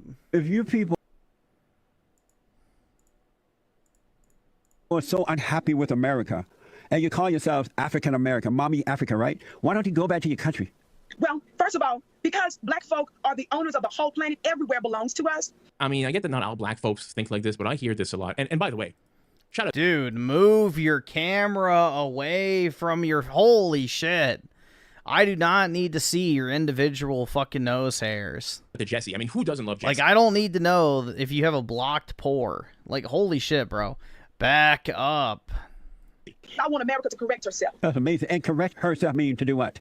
Correct herself means to stop murdering us, to cease and desist killing us, cease and desist raping and robbing, cease and desist the unjust incarcerating of our people, cease and desist flooding our communities with drugs and alcohol, cease and desist poisoning our waters, cease and desist holding on to resources that never belonged to them in the first place and for benefiting from those things. Those are the things that I want them to do. And to, you know what? Show us the money. See, I told you want money. Yes, because it belongs to us. There you go, begging for money. Give me money! Men of Culture is that time of day where we check in on our EBT members. I give you $5, you walk over here. Look, it's a miracle.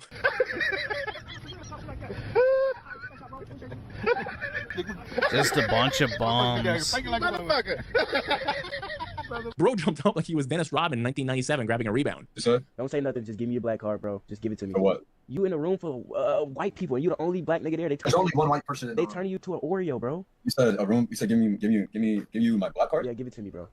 Yeah, you mean your fucking food stamps, nigga? I'm a Congolese person. I'm not one of you street American black hobo bitch, bro. Okay, don't get it mixed up. Even the Congolese have the fatigue. Okay, you could have just came here, been nice, we could have a cool conversation. I'm not one of you black Americans. Once you Congolese, she plans to Congo, to make all right? Don't click on that. I'm not one of you. Well, your boy, he was being mean to me. If that's the case. On the Congolese boy, I mean the Congo with all their rape and crime and murder problems, for that guy to be like this, that's a win. Taco Bell stackers can we eat? I think I'm gonna go for 12 this time. I think I could do about Jesus, we're supposed to believe that these people deserve food. 15. I think I can do about 23. Just to make it even. Wait, 23 to make it even? What does that even mean? The Taco Bell stackers in the bag. It's heavy too. It almost red. Here's my first one. Here's my first one. First one. Second one. This is my 15th one. 17th one. This is my 13th one. I made it past 12, y'all. I'm done with the stackers and I'm moving on to burritos. This is my last one. I don't think I can make it past 30. Nachos for a little break. You slowing down back there? Yeah. One commenter wrote, you can hear their cholesterol in their voices. God tier comment. I got you. After 17 stackers and 5 burritos. All right, my goal was what, 23? I got 30. So I think that's an accomplishment. Mine was 12. I got 14 stackers down, 3 quesadillas. And you know, a lot of people say, you know, I hate the rich, but no one's brave enough to say that they hate the poor. 10 tacos. Wow. My goal was 15 stackers, and I had 17 stackers, 5 burritos, some chips and cheese, and I ordered me a 12-pack of Cinnabon Delights. And how many of you? Excuse me. Y'all get y'all blue eyes, blonde hair from Africa. We are tribe of Judah. Pigmented skin. Y'all went to this cave in pigmented. I want you to understand your tribe, where you're from. You're from Africa. Y'all come from us. You understand? I'm part black. Yeah, because I come from you. If you did research, I'm black too. Yeah, you are. You come from us. Yeah. This ain't no joke, man. No, I Do you believe know in Africa, we hold the #1 blue eyes, and we have blue hair. I know, my face got blue hair. We Africans are the first ones to have blue eyes and blonde hair. It's curly too. See? Don't be afraid of us. Do you know albinos? I'm albino. Oh, here's somebody who's got an IQ of frickin' 4. We're awakening. African Americans, we run the whole world. You're us. That makes me black. Yeah, it does. Yeah. Let's go. My brother, you are children. Yeah, when she said run, I think she forgot the I after the U. America's waking up, man.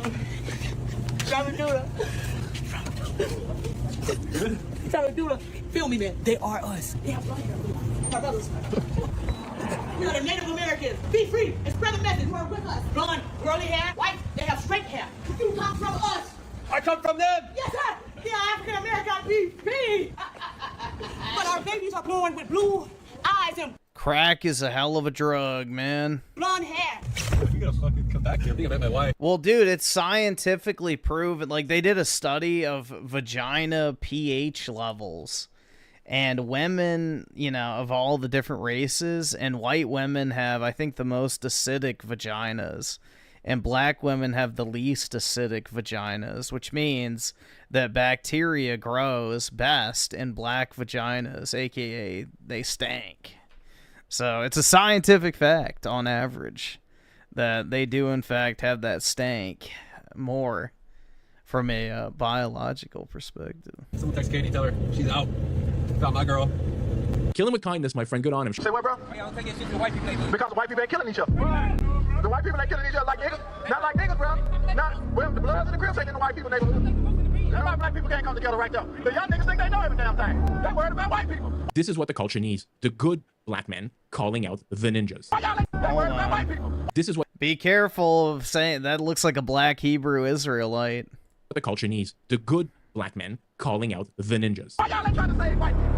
Because there ain't no damn Bloods and Crips in the white people neighborhood. We ain't come out here to argue with no niggas. We ain't come out here to fight with black folks. We come out here to show you a better way. Listen. And men love darkness. And black people gotta stop loving darkness. We the only one condone shooting and call out women bitches at home. We the only one who get in front of a microphone and talk about shooting and killing one another. When does that go change? Then when somebody gets shot, you ask why?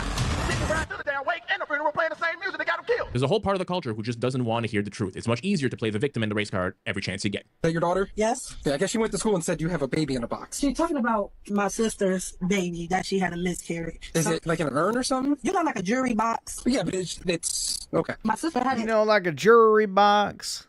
hanging up right here, but the kids was touching it, so she moved it. So your sister had a miscarriage? Yes. Did the whole funeral service, it's like a memorial type of box, or? No, I don't know why. She just put it in the box. How far along was she? Eddie. Did she go to the hospital when she had the miscarriage? No, I was there. So I understand that this is probably emotional and everything else. We just need to see the box. We just opened the box, the baby not in the box. Okay. I think the dog chewed it up.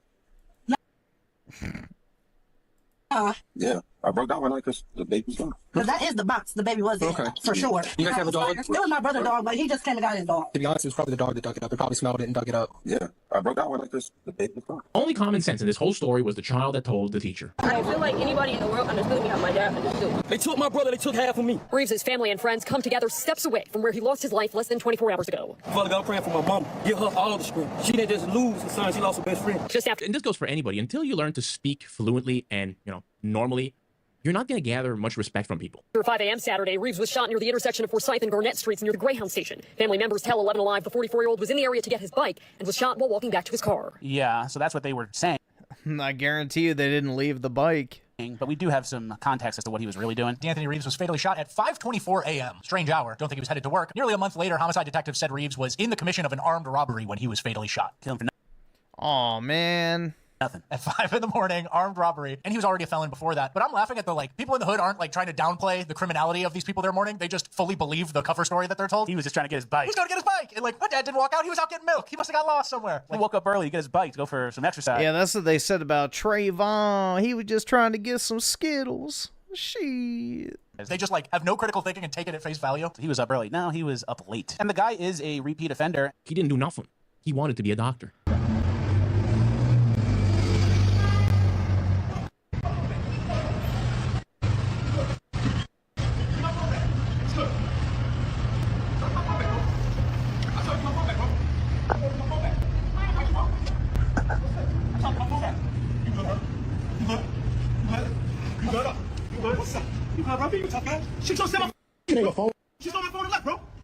Yeah, there's all sorts of these in DC, bro. This is a dime a dozen in downtown DC.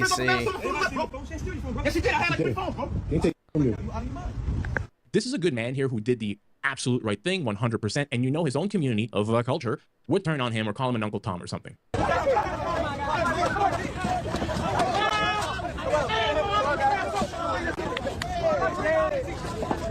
These mostly peaceful thieves are really stereotyping themselves in all these videos, aren't they?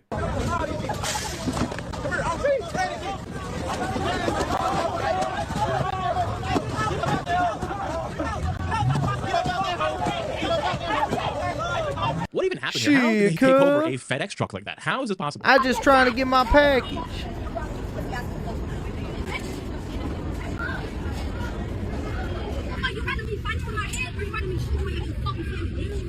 Always in front of their kids. Smash that thumbs up button if you're tired of these people.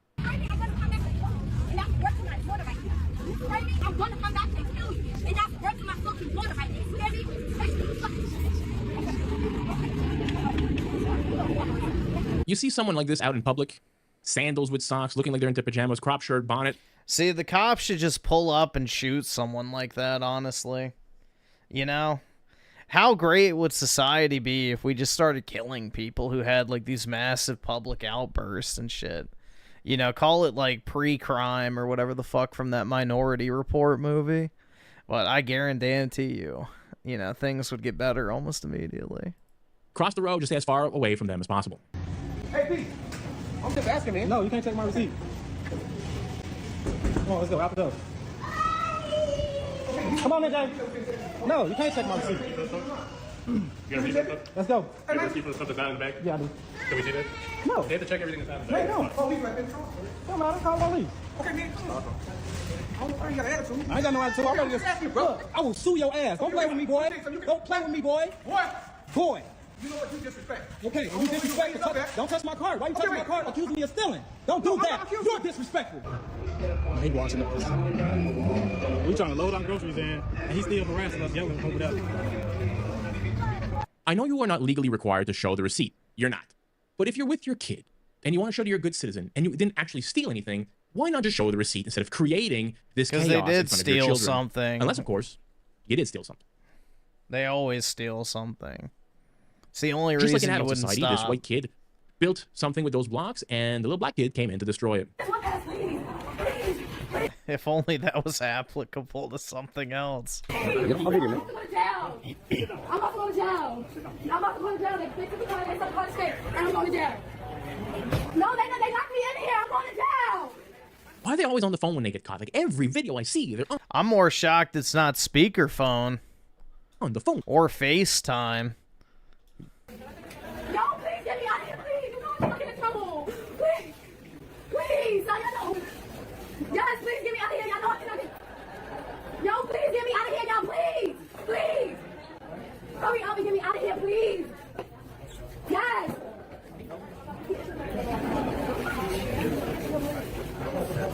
Oh, knew if I open this door, this girl's gone. Yes, they said the card is fake. And they got my ID and everything. He's serious. He said that card is fake. He took my ID. Yes. Please get me out of here, y'all. Please. Well, you want to get you out of here, of course. Why do you think that's right? Please get me out of here. I'm NPC Richards by the door. They not even let me through. He got my passport and everything. Please get me out of here. Please. Please hurry up and get me out of here.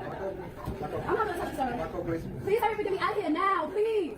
Please. Get me out of here. They locked the door and I'm standing right here. Just get me out of here. Get me out of here. Get me out of here. Please. Please get me out of here. You know what? I'm convinced, man. Another 10 million right now. Again, please.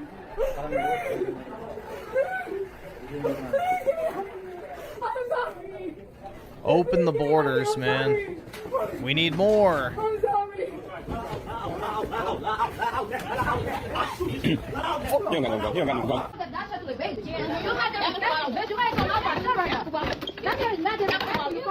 Like there's this tiny space where she can get to something and she gets to it and breaks it.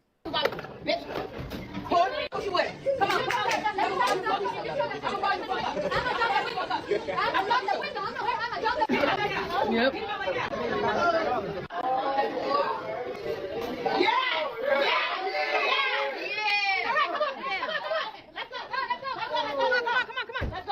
Dummy number 1, dummy number 2, and dummy number 3. Look at her. Hey. Lottie.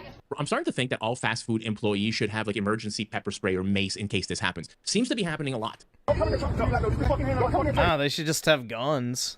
Like a child, man. If I play with you, I'm a grown man. Man, you back the fuck up. Don't step up on me, bro. Don't step up on me. Don't put your hands on me again. I'm sitting myself, though. No, you fucking wrong registration. I came in there trying to ask you a question. No, you come in there talking to me like a child, bro. I asked you that was before. You come in there talking to me when you I don't know about you guys, but my tax dollars say less talking, more tasing. tell me come outside and move it right now, you ain't talking to no child. I don't give a fuck. I don't give a fuck. Okay. If I gave a fuck, I would have fucked you. But you don't come in here talking to me like no child. You can't put your hands on me. I'm gonna call that sound on you right now, bro. I got your registration. You can give me your license. Man, you gonna have it out, bro. I'm gonna call the supervisor, bitch. You gonna get out too. You want that much blood there? Get him out here. Get him out here. Hurry up with my shit too, bitch. You want somebody to get it out? Man, you put this shit on my motherfucking car. I didn't put it on your car. Who put it on there? Security guard. You illegally parked in the handicap spot. This ain't a handicap spot. It is one of those handicap spots. You know what the score is, man. You know what the score. It doesn't matter. It doesn't matter. This is a man. You don't matter to me. But I'll take the fight, bro. Put your hands on me, bitch. You got my face. Big noise. You want me to make the fuck out my face, dirty. I'm sure you guys are just as sick of the entitlement as I am.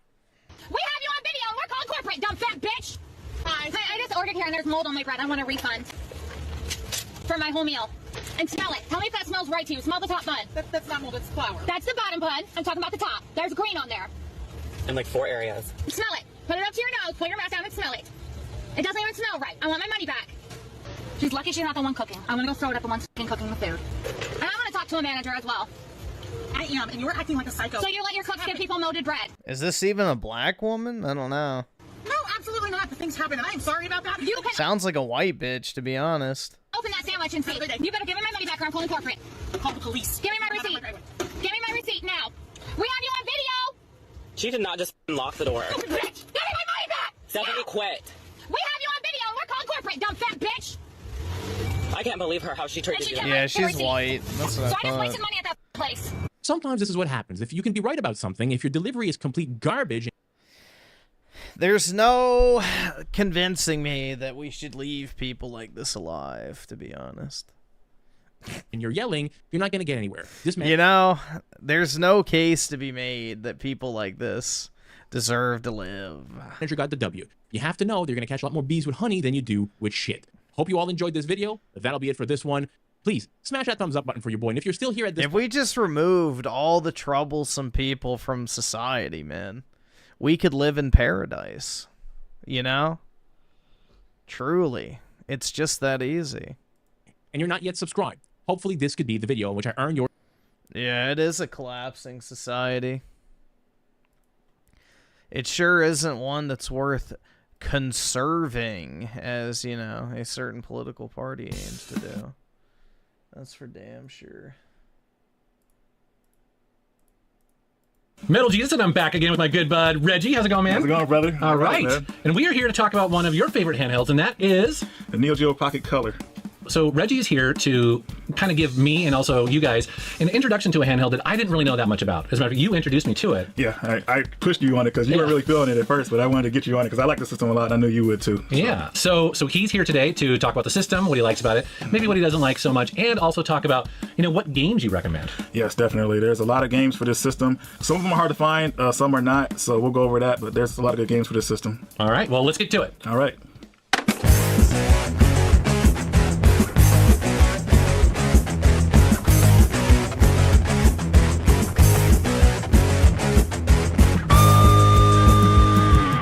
All right, dude. So you brought the handheld and you brought a bunch of games. Bud Sunny with the No, I told you earlier I tried to find it. I can't find it. So I need the actual @ of the channel.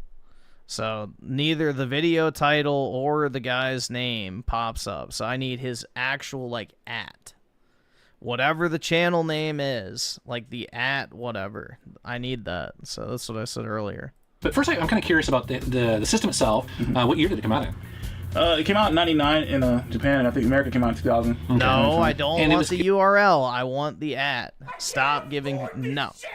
Stay out of it. You're not involved. It wasn't sold like in game shops, was it, or where was it? You were not involved. It was sold in Toys R Us. I need the It was mostly sold in Toys R Us. So I didn't see it at any GameStop at that time. So now, but its main competitor was Game Boy Color. Okay, it was trying to compete with the Game Boy Color. And how? I mean, does it compare? Or I think it's better than the Game Boy Color, but now I did read that the battery life on this is actually pretty awesome.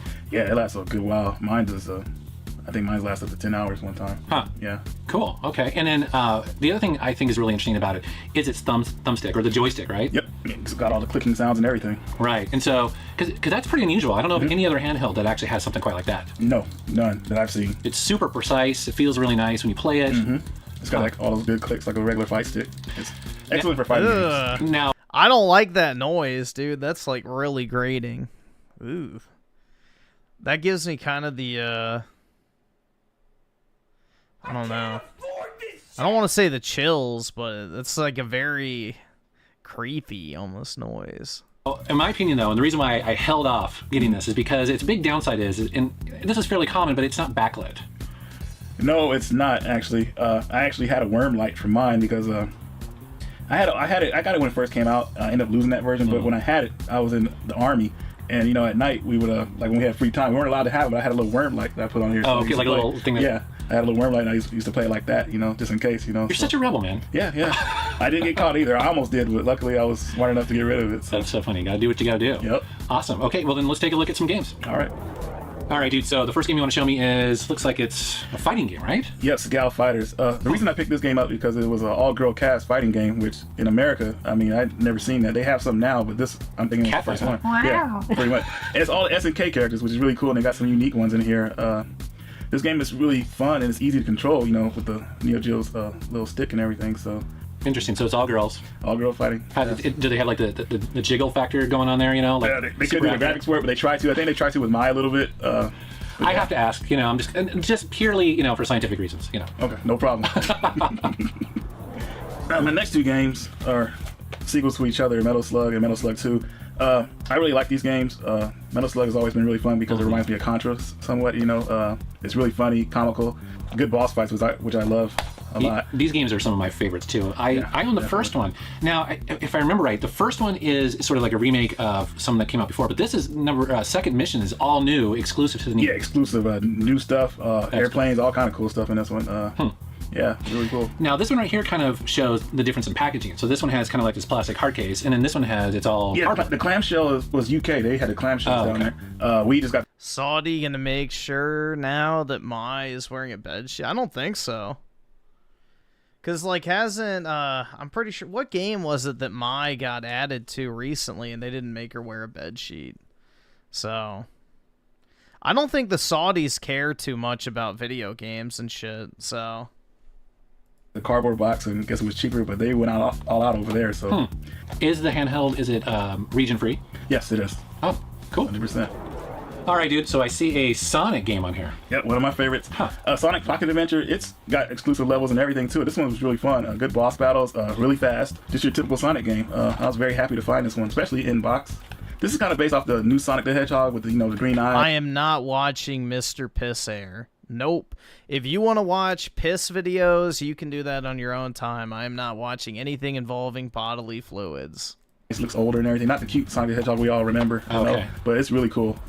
This is definitely a game that I would say that everybody needs to have with the NEOGEO Pocket because it's really fun. The next one I want to show you guys, Magical Drop Pocket. This game is really fun. I had no idea it existed, and it could get pretty challenging. I mean, you gotta you have to match the colors up on the ceiling of these balls and everything, and the ceiling is actually coming down on you while you're trying to match up the colors and everything. It makes you nervous because the ceiling's coming down, and you can see your character kind of going crazy, like, "Hey, fix this real fast." So it's really fun. I like this one a lot. That's cool. Okay, so next you have Biomotor Unitron. This game is it's more like a Pokemon game with robots instead. Really cool because I like robots better than Pokemon. This was NEOGEO Pocket's game to kind of compete against the Game Boy Color, but unfortunately, back in 2000, the bankruptcy issue happened, so this game didn't really get too popular, and nobody really knew about it, so it got drowned out. But you don't have a box. I don't have the box, and I was really looking for the box for it, but everybody wants crazy prices for it. They're talking like $100. I was like, no. Oh, really? Wow. Yeah, I like the games. I mean, I'm okay with the games. Boxes are a plus, but I just want to play the games. So. I just have to tease you. I know. Because you have boxes for everything else. I do, dude. I do. I made an exception with these. I just wanted to have these games because they're really good games, and I hope that everybody will look into getting a NEOGEO Pocket. It's a great system. It's really fun. I had a lot of good times with it.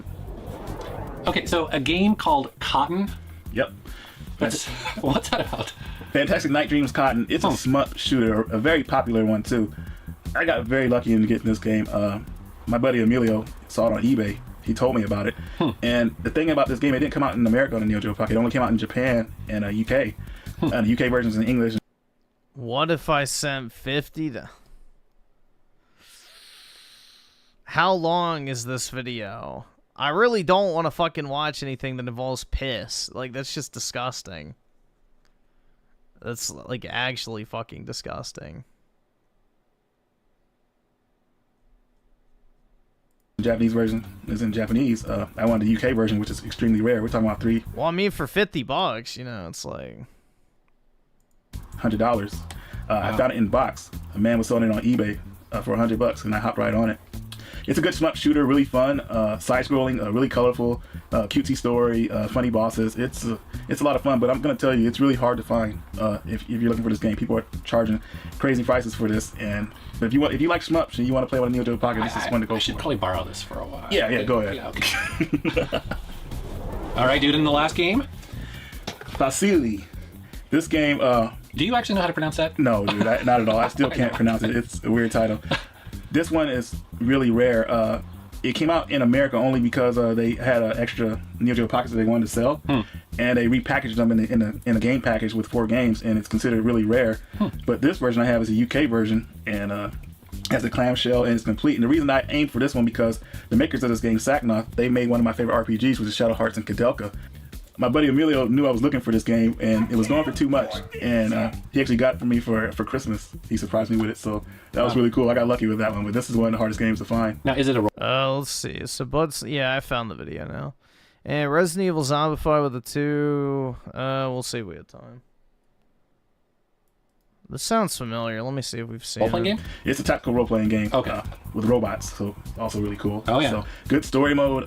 Yeah. Did it come out for any other systems that you know of other than... No, only the system. Wow. Okay. Yeah, only the system. And this is the only English version with box. So. Wow. And the cover is really cool. That's why, Another game I will, keep an eye on. Yeah, no problem. Yeah. So those are just some of the titles. We're not going to show you all of them right now, but let us know what you think. If there's any titles you can introduce to us, maybe.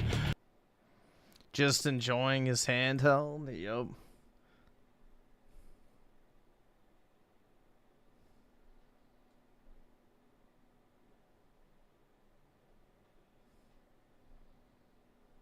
Let's see. Alright, we'll see how this goes. It's a 40-minute stream, so it's not an actual video. But... So I'm almost in downtown.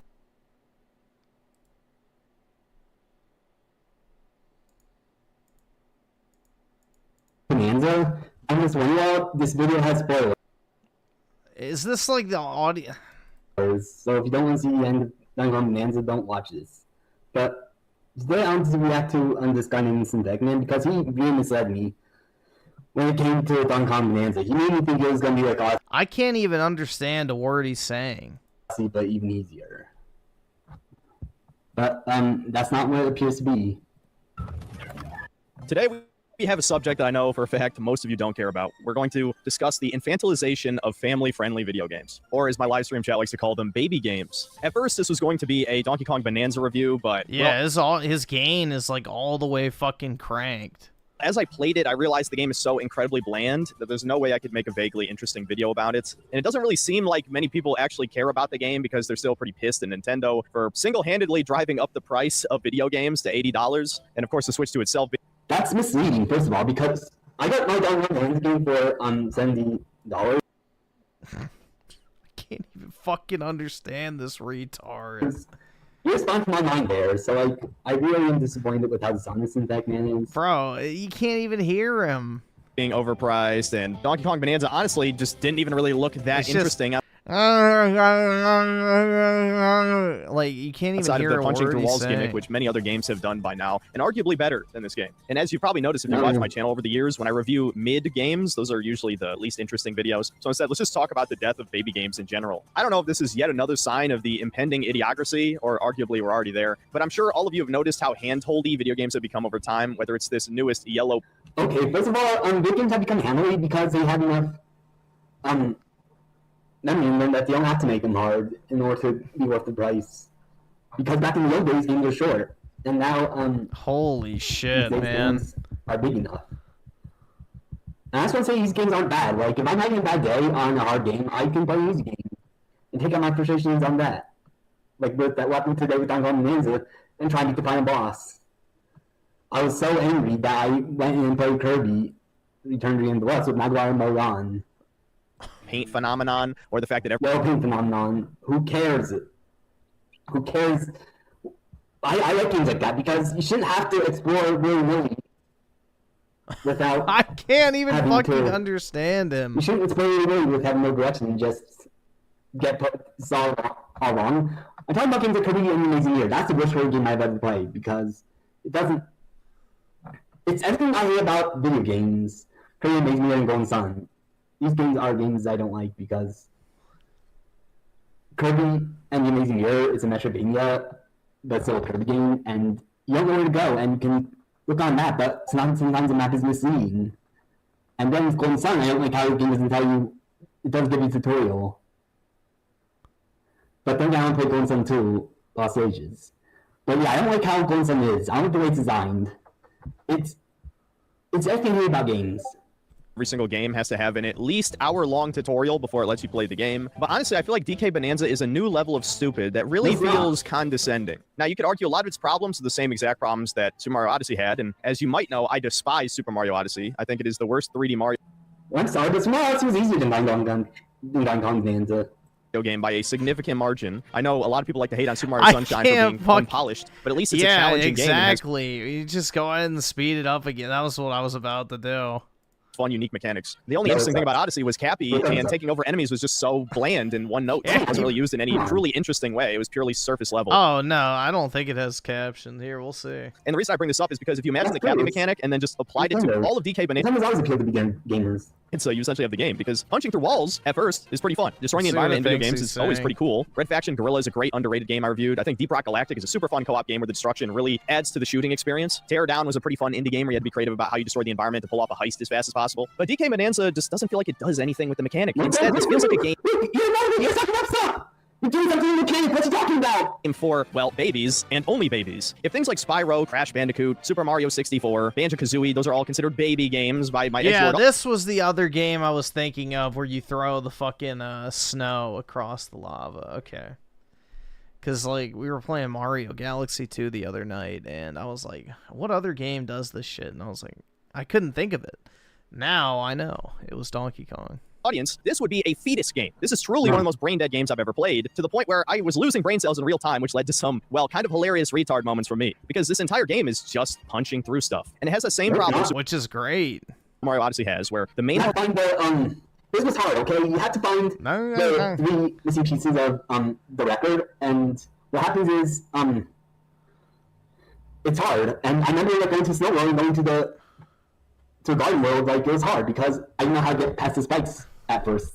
And if this guy doesn't say the game's easy, like, I'm at the bottom of the down and I pull my hairs out of that game. Collectible, the game feels utterly meaningless. You get one of these bananas every 5 fucking minutes. It's actually unreal. In many cases, if it's less than 5 minutes, it's often just 1 minute between each major collectible. Now, of course, the difference in this game compared to Odyssey is that every 5 bananas you collect, you get a skill point. Yes, there's a fucking skill tree in DK Bananza. Nintendo has truly fallen. This has got to be one of the most creatively bankrupt games that they've ever made. What are you talking about?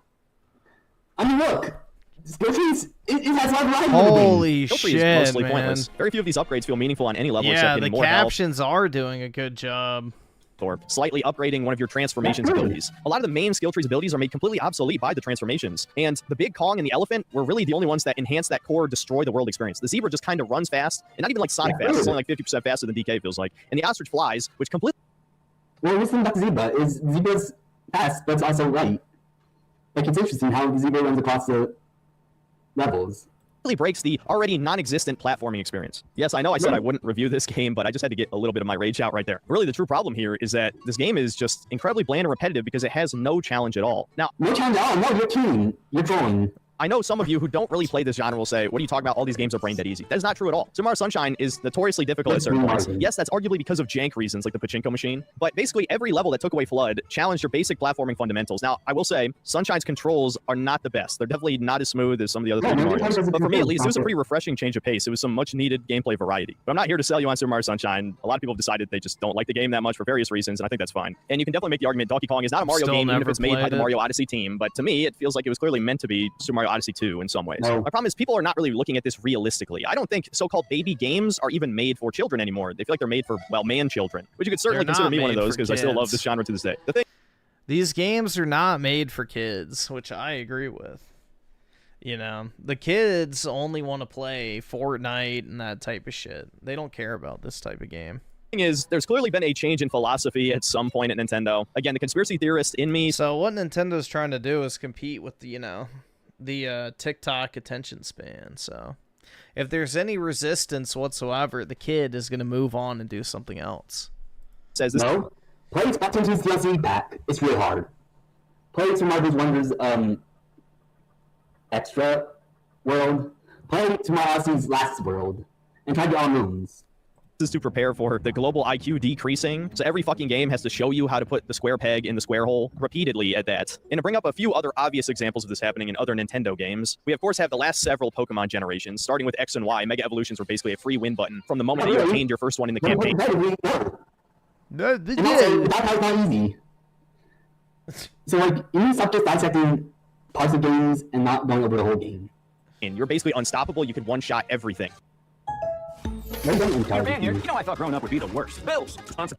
Sun and Moon had what felt like hours of cutscenes. They were hand-holding you throughout that fucking game for like no reason at all. Compare this to Red and Blue, where you could actually do certain gyms out of order. And while it wasn't exactly an open sandbox, you still had to figure out where you were supposed to go and what you were supposed to do. Did any children complain about that growing up? And of course, Scarlet and Violet, ignoring the fact that it's kind of a buggy, unoptimized piece of shit that looks worse than a PS2 game, was also insultingly easy. Another good example, and it's not insultingly easy because I wasn't able to beat the second game on my first try.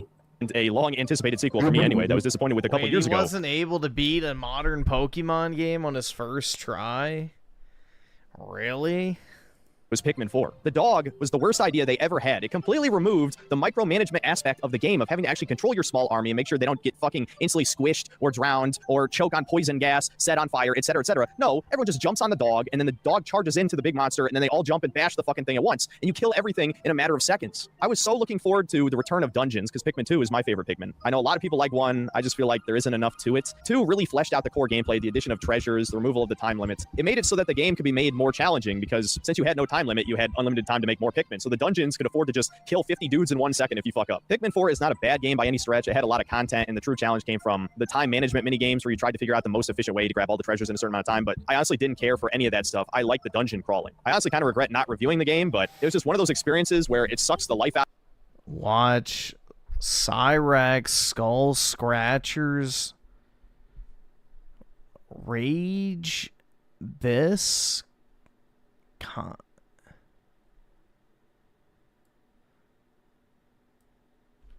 Do you mean Rage? So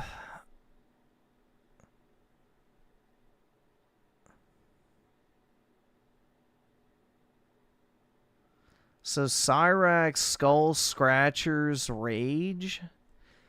Alright, well, I don't see it, so we'll try to find it, but and at the end of it, you kind of just feel nothing. And it's hard to make a video when you're mostly apathetic toward the game. And all things considered, it was fine by today's standards. Just the Pikmin 3 and 1 are good games. I played a little bit 1 and a little bit 3. Not impressive at all. Which again, Pikmin 2 is one of my favorite games of all time. So definitely a huge downgrade. What is even the point of playing these games anymore? What makes them fun? I know I've been the type of guy who says that hard doesn't equal good, but if there's no challenge at all, like not even the slightest bit, the game's boring. Challenge. We're talking about it. Challenge. Play Pac-Man. Without the ghosts. Just collect the dots. That's no challenge. Without timer. That's what you call a challenge, not this stuff where you actually get killed or hurt. You know? And giving out free cheat codes because some people just can't fucking get good is an embarrassment. It's not like games are even a fraction as hard as they were in the NES days. On my incredibly lazy podcast I do with my brother, we've been slowly making our way through all of the supposed greatest games of all time. And yeah, obviously some of those NES games are hard as hell. But the games I grew up with managed to find a happy medium. Yes, you could argue Spyro is a little bit too easy for most people. That's fine, but you're not going to find anyone who makes that claim about. I would say Spyro is brain dead easy. If you don't care about finding all the dragons, Spyro is like brain dead easy.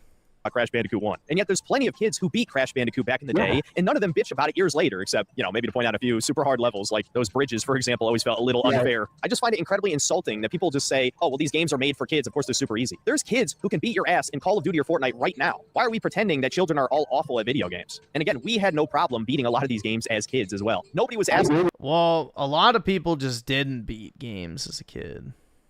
I mean, I didn't beat my first one game until I was 11 years old. But yeah. For them to be so brain dead easy. That's why my mind goes to these conspiracy theories. Whether or not they're true doesn't matter, but whatever the excuse is, it's bullshit. They're just making the games worse in the search of the broadest audience possible. This is Nintendo we're talking about. Their games already appeal to basically everybody. So what do they stand to gain from this? Nothing. They only stand to lose. And to touch on another topic that I'm sure many of you were expecting me to cover in detail. I don't like Crash Bandicoot at fucking all, man. I bought the Crash Insane Trilogy and I absolutely fucking hated it, so...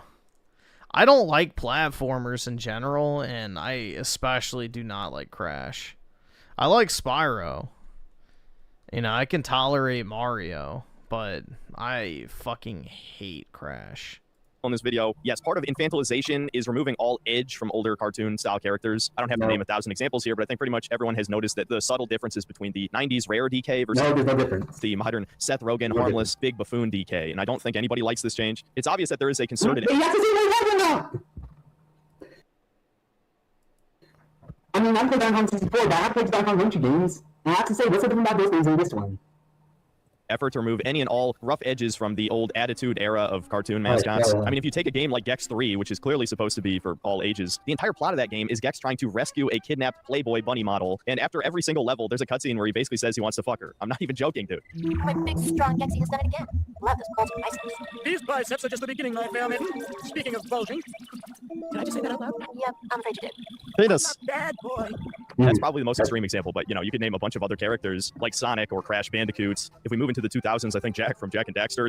Well, my first time game is Sonic Hedgehog 3, and that's not too hard. That's not too easy either. It's a really good example, starting with the second game. And a character like Vex absolutely could not even be made today because of how... Are any of the Sonic games even difficult? I don't know. Sonic, to me, especially the 3D ones, are like brain dead fucking easy. Ridiculous it is that it was basically just edgy Super Mario 64. And speaking of Mario, I would even argue Mario had at least the tiniest bit of seriousness to his character in the past, and now he's just full-blown soy boy. What are you talking about? Now that, I can tell you that's a lie. Mario does not have edginess to him. Oh, piano. Yeah, it's just got tough endings. Kind of like how, I'm just about Monster Intelligence Bay. Like, again, look at the Curve game. Sonic Unleashed is hard. I never played that one. With the fine bosses. And also, some of my Aussie enemies are kind of scary. Like with the Eels. Really says wowie zowie. But this video is mainly about gameplay, not aesthetics. That's probably worth its own video. But yes, obviously I noticed it. No, I'm not a fan. Moving on. All right, let's get back to DK Bananza for a little while. As I've touched on, the collectibles feel basically meaningless, and there's a hell of a lot of them, which is going to remind some of you of Donkey Kong 64, arguably the worst 3D platformer that Rare ever made back in the day, and I would say probably the worst collectathon to 100% I've ever personally done in my life. Now, as I said before, the collectibles in this game don't feel nearly as necessary to actually pick up, because bananas are basically completely optional if you're good enough. Not that this game is that challenging to begin with, so you can just go your way to the next story objective. What are you talking about? It is challenging. The game gives you free bananas as you go anyway. The banana coins are just used to purchase more bananas, and the fossils are used to purchase... Well, they're not really optional if you want to play the whole game, so... They're not optional if you actually want to do, like, all the end game content and shit, because you have to fully upgrade all your abilities in order to get, you know, the final missions. Clothing, which give you buffs. And that's as much detail as I'm going to go into that. When you're not just mindlessly punching through terrain, there is I think we could go ahead and stop, because we've already kind of gotten the gist. It's just him going... You know, if we could actually hear, maybe, but... I don't know, this shit's kind of... We'll see. We'll watch a little bit more, but... small amount of platforming in this game. And given that this is a 3D platformer, you would expect the platforming to be a major focus of the level design, and it probably is for about half of the screeching tard appeal, you know, only lasts so long. Players will say, but ironically, the parts of this game that feature the most real platforming are often the worst parts of the game because of the transformations. The ostrich and later the snake completely trivialize any challenge that there could have been from platforming. The snake lets you high jump and slow down time. The ostrich just lets you glide over massive gaps. And this takes no skill at all. And if you're thinking like, well, the transformation is limited, actually, no, not really. The way you fuel the transformations is by collecting gold. And I'd say about 95% of the time, you're going to collect enough gold during the transformation to immediately transform again afterward. And even if you don't, there's an item in the game that lets you transform without having the gold meter full. This is a true fetus game, trust me. And I could excuse some of this if there was any challenge in the game, but there isn't, man. Even when it comes to easy games, there are levels of easy. You have to understand there has to be at least the illusion of challenge for a game to be engaging. You can argue the Spyro games are very easy. You're probably only going to die maybe a handful of times, but there's still the illusion of death because of all the gaps you have to glide over. In DK Bananza, there's a balloon mechanic that saves you from dying, from falling off cliffs, and you can hold up to 10 of them. Another huge problem I have with the hand holding is the lack of any true exploration. There's not really any sense of discovery because this game literally has waypoints every 5 fucking minutes. You always know where to go, even though the sandbox isn't even that big. You're going to figure it out on your own easily. Another thing that annoyed me over time, and I know some people are just going to say, oh, you could have turned it off in options, is the fact that every time you're near something you can interact with, the button prompt on screen shows. And I don't mean like press A to talk. That's fairly normal. I mean like every time you stand near one of these void co things, you got to sing with Pauline, it says, oh, hold L down to sing every time. It's like, I know how to do this. I've done it 100 times already. And again, that completely brain dead gameplay loop is the type of thing that truly would only be compelling to young children. But what are young children actually? Yeah, he just keeps saying, it's not a bad idea. Playing. They're playing Fortnite. A lot of them play Grand Theft Auto or Call of Duty. Right. Even if they are playing age-appropriate games, it's more likely things like Minecraft or Roblox. The Switch 2 is definitely in the tier of luxury console at this point, even if you can get it at MSRP. Luxury console? Oh, come on, bro. That's what, $500? I had to pay over $600 for mine. There's no fucking kids buying this shit. Why? And playing Donkey Kong. Why is Nintendo designing these games exclusively for small children? Now, of course, there's always going to be the argument that this is not for you, which is a lie, given that, again, I love 3D platformers. I mean, for all 5 of you who watch the best part of my best and worst games of each year videos, there's a 3D platform in the top 5 every single year. My top 2 games of last year were Yellow Taxi Goes Vroom, an indie 3D platformer, and Astrobot.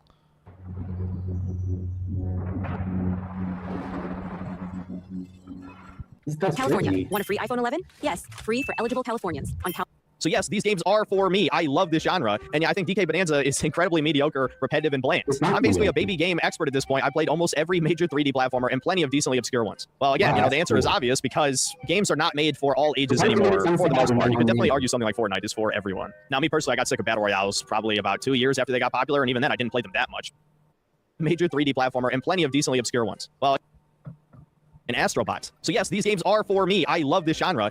Why did he rewind it? And yeah, I think DK Bananza is incredibly mediocre, repetitive, and bland. I'm basically a baby game expert at this point. I played almost every major 3D platformer and plenty of decently obscure ones. Well, again, you know, the answer is obvious because games are not made for all ages anymore, for the most part. You could definitely argue something like Fortnite is for everyone. Now, me personally, I got sick of Battle Royales probably about 2 years after they got popular, and even then, I didn't play them that much. I probably only put 100 hours into Warzone at most and barely touched PUBG or Fortnite. But I digress. The point of what I'm saying is at a certain point, obviously, all of the huge corporations realize the main demographic for video games is 18 to 34, so the vast majority of games are rated M for mature. But there used to be a lot of effort put into these kid-friendly games. I mean, I still remember the mascot era pretty fondly. And there was a point in the early 2000s, at least with PlayStation, where it felt like their mascots were aging with their audience. I mean, with the PS1, we went from Spyro and Crash Bandicoot. All right. I think that's good. That's enough. It's just, you know, if you could actually understand him, it's just, at this point, we're just watching Synthetic Man's video for the second time. Which I've already seen that video, so.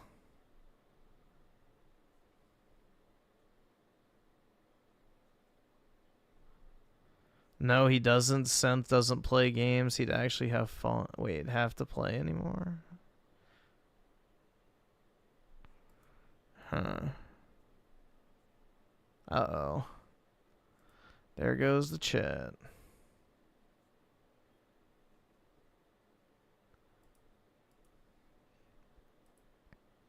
Alright, next up.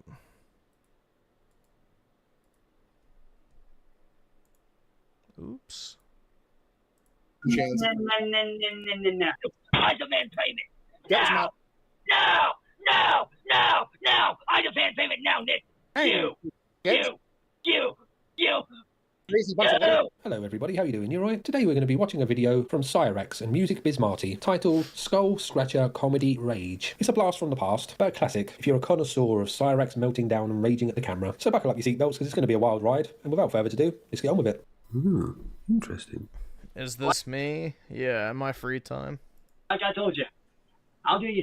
But like I said, $100 an hour, and like I said, I'll let you keep the stuff up. And if you're looking for how to pay me, the stuff will be in the description or at the top, and the chat thing at the very top there. There'll be a pinned comment, or both ways to pay me will be in the description. Now, if you'll excuse me, I have shit to get back to. What shit does he have to get back to? Cyraxx's life consists of him getting his dick out on the internet and stealing other people's artwork. What other shit is he going to be doing right now? Also, you gotta love the big hole in the wall behind his head. A glimpse into the past. A rage-filled past. There's no way to negotiate the chance. No. See, here's how it's going to work, Marty. I'm going to do the hour-long show on the weekends, and you're going to pay me $100 an hour. No flaking, no backing out. I love it when Cyraxx lays down the law. He has absolutely no bargaining chips in life, absolutely no power, absolutely no money, no connections, represents absolutely no consequence to anyone, yet he's laying down the law like the lord of the manor. Also, now that we've gone full screen, you can see another hole in the wall, and a glimpse into Cyraxx's life in totality. His busted up guitar in the corner, papers strewn over the bed, a man feverishly drawing stick figures all day, a window that looks like it belongs in some kind of squat, a lovely rainbow knitted blanket for some reason. Seems a bit out of place in the Goblin Den. Because right now, bro, you ain't in a place to bargain. I am, though. I am in a place to bargain. What is this strange necklace he's wearing? Looks like he should be on drugs at some kind of festival listening to dance music with that necklace on. He's a man of many surprises, as our Cyraxx. Straight up, man. I'm fine with $100 a night. Straight up, old man. You're going to pay me after every show, and that's that. I do my, and I'm done. I do my job, I get paid. I don't get paid, I come after you for fraudulent, and all the shit you tried to have done to me, including trying to have me for last Friday. You're a lying sack of shit, Marty.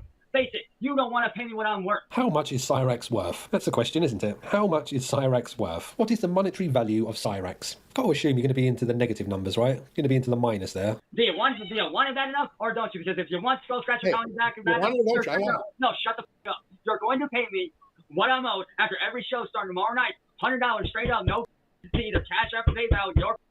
And if you don't pay me, well, guess what? I'm having certain officers knocking on your doorstep. And trust me. Well, how long does this go on for? And trust me, Nick, I got nothing. I got to ask, so how long does this go on for? I owe you $100 a night until the rest of time? Is there a way out of it if I don't like the comedy? Nope, no way out, Nick. It said no way out. Well, I owe you $100 a night for the rest of time as long as you feel like doing this. Oh, no. I'm just gonna get what I'm owed, and it'll be done. You're going to pay me after every show. $100 a night. Every show for a full hour. And if I even catch you in, well, guess what? If I catch you in Was he like the product of like, I don't know, like a crack addict or something? I don't fucking know, bro. I feel like there had to be some drugs that entered his body as an embryo in order for this to be the end result.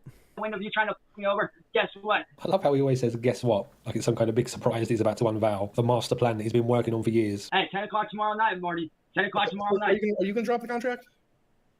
You damn right I'm going to. When can I expect that?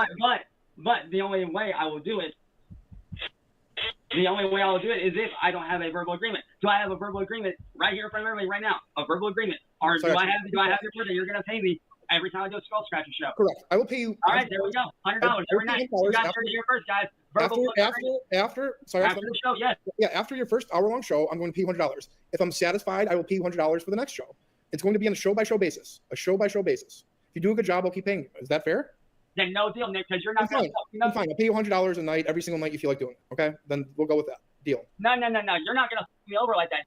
You're not going to fuck me over again. I'm agreeing to you're trying to fuck me over. It ain't going to work. No. You're going to pay me whenever I feel like doing the shows. You better be paying attention. God, I love it. Music Biz Marty has already agreed to the exact deal that Cyraxx wants, but he's so intent on arguing and winning and getting one over on the trolls that he's not even listening. He pushes a hard bargain, this man. Even when he gets exactly what he wants, he still doesn't say yes. You are going to pay no, shut the fuck up. You are going to pay me, or I'm walking right the fuck now. What's going to be, Nick? How bad do you want it, Nick? How bad do you want it, Nick? How bad do you want it, Nick? How bad do you want it, Nicky? How bad do you want it, Nicky? How bad do you want it, Bolt? How bad do you want it, Bolt? How bad do you want it, Bolt? You're going to pay me every time I do a show, and that's it. Deal done. I'll be expecting the payments tomorrow night after the show. Thank you. Why would I need to do weed jokes? Like, everybody knows that it's 420 for everybody in the world, not counting myself. But for my friends and people that do weed, that's always 420. Just saying. So far, I've observed nothing but valid questions and non-humorous insults. I don't know what this is. Like, this is completely missing the brand. Skull Scratcher Comedy had a very distinct and unique style. And it seems that this is Soul Scratcher Comedy. Are you sure they didn't mean Brock? Are you sure they meant Brick and not Brock? You know, Brock Lesnar? And no, I'm not talking about Brock from Pokemon. I'm talking about Brock Lesnar. Yeah, I don't think incest is the cause of this, bro, to be honest. Like, the whole incest effect is greatly over-exaggerated. So, nah, I think there's something more at play than just incest, personally. You know, big beefy dude, tough guy. I don't have any idea what he's talking about anymore. Ah, well, bitch, you mean this? that was pretty funny, I suppose. It's a new brand of comedy, but you got a chuckle out of me. No, we're getting. I can't do it. I used to do it. I can't do it. I can't do it. Okay, never mind. I'm just annoyed. I'm assuming someone's told him to do like an impression of something, like pterodactyl or something like that. Yeah, there had to be like some sort of like fucking real genetic disorder or some sort of drugs or something. Yeah, meth is likely. It's an unusual noise for a human to make, especially a human that looks like that. Megatron Jones. Who are you trying to be? Fred Jones from Scooby-Doo? Or are you trying to be Megatron from Transformers? I mean, you can't be both. I mean, unless you took Megatron and put Freddie Jones' clothes on him, then yeah, I mean, I suppose you could do that. It wouldn't look right, but it would be something, I guess. And what does CFC stand for? Stop shooting? I mean, clearly, this guy doesn't know what he's doing. If you're shooting that much, go to the bathroom. I actually quite like his impressions. They're pretty funny. It's more laughing at him rather than with him, I suppose, but it's still pretty funny. Hey, Cyraxx. Where's the money, Nick? I did the show. Sorry. Where's it at? No, where's the money, Nick? You did a show. No, we made a deal. I did the show. Pay up. The deal was for the deal was Pay up. Pay up. There was no deal on your end. I made the deal. I do the show. You pay me. That was the deal. I did my show. I did an hour-long show. That was not Skull Scratcher Comedy. No, shut the up, Nick. You are going to pay me right now, or I'm in the morning, and I am filling them in about our verbal agreement, and you are going to be made to pay me up. Shut up. We had a deal, Nick. What was the deal? We had a deal, Nick. What was the deal? We had a deal, Nick. We had a deal, Nick. We had a deal, Nick. We had a deal, Nick. Do I have to keep repeating myself? We had a deal, Nick. Well, what was the deal? Pay me right now. No. Well, what was the deal? Pay me or you're loser. Pay me or you're What's your PayPal? Pay me or you're loser. Pay me, Marty. What's your PayPal? Pay me, Marty. Pay up, Marty. Pay up, Marty. What's your PayPal? Pay up, Marty. Pay up, Marty. Pay up, Marty. Pay up, I'm Marty. trying to ask you how to pay you. I love the way that he just doesn't listen to what people say. All he has to do is listen, and Marty's saying, give me your PayPal and I'll pay you. It's the story of Chance Wilkins' life, I guess. Pay up, Nick. Pay up, Nick. Pay up, Nick. Pay up, Nick. Pay up, Nick. Pay up, Nick. Pay up, Nick. Right now, Nick. Right now, Nick. I'll tell you, Nick. I'll tell you, Nick. Pay the well, what's your PayPal? What's your PayPal? This was not the Skull Scratcher brand. This was something else. Like I said, Nick, we'll talk about that at a later date. You didn't scratch your skull once. It doesn't matter. I expected Skull Scratcher Comedy. I held up my end of the deal. I held up my end. Time for you to hold up yours. Unless you're scared to hold up your end of the deal. You didn't hold up your end of the deal. Unless you're not the businessman that you claim to be, you're gonna hold up your end of the deal. You didn't. Or the whole world's gonna know what fake you really are. You didn't hold up your end of the deal. What was the deal? I held up my end. What was the deal? Time for you to hold up yours, Nick. What was the deal? I'm waiting right now. You send that money over, or so help me God, I will go live right now, and I'll make sure the whole world knows that you did not pay me. Hey, Cyraxx. Oh, really? It was trash. We had a deal, you scumbag. This was not. I did my part. Time for you to pay up. He has like two voices, doesn't he? And when he gets angry like that, he puts on like this demon voice or something. It's hard to really put your finger on what it is, really. It's like a really gruff, demonic sounding voice. I'm guessing he puts on. I can't really imagine that's his real voice. Guess he's trying to pretend to be more scary than he is. I held up my end of the deal, man. I did what you want to do. I demand payment. Now. I demand payment now, Nick. I held up my end. Man. Time for you to pay up. Gotta love the bit of saliva in his beard there. Gone into such a berserk rage that he's frothing at the mouth, spilling it onto his beard. Now. What is it doing? Here in just a few minutes, you don't pay up. I'm getting a hold of. What were the terms of the deal? Hey, either that or I show my and I get you banned. Which is it, Nick? Pay up. Whatever right, you prefer, but you did not honor the terms of the deal. Oh yes, I did, fat little. No, you did not. My you loser. That shows you ain't a good businessman. That shows you ain't doing. You don't hold up your end of the deal. Here, you want Skull Scratch? Here you go. Here you go. You happy? Why would he think that's a good idea? Why would he think, do you know what, show these trolls? Who are always taking the piss out of me scratching my head? If I take my hat off and scratch my head really frantically for them. It's like those Africans that think bald people have gold nuggets in their head. That'll show him. You, Nick. Where's the voice? Hey, you crazy. You. Crazy bunch of you. So either pay up or it's gone, Nick. Right now, Nick. Well, you can delete it. I'm not interested in whatever that was. That was terrible. That was Crafter. Yeah, well, you're just like it. You're a loser, Nick, and guess what? The whole world's gonna know. Something so demented looking about him when he has the camera so close to his face. It's actually kind of horrific, isn't it? Just the odd proportions that we can see before our eyes, like a head stuck on a lollipop stick. Then we look at what's on that head, a truly horrific sight. You suck at business. How much did you make today? You owe me $100, you piece of. You owe me Skull Scratcher Comedy. When you give me that, when you give me Skull Scratcher Comedy. There's your comedy. Oh, by the way, if you want comedy, look in the mirror. Look in the mirror. Look in the mirror. Look in the mirror. Look in the mirror. Look in the mirror. Look in the mirror. Look in the mirror, Nick. You're the comedian. You're the joke. You Skull Scratcher, bro. You ain't gonna pay me that. If you ain't gonna pay me you Skull Scratcher. You don't see y'all. This guy dude right here. This dude doesn't even know how to run business. He sucks. He's a loser. He's a idiot. I told this man straight up that I would do it for an hour on my channel. But that wasn't Skull Scratcher Comedy. That was not Skull Scratcher Comedy. Oh, yes, it was. It was not, though. Oh, really? Oh, you want Skull Scratcher Comedy? Here's a joke for you, Marty. What's lazy, fat, and doesn't do anything at all day except run their mouth? I'm going to try and guess this one. Music Biz Marty. That's what I'm going to go for. Music Biz Marty. Let's see if I'm right. Oh, wait. It's you. Oh. That's you. Who sucks at business? You. Yeah, gotta give a shout out to Astro. Who's you? Who's the fat, lazy, bald? Gotta give a shout out to Dominic. Skull Scratcher. You. Yeah. You, Nick. You suck at business, bro. And you can bet your ass I'm gonna have fun getting out. Well, you also okay. Well, all right. I mean, this is degenerated rapidly. And that's the end of the video. A delightful little meltdown. A delightful little walk down memory lane, remembering one of the many times that Cyraxx had a meltdown and scratched his skull. So what did we learn today? If you make a deal with Cyraxx and go back on it, then he will impotently rage at you and scratch his skull, giving you everything that you want. Then turn off the camera and no doubt think that he won. And he's pretty good at impressions. That's about it for this video. Thanks for watching, and I'll catch you next time. Bye-bye. Alright, well, there we go.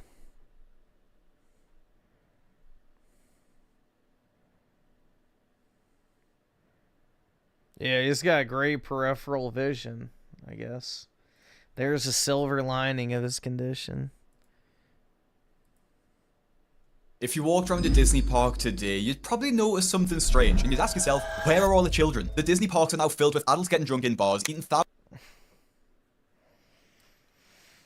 I wouldn't mind if a, you know, wide-sweeping napalm strike took place. thousands of calories worth of snacks, TikTokers taking pictures in the women's bathrooms, and worst of all, putting themselves into massive amounts of debt to go to Disney parks. Disney parks are now filled with some of the most cringe individuals to walk the planet, also known as Disney adults. There's countless videos on YouTube which criticize Disney adults for the way they act like children and are really cringe. And while that's interesting to explore, and I'll definitely make another video on the cringe side, I want to look at Disney adults from another perspective. What is the financial cost of being a Disney adult? From over-consumerism, having to buy every single product Disney releases, every single limited edition piece of merch, to the limited edition must-eat snacks to try at every park, and even the cost of just getting into the parks. How on earth do these people afford it? This couple, they spent $21,000 in 1 month when they make $7,000 a month. They're obsessed with Disney. Lots of Disney adults are. They spent $2,000 on Disney exclusive passes and then went to Disney World, spent a lot of money on that. Then they're going to Disney World 2 times next month and then 1 time in the summer. That's a lot of money on Disney. But unlike most lesbians, I think they're going to last forever though because they're on the same page. And usually couples that aren't on the same page about money, that's where they divorce. Them, they're on the same page about wanting to ruin their lives for Disney. Before we look at the insane costs of Disney, we need to take a step back and understand how the parks themselves got to be so expensive in the first place. 40 years ago, trips to Disney were easy and pretty affordable for the average family. All you have to think about was your ticket, a hotel if you wanted to stay for a few days, and whatever food you fancied eating at the park. Going to Disney today, however, is a totally different story. It's a stack of microtransactions that add up, leaving guests broke by the time they leave, checking their bank accounts and being horrible. I want to go to Disney World to make a lightsaber. Oh yeah, dude. That's what I've always wanted to do, man. That's my dream vacation, is building my own lightsaber at Disney World.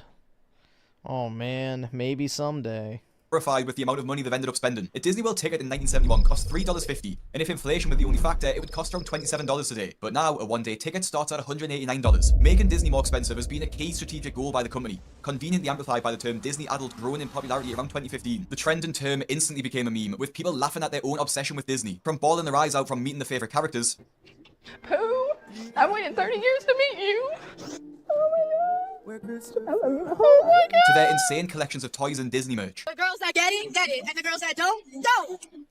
Well, I'm in paintball, shooting, double-fisted, drinking, son of a gun. There was one very important thing that Disney realized that these obsessive adult fans had that the kids do not, and that was money. As the parks expanded and people were willing to spend more, Disney piled on extra charges since 2016, and they didn't seem to be stopping. Dynamic pricing, paid parking, individual lightning lane, Fast Pass Plus, paid ride reservations, special event reservations, dining plans, photo pass, all while removing free services like the free Fast Pass and the free airport transport services. When you take a look at how these services increase the price so dramatically, it's actually pretty scary. Dynamic pricing works by increasing the price when there's more demand for a ticket. School holidays and peak times were at least double the price as usual. The Fast Pass Plus also uses dynamic pricing, so if the park is extremely busy and the rides are popular, the price for the Fast Pass Plus will be too. Dropping $500 for a Fast Pass is genuinely insane, and it's only for one day too. It actually costs more than the ticket itself. But the sad thing is, because the parks are so busy, you pretty much have to buy the Fast Passes unless you only want to go on 3 or 4 rides and wait in queues for hours. From an English perspective, this concept is pretty insane. Like, yeah, we do have Fast Passes at UK theme parks, but you can get them for like £10 at parks like Thorpe Park and Alton Towers. And I get they might not be as busy as Disney World, but is it really worth the £500 difference? And I think it's worth mentioning that it's actually optional to have Fast Passes at theme parks. Several European parks outright refuse to use them because from a moral perspective, they don't believe that you should be able to skip a queue because you're richer than some other person, or more willing to go into debt to get them. 2 European theme parks, Bellewaerde and Efteling, say that they don't offer Fast Passes because we don't wish to give anyone preferential treatment. To be honest, it is a complete money grab by Disney, so they can get more guests into the park and have a payable option to skip the queues. And because the queues are so long, buying a Fast Pass is just as important as buying a ticket now. It's basically unavoidable if you want to spend more time on the rides and wait in the queues. All of these additional costs slowly add up, forcing guests to spend more without even realizing it, adding to their Disney debt. Even though the list of additional charges that Disney's added over the past 10 years are absolutely insane, there's something else that Disney's incorporated that changed the game forever. For over 40 years, you couldn't have alcohol at a lot of Disney's parks, with a few exceptions of course. But flash forward to now, and alcohol is one of the big reasons Disney adults come to the parks. Since this shift, it's clear Disney now caters to their adult fans, offering an absolutely insane variety of alcoholic drinks available in all of the parks. But it's not just a few cocktails here and there, and they've even developed a famous drinking game in Epcot known as Drinking Around the World, where guests spend up to 6 hours on a bar crawl through 8 themed countries, each with a cocktail inspired by the place they're in. Nothing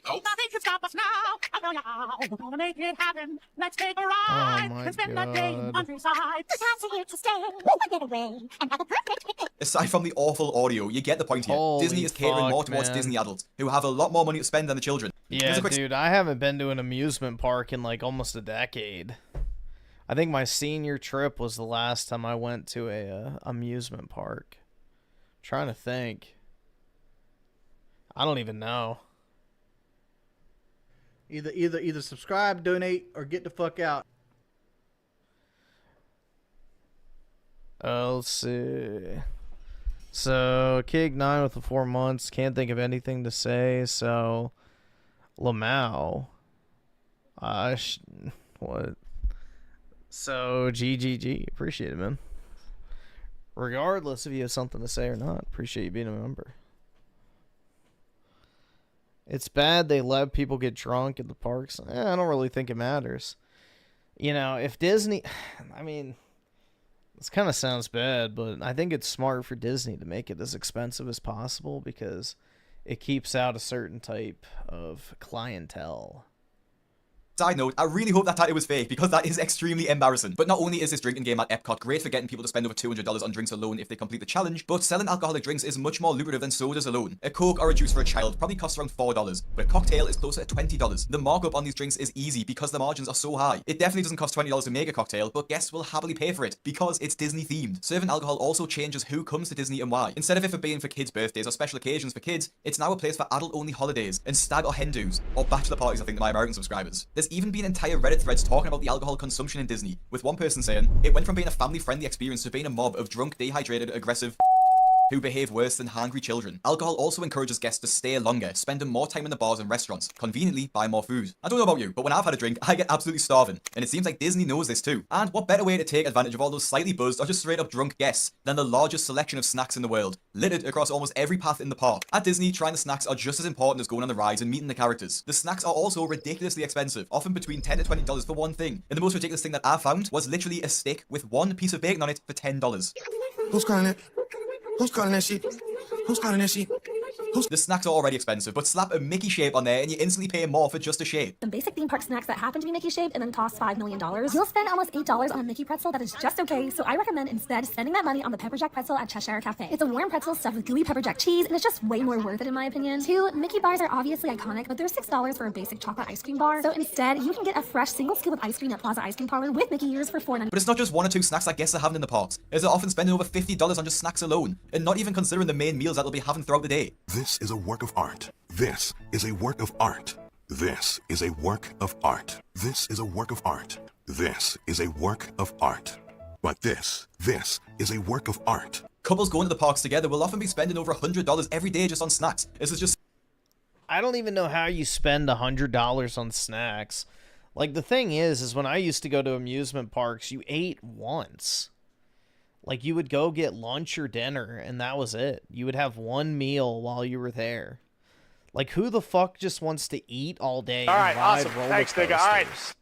That shit fucking sucks, man. If you eat too much, you don't want to ride anything because you feel like you're going to fucking throw up. Simply too much to try. Disney creates FOMO over snacks, calling them must-try to create scarcity, and they often change seasonally. Once they're gone... Eat your goy slop. Oscu with the 5. How I look at it is, the more expensive it is, the more white people will be there. And at least you won't have to deal with a zoo. Well, the thing is, too, is it keeps the, 20 kid fucking families out like at Costco. So, basically all of the expense of modern life comes down to the fact that you have to pay to get away from certain types of people. So that's where, about 80% of life's expense comes from, is paying to get away from certain groups of people.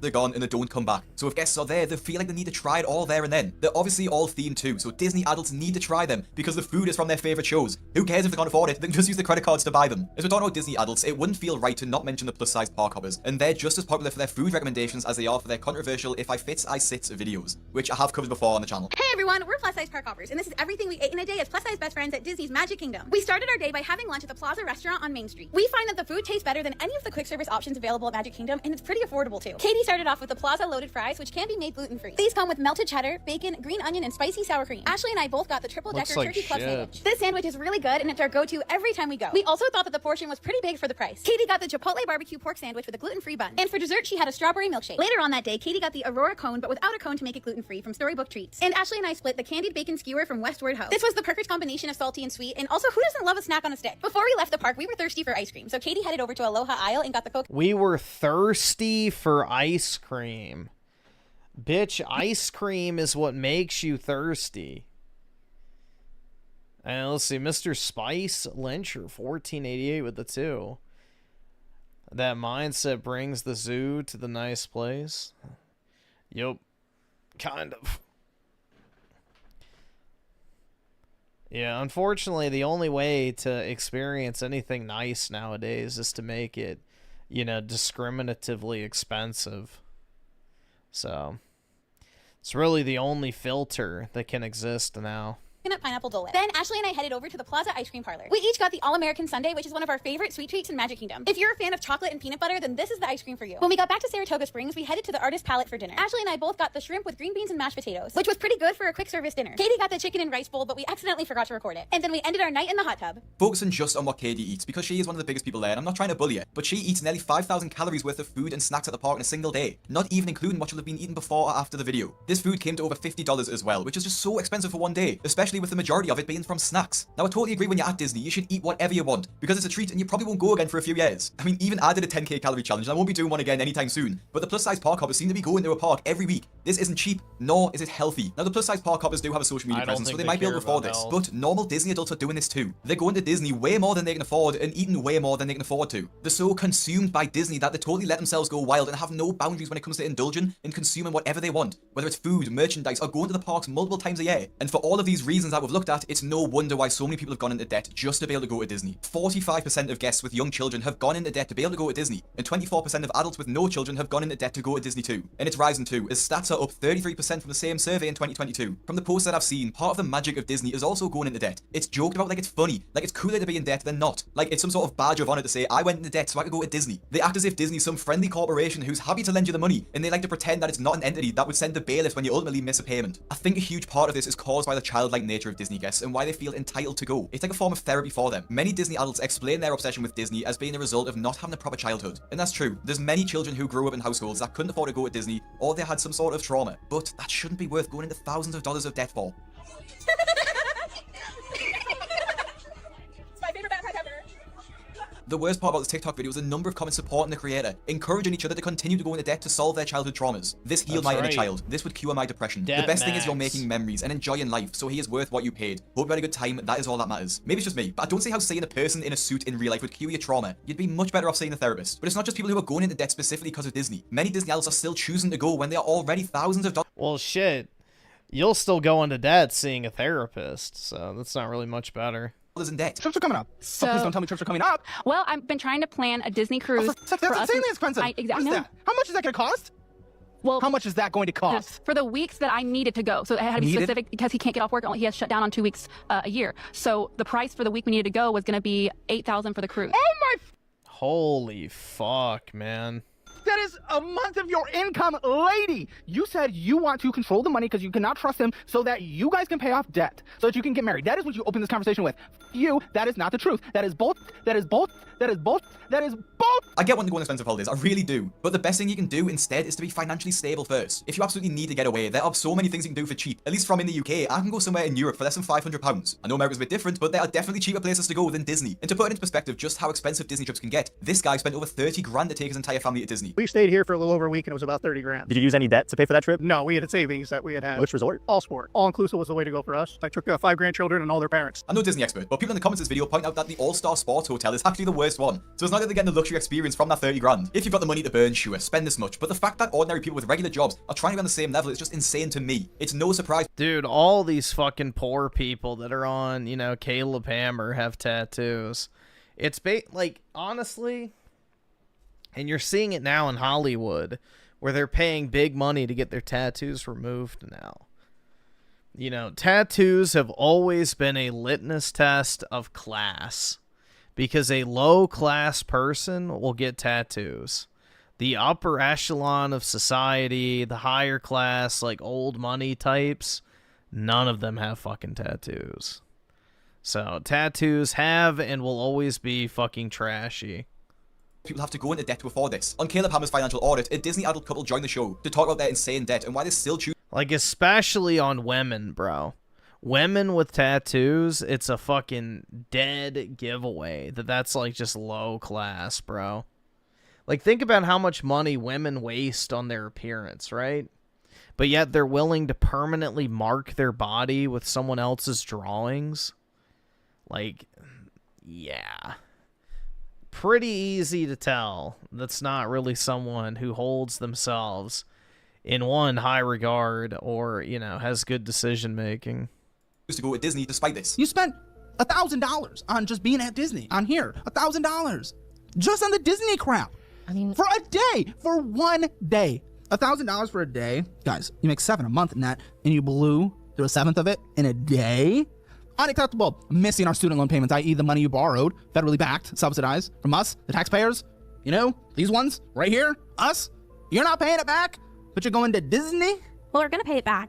Or not. Our next paycheck. Maybe we'll see that, or you can have a bonus trip to Disney because there's a hidden relative's birthday you didn't know about. Well, next month, both trips we're going with other people, so we've already committed to splitting the hotel with them. Yeah, call them and say, oh wait, I forgot that I'm literally a poor. These girls are so delusional that they think going to Disney is more important than getting out of debt, that they even add to it. Debt is no joke, and people like this tend to forget that. It can ruin your life. They can lose their houses, their cars, their entire livelihoods, and in this case, all to go to Disney. Even for people who try to just avoid going into debt just to visit the parks, Disney has created new schemes to entice them to. In this video, a woman shares her story of how she was essentially duped into a points-based scheme at Disney that ended up leaving her with significant debt. This is part 3 of how we got into massive debt, and this is one of my most embarrassing debts that we have. A few years ago, our family took a trip to Disney, and we impulsively purchased the Disney Vacation Club. And we did so by financing it. If you don't know what the Disney Vacation Club, or DVC, is, it's kind of like a timeshare for Disney World. Except instead of having one specific resort or specific weeks of the year that you get to use it, it's a point system. You buy a certain number of points, and then those points can get redeemed at any DVC resort any time of the year that they have availability. That means you can end up staying at Disney World properties, Disneyland properties, and they also have other DVC resorts like in Hawaii and in Europe, so it definitely provides like a lot of opportunity to travel. Now, with that being said, this is a very bougie luxury purchase that we had no business making. There were some incentives when we purchased, so the total cost of financing was around $27,000. Now, was this stupid? Yes, I know that. But I promise you, our hearts were in a good place, but like our financial literacy was zero. Financing 27 grand worth of Disney is just absolutely insane to me. That could pay for a house deposit or even multiple cars. There's so many things that you could do with that money instead of buying a Disney holiday. And the worst part about all of this is that Disney adults 100% support each other. If they're all in debt together, there's no judgment. Disney is such an all-encompassing entity with so much to buy that many Disney adults can go into debt without even having to go to the parks. They spend thousands on limited edition merch, collectibles, and literally anything with Disney printed on it. This really is overconsumption at its finest. And none of it's actually valuable is the funny part.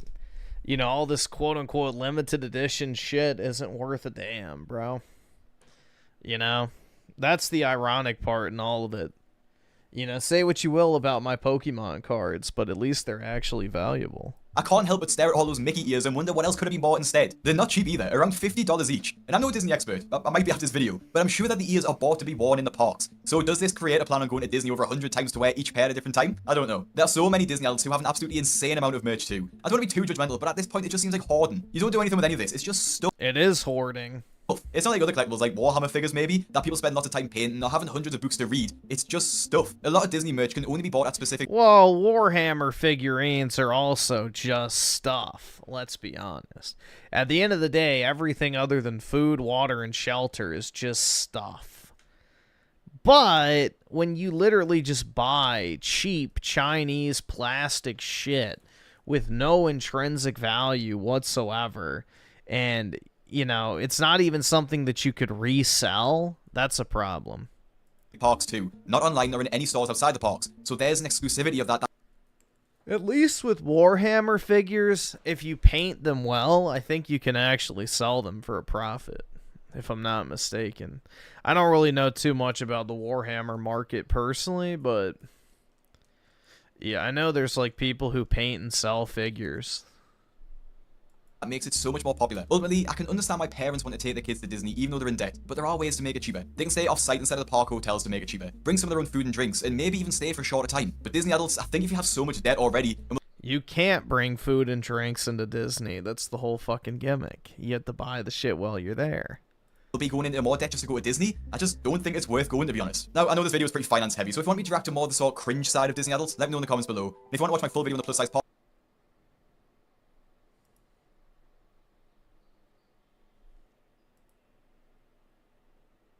No, Disney is arguably more scalable than Nintendo, but...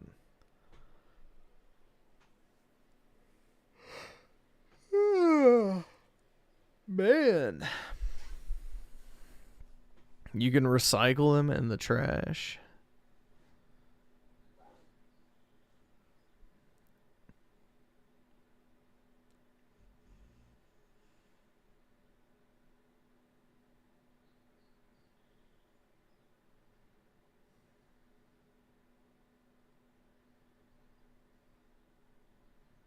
YouTube really loves that goth OnlyFans chick. Yep.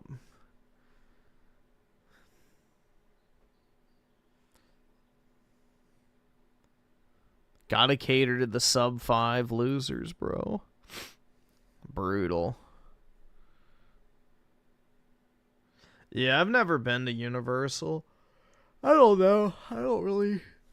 I used to want to go to Universal, but I don't really care anymore, to be honest. I don't know. Just thinking about going to an amusement park and having to wait in line and be around all those people, it's just like,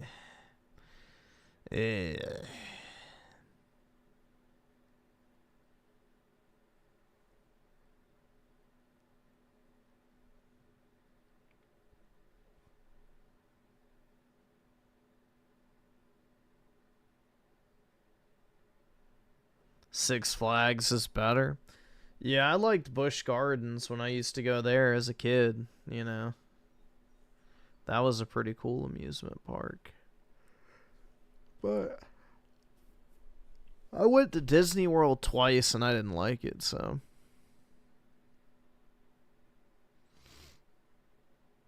I am not a Disney World fan. I thought it was incredibly boring when I went, personally. I was ready to leave by the end of the trip. So, I actually liked the water parks, though. Those were fun. They weren't very crowded when my family went, so that was actually enjoyable. The Disney water park, I feel like, was better than the actual amusement park. But the problem is now is, you know, like the fucking South Park song, bro. There's too many minorities in my water park. I can only fucking imagine how nasty that shit is now, bro. Good lord.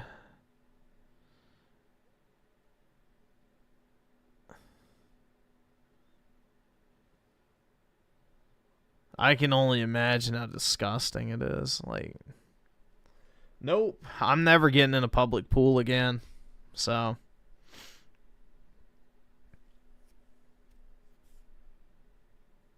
Never again. Resident Evil Zombified with the 2. Tectone. I don't know if I have time for this, to be honest. So. I've got like 15 minutes and I have to get off. So. Nope. Don't have time. Also, bro, that's 45 fucking minutes.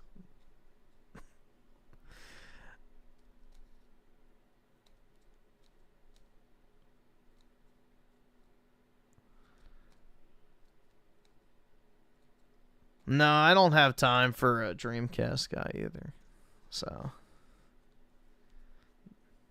No, I have to get off at 6. Like, it's not a, oh, well, I could just stay on 15 minutes longer. But no. I have to get off. I have somewhere to be at 7, so. I've got to go take my dog to the vet. So he has his appointment. I got to go refill his flea and tick medicine and heartworm medicine, and then I'll be good. So. But it's not a, like, oh, well, I'll just, no, it takes me like 30 plus minutes to get over there. So I got to get off, I got to get ready to go, and yeah, I got to drive.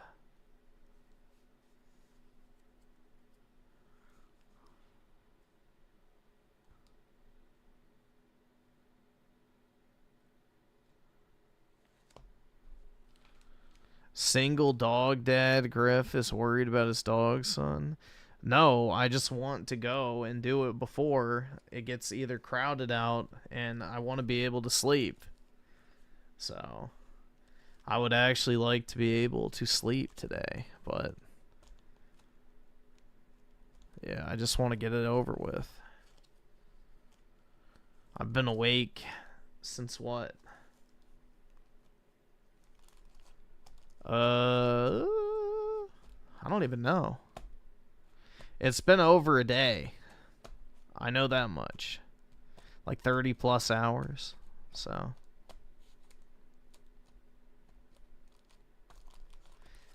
It's been over 30 hours since I've slept, and it's nearly 8 p.m. in Australia. Yeah. Y'all are what, like 14 hours ahead? I think it is. 14, depending on your coast. I don't remember the time zones. I think Japan is what, 12 hours ahead of the East Coast? I'm not sure.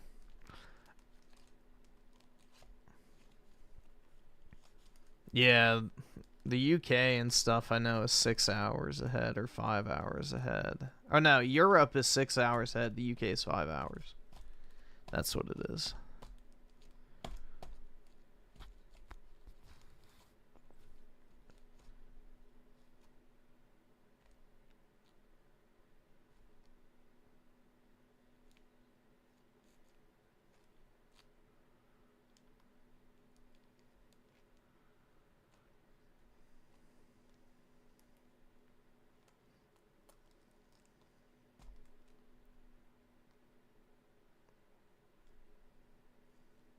For a 2-minute video? Yeah, that's fine. A 2-minute video would be fine.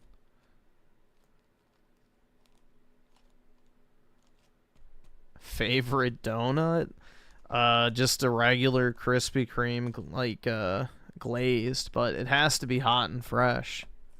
Otherwise, I'm not really a huge donut guy. I don't like all the icing and shit. So, just a regular glazed Krispy Kreme donut, hot and fresh, is perfect. I could eat like a whole ass dozen of those in one sitting, easily. But Dunkin' Donuts, any other brand of donuts, no, I don't like them.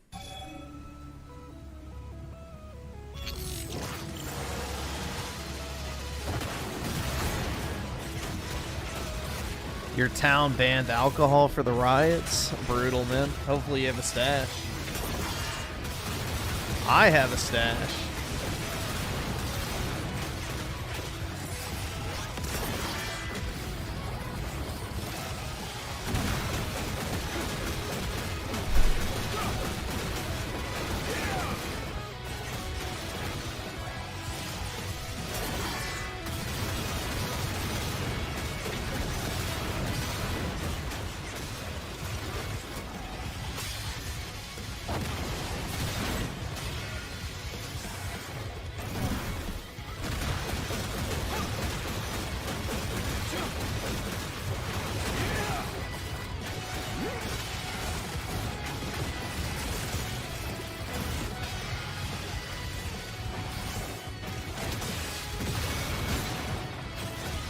Hey, it doesn't matter if the gameplay is basic, it matters if it's effective.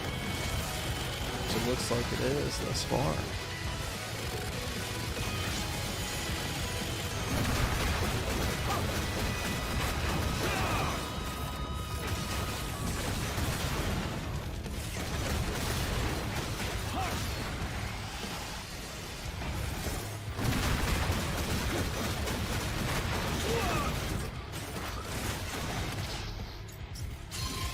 Brutal.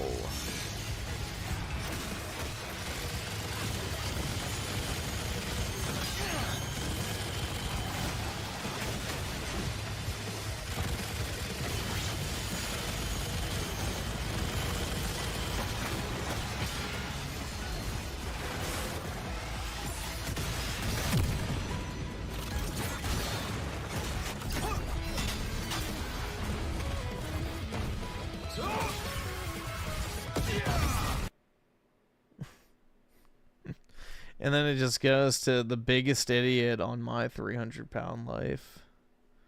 Brutal, man.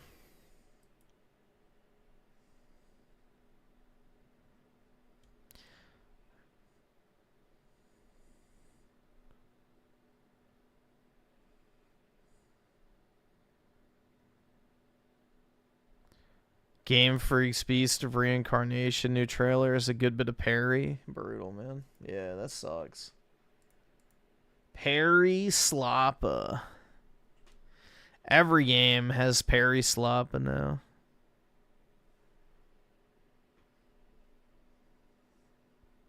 It's a plague.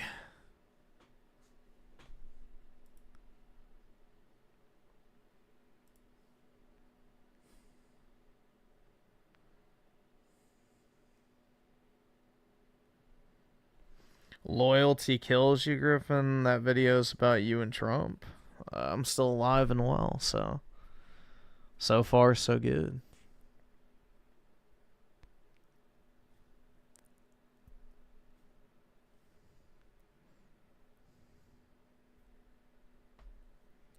Nah, PK is probably working again. He does Uber, so this is prime Uber time. You know, people getting out of the bars and shit at fucking 2:30. His time. So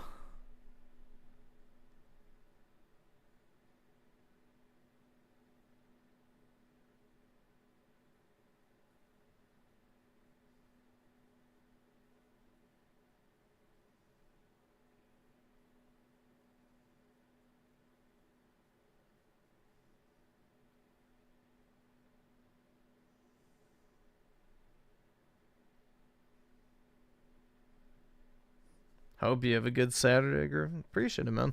You as well. Yeah, I may just go ahead and hop off, guys. Because I'm going to go hop in the shower, get dressed, and then go ahead and take the dog. So they might be able to let me in early, hopefully. But anyway, have a wonderful Saturday, guys. Great weekend in general. And I guess I'll talk to everyone later tonight. Peace out, everybody.